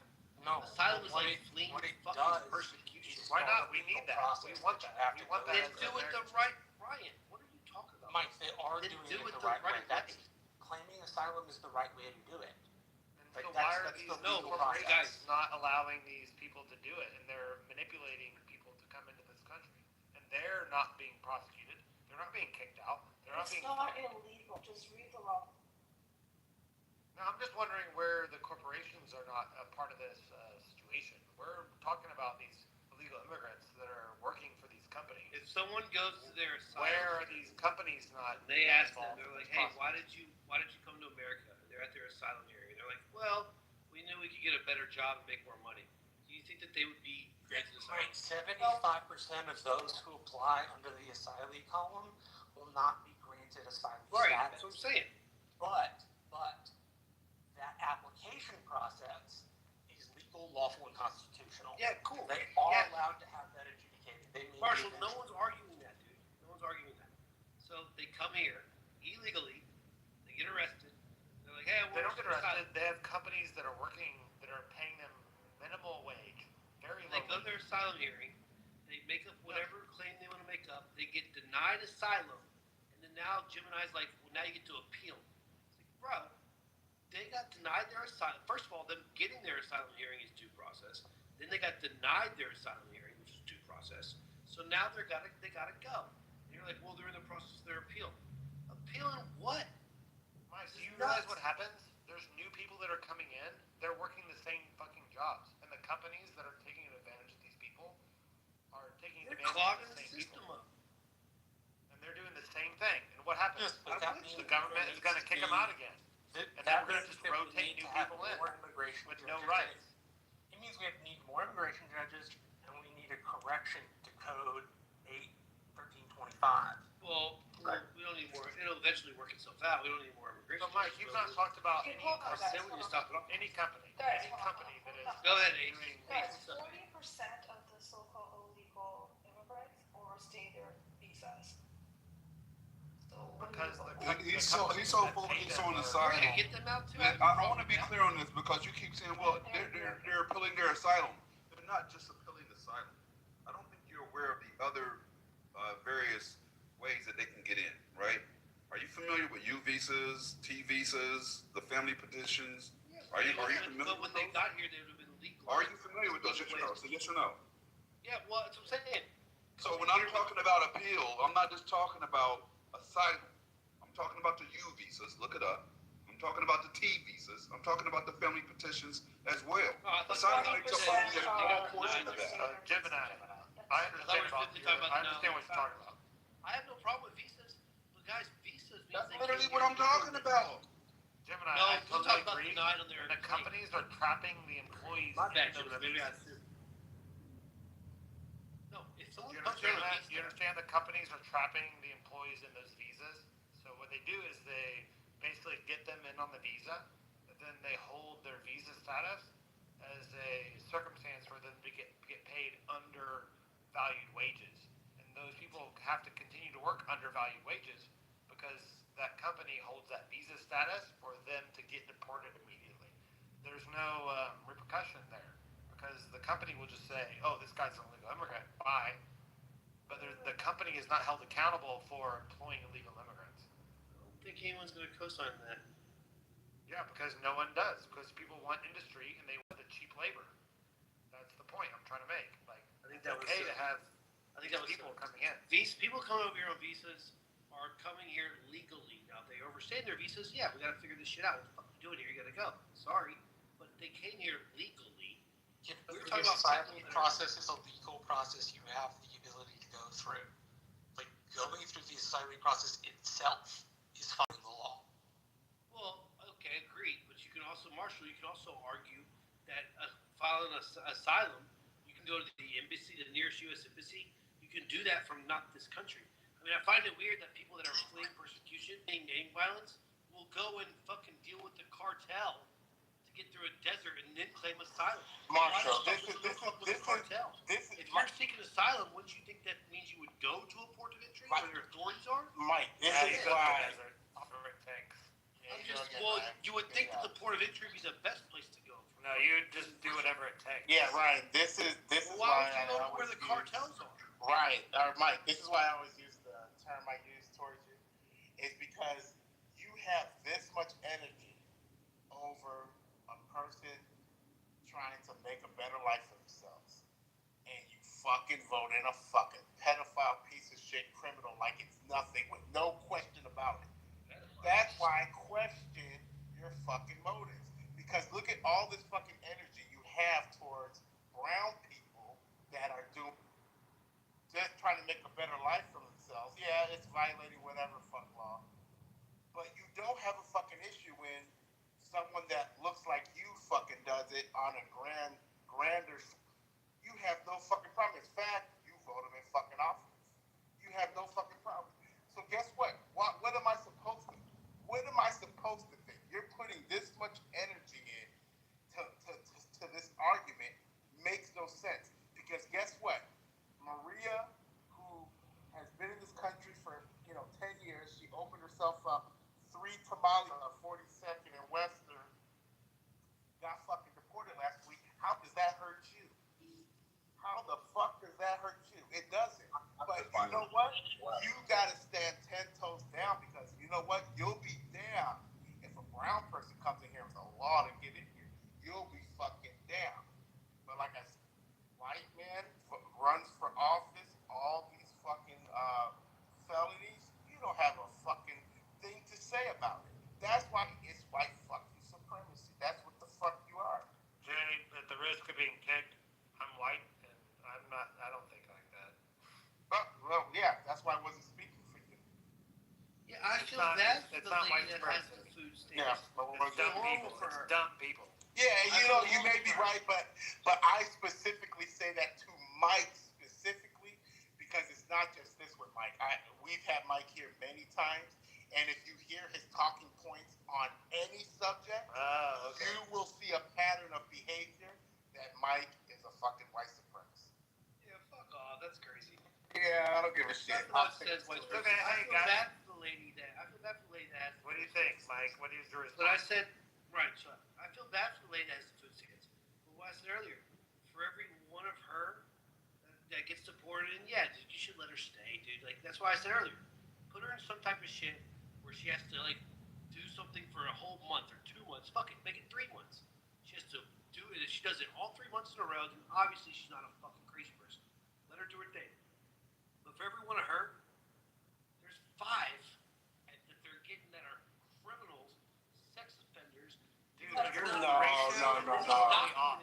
You're making that up. That is ridiculous. That is ridiculous. Mike, people are regular people. Mike, post that fact to me. So post it. Look it up. What did they just got? Who's in the plaid shirt? They released him out of court. Can I rant? It was a fucking 6-time sex offender. Mike, you're fucking totally wrong.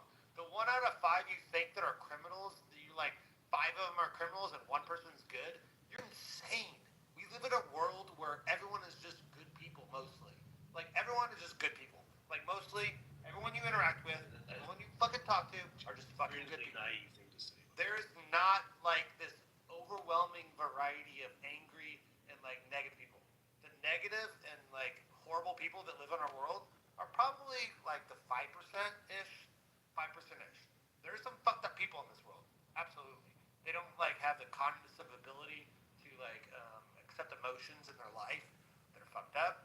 They're like just evil people. That's probably 5-ish percent. But 95 motherfucking percent of people are just good fucking people. So your idea that these people that are just living in this world, just trying to live their best life and immigrated to this country, they're not like drug dealers that are just horrible. And you know what the best part of this is, Mike? I really want to say this. The ICE, if they were really badass, you know what they'd be doing? They'd be attacking the fucking drug dealers. They'd be going to the deep, dark areas of our cities and really getting into the hood and fucking attacking the fucking like drug dealers that are really angry. But you know why they're not doing it? Because they're fucking all these fat ass fuckers that are never going to be able to be trained. How long y'all gonna let this go? Hey Ryan, let me read this. I'm done. Let me read this to Mike. The percentage of deported immigrants. So this is as of this year. So that means under Trump. The percentage of deported immigrants who were criminals. It is a complex issue because most of them have no criminal convictions. So sources indicate the majority of the deportees have no criminal convictions at all, or they're minor offenses. Many deportations involve individuals with only minor infractions, such as traffic violations. A smaller percentage of deportations involve individuals with more serious convictions. This is just a simple Google search. And I told you, here in Chicago, what's the percentage? Here in Chicago, they've deported a little over 1,000 people now. But back when I read this article last week, there were at 1,000 people deported, and it was less than 10% that were actually criminals. So for every one Maria, there's 5 criminals. It's bullshit. Absolutely inaccurate. They're not going after the criminals because that's hard to do. And you have all these fat fucks that are in fucking ICE gear that aren't gonna fucking go after real fucking criminals because they're not actually doing that. They're just going after the low-hanging fruit of the random person on some random rich person's neighborhood that's doing lawn service. Come on, that's happening. So and Ryan, it's horseshit. Ryan, you mentioned something earlier about how you mentioned something about going into the hood, so to speak. What about these corporations? What about the system that created this causation behind the salacious need of drugs that America has? You understand it's absolutely right, Robert. So I don't want this to be, I shouldn't say I don't want this to be, but in the scenario that you picked, that you painted, I would ask, why are we not confronting the people that are hiring the immigrants? Where are we talking about these companies that are hiring the immigrants? That is huge. Why are we not prosecuting companies that are paying minuscule wages to illegal workers to make products that we are paying a less price for in the market? These companies. Okay, let me answer that. And I didn't mean to cut you off, but let me answer that part. And this is just my opinion. I don't really have facts on it. I'm assuming is because it's almost like a slow bleed. Because like this massive deportation is going to affect us fair enough. But for them to go after employers on a that would be more of a grand scale. Because think about it, they could easily put businesses to E-Verify. I know major corporations do it, but let's just be real. When people say major corporations already E-Verify, we're talking about like actual headquarters. We're not talking about their factories and the shit that is down the scale. Then you got these other businesses that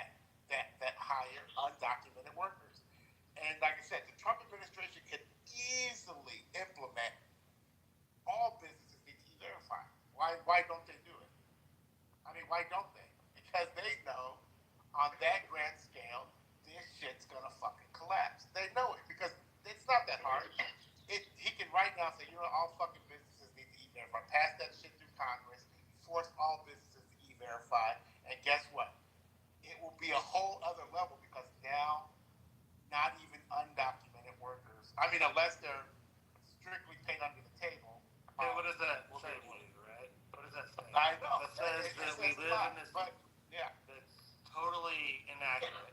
It's totally non-functional. America, that's what I said, it's a government. That's why I don't really make this a Democratic or Republican. My issues with what has happened with the Republican Party is obviously the way Trump administration is inciting violence in the city and want to be authoritarian.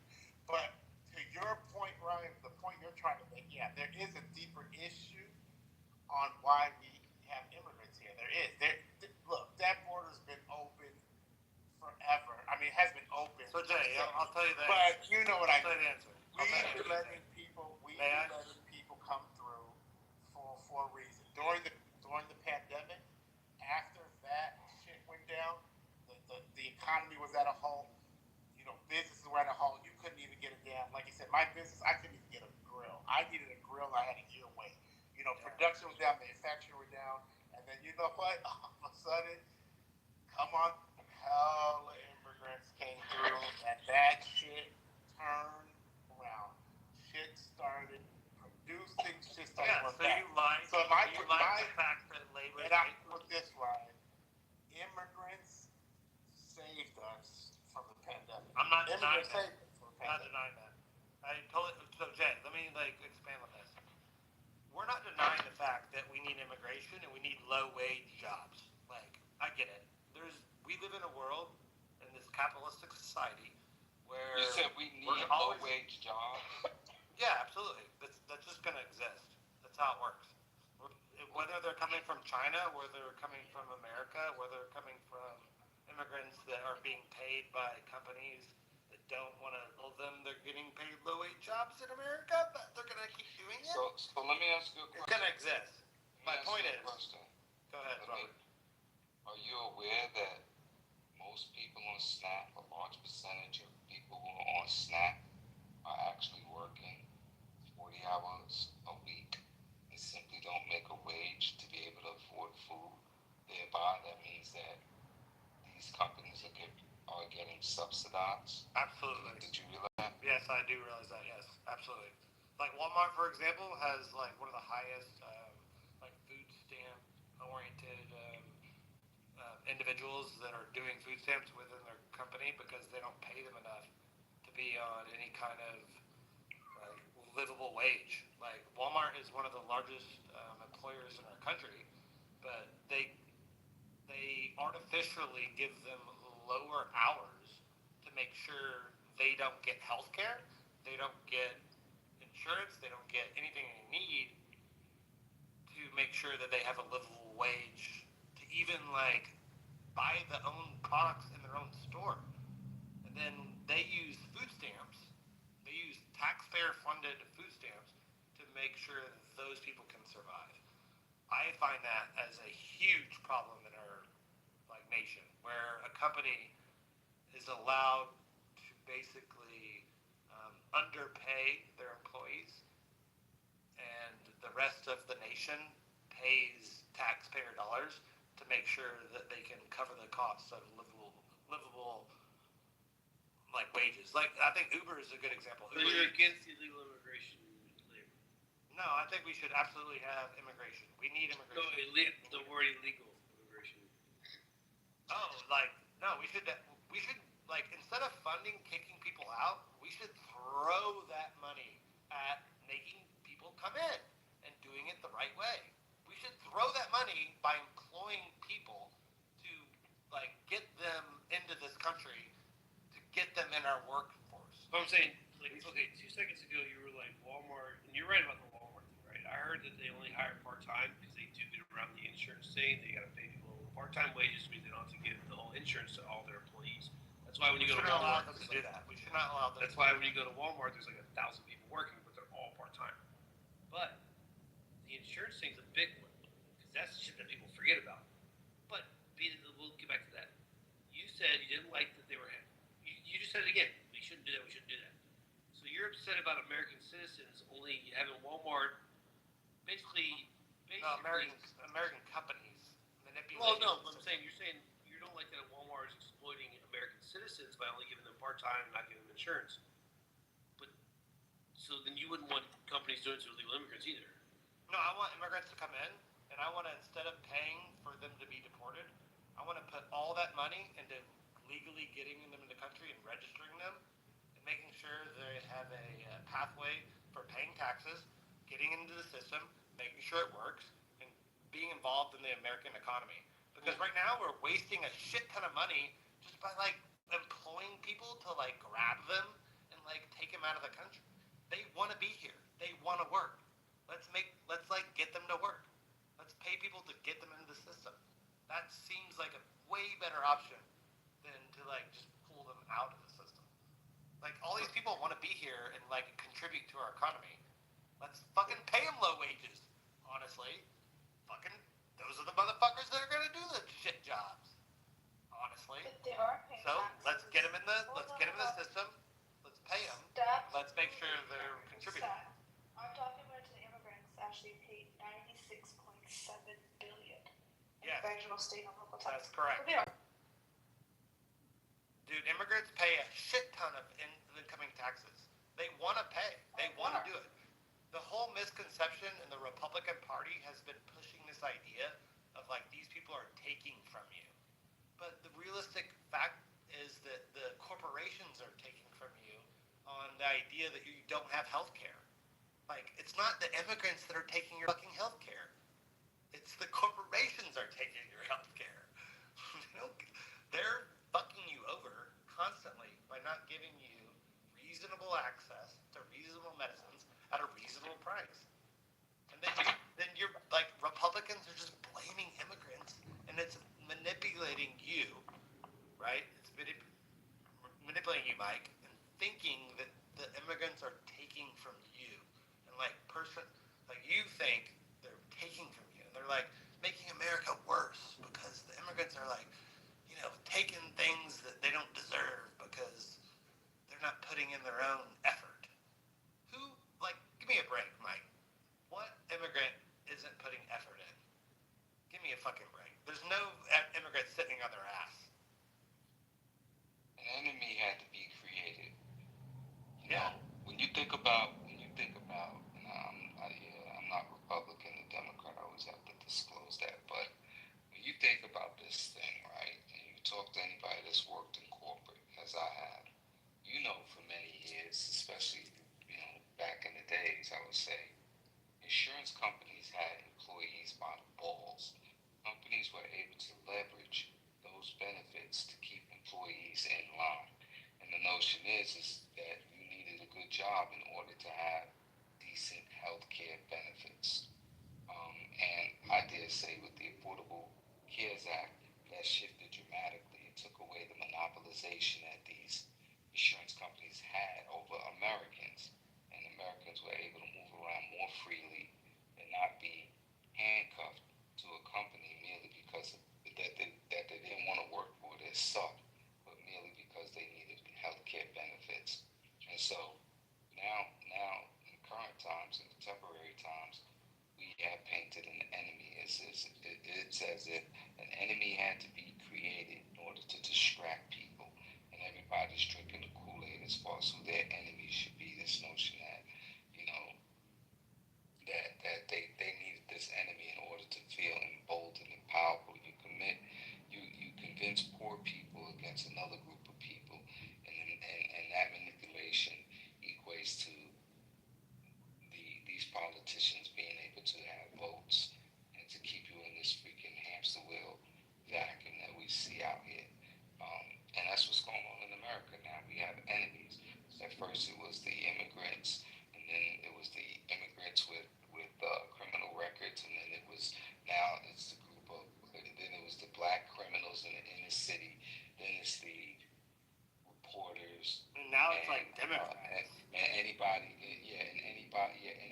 that has an opposition to agenda of the MAGA movement, and that's where we are now. And it's the way they have painted the Democratic Party as evil, so on and so forth. It is so dangerous. It's so dangerous that we are no longer talking about policies and issues. We are just demonizing a political party, and the goal is to eliminate. And so you see toxic content and propaganda out there, which creates this narrative that too must be destroyed, that they are evil. And what it does is it consolidates the power and the movement of those who now hold office. And sooner or later, and I'll land with this, that things are coming to a grinding halt.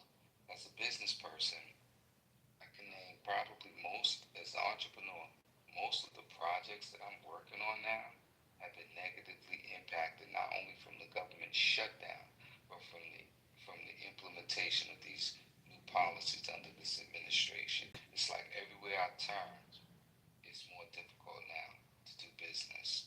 It really is. And so I'm sitting here literally at 5 a.m. in the morning. It was time at 4:51 a.m. And I'm literally thinking about what the pivot needs to look like, how things need to be moved around. And the way I'm thinking, a lot of fund managers who are in charge of untold fortunes, untold capital, people are figuring out where to move capital, how to move, and nobody can really move because everything is so unstable, inconsistent, and you can't do any forecasting with any confidence. I have a building project right now. I can't even run pro forma on it. My developer, we can't even fucking forecast right now because nobody knows which way things are gonna go. So everyone is taking a defensive position and trying to just maintain until we know which direction we're going in. And this shit fucking sucks. Yeah, it's economically not viable because it makes Anyway, people not do things.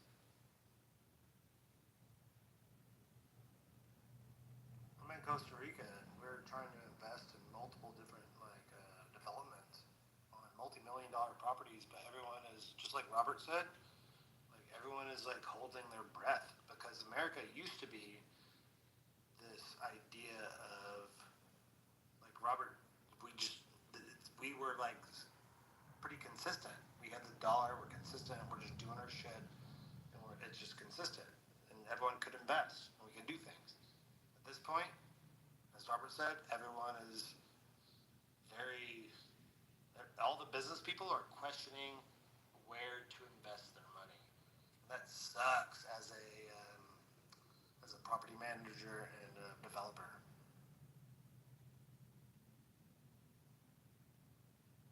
So I wonder, anybody that's still awake in the room, what problems do you guys experience? Like, I want to hear real stories. Like, like I mean, who exists in the, how are you guys being impacted? Like, we don't talk about these stories enough on Clubhouse in these spaces. Like how are you being impacted these days? Like, what's going on with y'all? I need to hear some stories, man.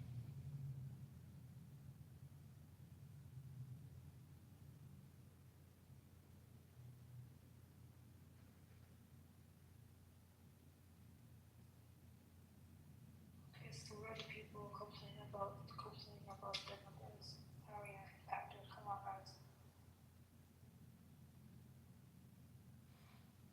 Exactly, Ace. They're not impacted. They just want to bitch and complain because I know Mike doesn't like what I have to say, but he has no justification, really any justification other than they're violating the law. But he supports people. He puts people in presidency that violates the law, so he can't be that concerned about the law unless he's only concerned about it when it's people of color, brown people. So that's why I say what I say. And if I'm wrong, then prove me wrong. He's not consistent with his argument. That's a problem. Right. Yeah, exactly. He's not. But Robert, you know what? I'm gonna tell you. There's stuff I would say how impacted that I probably wouldn't share on the stage, but I'll tell you stuff that I would share on the stage is, man, just the city, in constant, I'm here in Chicago, so the city just, areas of the city in constant chaos. People that I know that are now, fearful to live their lives, to live their lives. That's a thing, that impacts you because you don't want to, knowing that to see, go through that. Yeah, man, it's inhumane. It's inhumane, and the problem is, unfortunately, this only gets worse. This only gets worse. We're only in the beginning of this, and unfortunately, there's one too many people like Mike on the stage who they don't have a clue on what the real reality is. They are okay with not being humane because they broke a law coming to this country trying to better themselves. They didn't break a law, though. No, I know it, but that's in their mind. In their mind, hey, they broke a law to get here. So you know what? If they got to be roughhoused, punched, pulled away from their children, shot with pepper bombs, put in unlivable conditions like alligator Alcatraz. If they got to be dehumanized, well, you know what? Hey, they violated a law coming here. Oh, and they're brown. They're brown. If Mike saw this happening to a group of white people, I think he will have a change of heart. But because he sees these people as animals, that's why he can comfortably say the shit that he says that comes out of his mouth, that he can so comfortably say. He can ignore all the facts. Robert, you weren't here for this part. When Mike came on stage, the first thing he mentions, because he brought all this up, he mentioned. I know it seems like I missed a lot, man. He mentioned the raid. He mentioned the raid on that apartment building on the south side of Chicago. That was, predominantly African American people. They arrested everyone. There was right. They detained everyone. They didn't arrest everyone. There were 30 some odd immigrants that were in that building. But obviously, you all saw the video. They made a masquerade of it. They made it look like a scene out of Call of Duty. They had the film crew there. They pulled in with the helicopter. We have, American citizens in this building with kids and the whole 9 yards. They ransacked the building, made it worse than what it already was. Went through people's personal shit, just treated it like shit, threw it everywhere. Just treating Americans like dog shit. And Mike, he's the one who brings this up, and his response is, well, ICE did those. He didn't say black, but we know that was all the people that were in there other than the immigrants. So they did those people a favor because why the hell would they have their kids in that living conditions in the first place? So ICE actually did those people a favor. That's how Mike comes on the stage and talks, and then he takes, everyone else can say what they want. And I know Ryan was against me. I don't give a shit. We're not against you. I'm not against you. That is a supremacist mindset. Mike's so supremacist he doesn't even fucking recognize it. Dude, shit is That's fucked up. Damn, I missed all of that.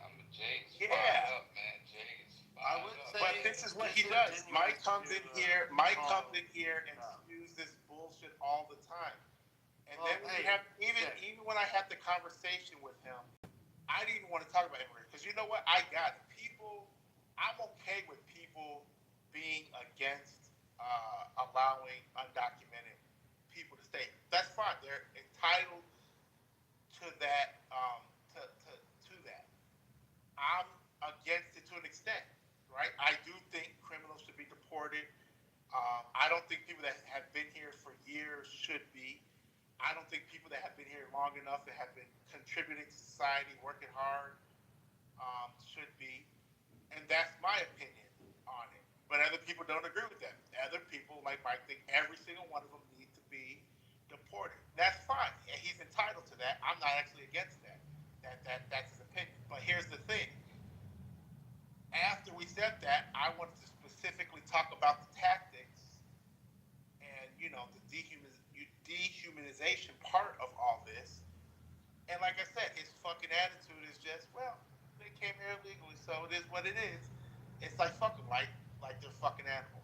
So I have no problem. I have no problem calling Mike a fucking supremacist for that fucking reason. Yeah, man. You gotta call people out. Hey, let me say, Jay. Most people agree with you. We're not crazy. Like, I'm a white dude. I just want to say, we're not fucking crazy. Most people agree with you. And like this idea that we should have people just like rounding up people, it's just. And I live in Costa Rica. Like I've moved here a year and a half ago, and I'm watching this from like afar, and I'm like, what is happening in my country? Like, what is fucking going on? And it makes me feel sad, Jay. And I'm just like, what the fuck? Like people are just fucking arresting people on the fucking streets. It blows my mind. So I'm just sad about it.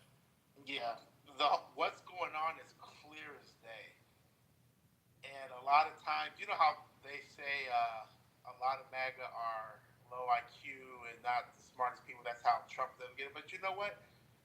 The more you talk to them, even though I agree with it, but damn, the more you talk to MAGA, like Mike, you find out more and more. No. These are people who are literally just like Trump.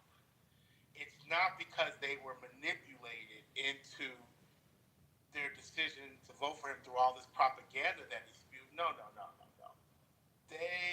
Because even as they find out a lot of it was propaganda, it doesn't matter. They still stand strong with him, and they still agree with every single thing the man does. They are not. Are they dumb? A lot of them, yes. Hey Jay, can I ask you a question? Yeah, go for it.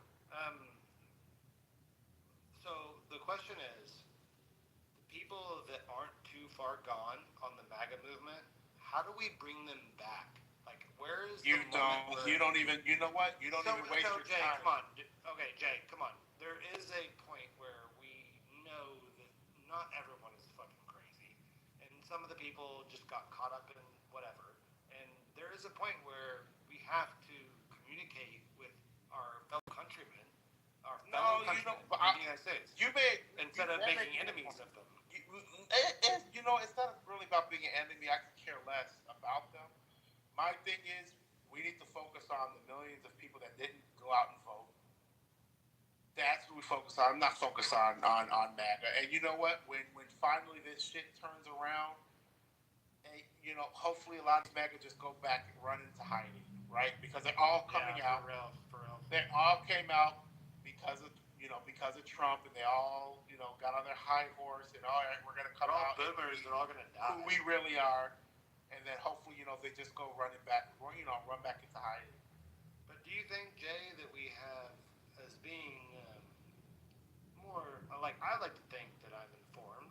I like to think that I'm not necessarily someone that wants to judge people on one interaction when they possibly can learn and then find that wasn't the right path, and they can come back to the right interaction.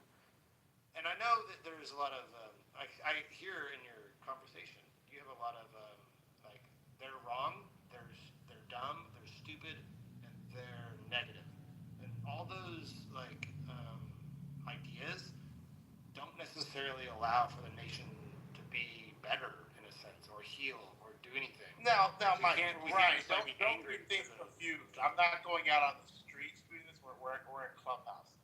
And the MAGA that we get on this stage, they're exactly as I described it. Do you think Mike is that type of MAGA? Absolutely. You hear him. And this, like I said, this is not just Mike on this subject. This thinking, this thought process that he has, Mike doesn't come in here that often, but when he does, every single time on whatever subject, his alignment is always bullshit.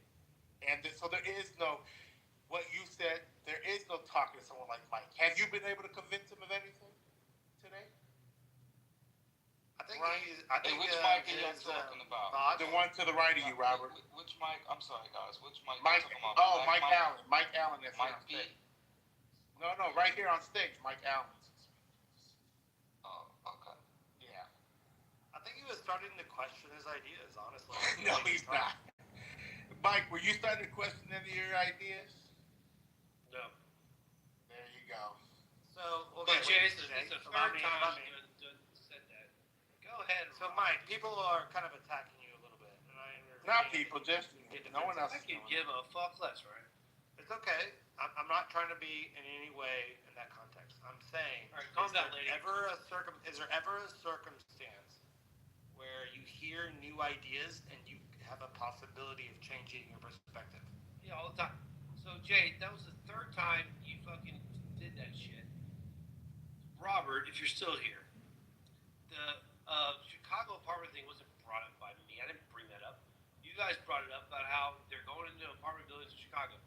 Now, what I said was replays are on. Go ahead, fucking play the replay. This is the third time you've done this. What I said was this: they went to that building, they arrested 36 illegal immigrants, all suspected of gang violence. And now, if you go and you go through the fucking tape, and you see when they're walking, all of them are in handcuffs. They're all walking. They all fucking look like gang members. You're gonna sit here and say, "Oh, you profile people." Look, they're all fucking 20-year-old. No. I'm not gonna let you. No, Ryan, you may not.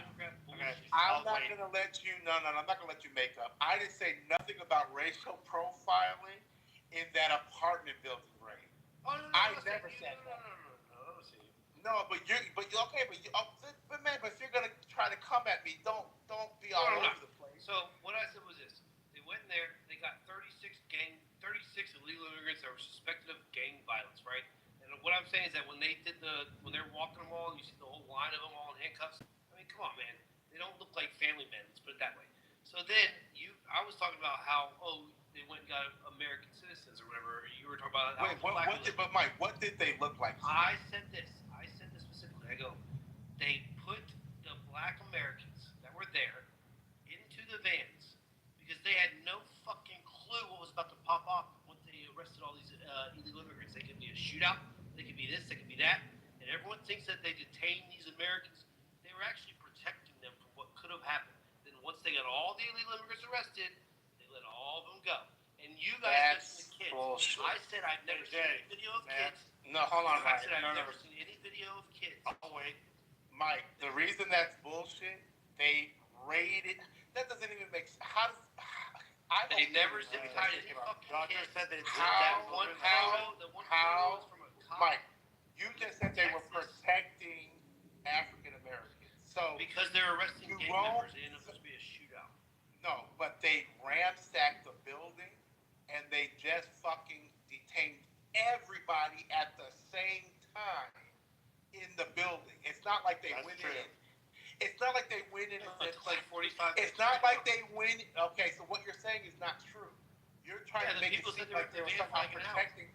Jay is correct. They detained Guess everyone what? in the building. They Andy, surrounded the building. guess what? We can bring up movies. Look, we don't have. Well, Alexander's probably asleep, but she was in law enforcement for many years. If you are targeting individuals in a big ass apartment building, you go to you kick down the door and you go in their fucking apartment. Why the fuck are you military style helicopters over? They were dealing with Jay. Jay, can I respond to that? And guess what? No. That's the narrative. Okay, so here's what I want. Mike, next time you come in the room. Next time you come in the room, tell me if any of those people who was convicted of crimes. Just tell me that part. Just tell me that part. They're arrested. You tell me what happened to them. Mike, no, they're being deported. It's not they're being arrested. They were not being arrested for gang activity. They were being deported. Yeah. Because they were. Did you notice how once we were all getting information on that shit, the story just kind of died down? Right. And that whole shit about zip tying kids is not true. There's not one video of that. It is true. All the citizens in the building. The citizens in the building said it. If you're here in Chicago, it's not a myth. It's an actual fucking thing. Jay's right. It's true. Mike, wait. Because black people said it, I got it. I forgot. No, Black people I researched this. No, Ryan. Black people said possibly believe that without evidence. What? Okay, wait a second. Can I? Right? Because black people witnessed it, and they gave their witness statements. What is the color of their skin? How do you? Mike, wait a second. Let me go. Black. Jay, can I go?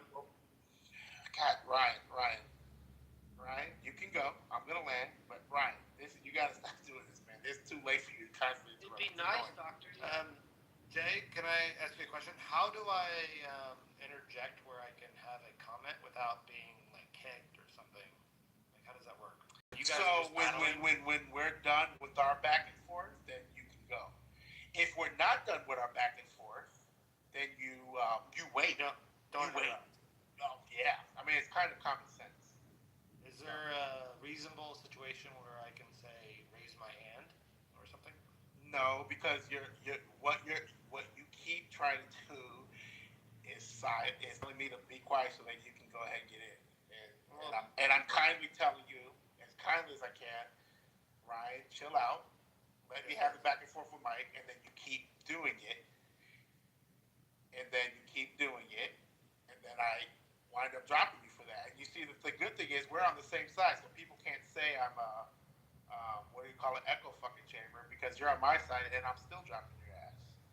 So I don't just wondering when and I haven't dropped Mike once because you know what, Mike, I will tell you he's not jumping in nearly as much as you, and you're on my side. So typically I would love to you go ahead and take this over, but goddamn. But go ahead. So my question is when two people are arguing consistently over a long period of time, at what point is it like? Situation. Then you just wait, and if it's something that you don't like, then you make your own rule, and then you just let them go at it for. You just let it go. I was in a group that they like had like a debating. Yeah, but Mike, this is after hours. We typically run this room during the day. Trust me, we're probably getting ready to close it because replays are gonna get ready to disappear. But we're typically not on this time, and I'm typically not the one running the stage. Trust me, I don't speak a lot. So trust when I do speak, I do speak a lot, but it's rare. But yeah. So this is not what you're trying to tell me. What other rooms do is just it's not relevant because this is not what's happening right now. Is not typical of how we run the room because. Like I said, we're typically not open. You can see the other mods are not here or either sleeping. So, just so you know. But yeah, go ahead.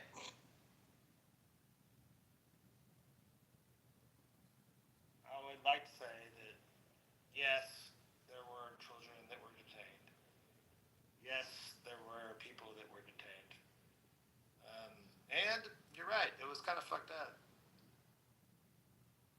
It's weird, though, that at the end of the day, I have to kind of agree with Mike a little bit. It's kind of wild.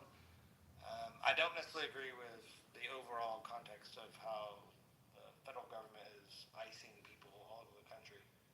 But in this circumstance, within this particular apartment complex, they did arrest, like, multiple gang members, and it was not a good situation. They found, like, I'm talking like 60 guns and shit, like a bunch of fucking drugs and shit. And this is like what, like a 4-story building, right? And yeah, they had to like kind of detain the people in the house. That sucked. And the story is like, oh, everyone's arrested, everyone's detained.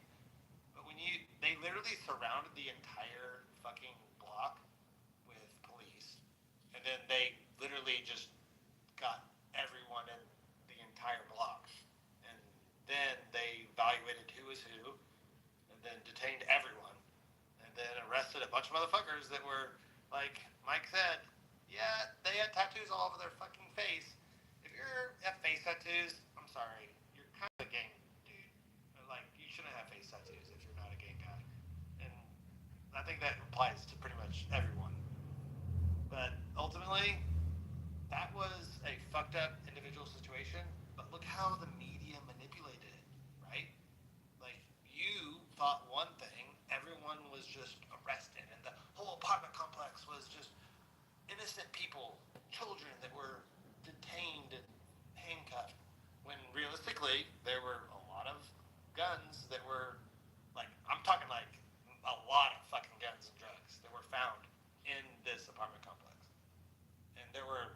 of fucking like hardcore known gang members. And yeah, there was like 150 people that were detained. I don't agree with that. It kind of sucks.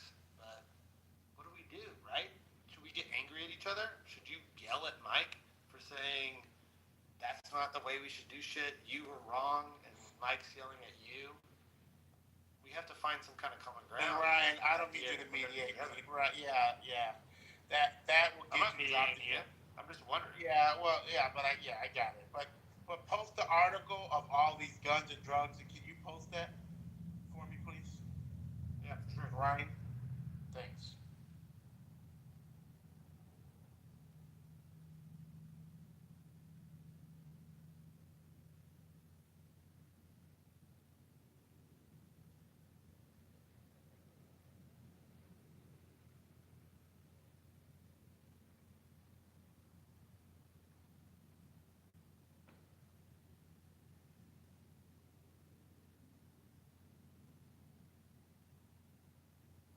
Hey, what's up, guys? What's going on, Gray? Too much. Who are you to say, like, who should have face tats? I didn't. What was that? Not you. I was talking to Ryan. What's the name of oh yeah, no, face tats. You're probably, not everyone is crazy with face tats, but I would say a percentage is. Did you find the article, Ryan? You're looking What town was the apartment complex in? Bro, you knew the facts by detail, but you didn't know what town. No, I forgot, dude. So Chicago, South Shore. I totally forgot, dude. I read stuff, but I can't remember everything. Yeah, that's textbook discrimination and prejudice. Yeah, I agree with the person in chat.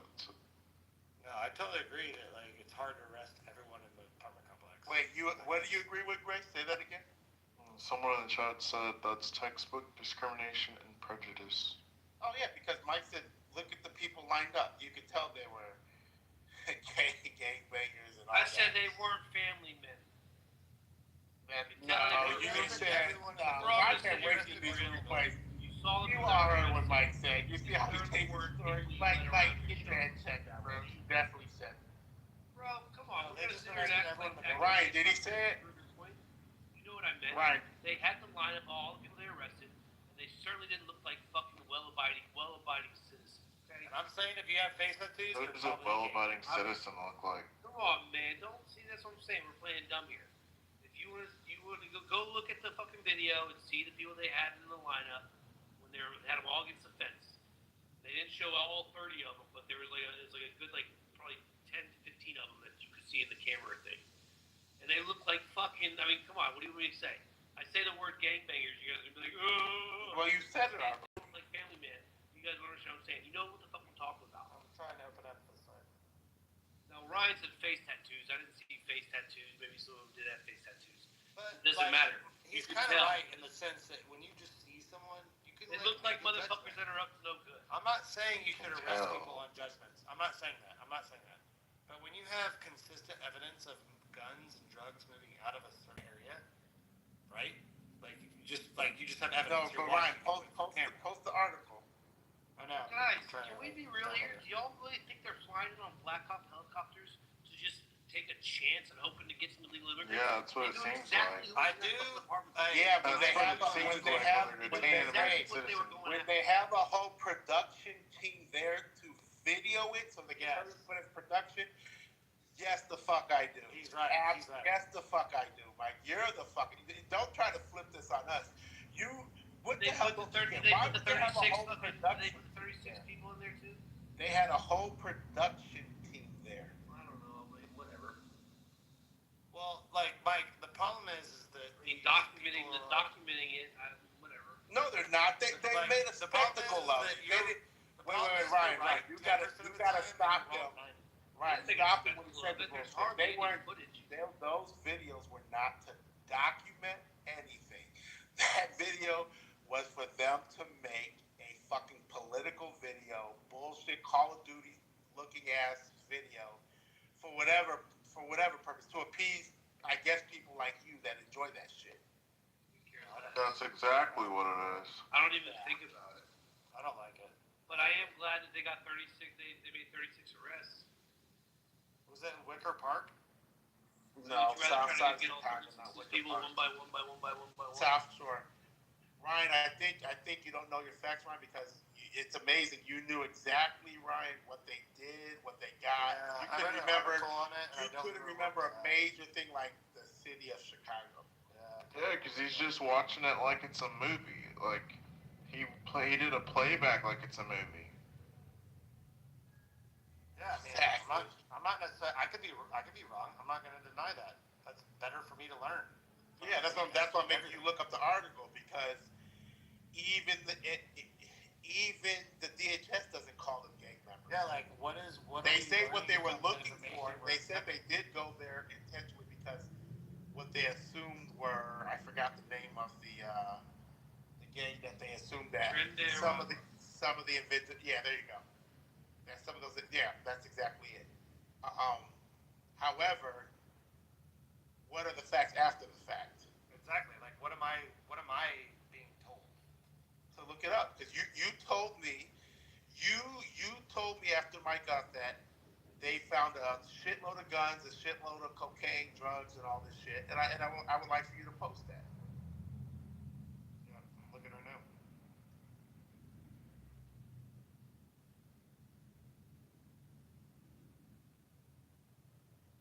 Damn. Hey, I pulled you up. Hey, did you get They arrived in rented trucks and moving trucks.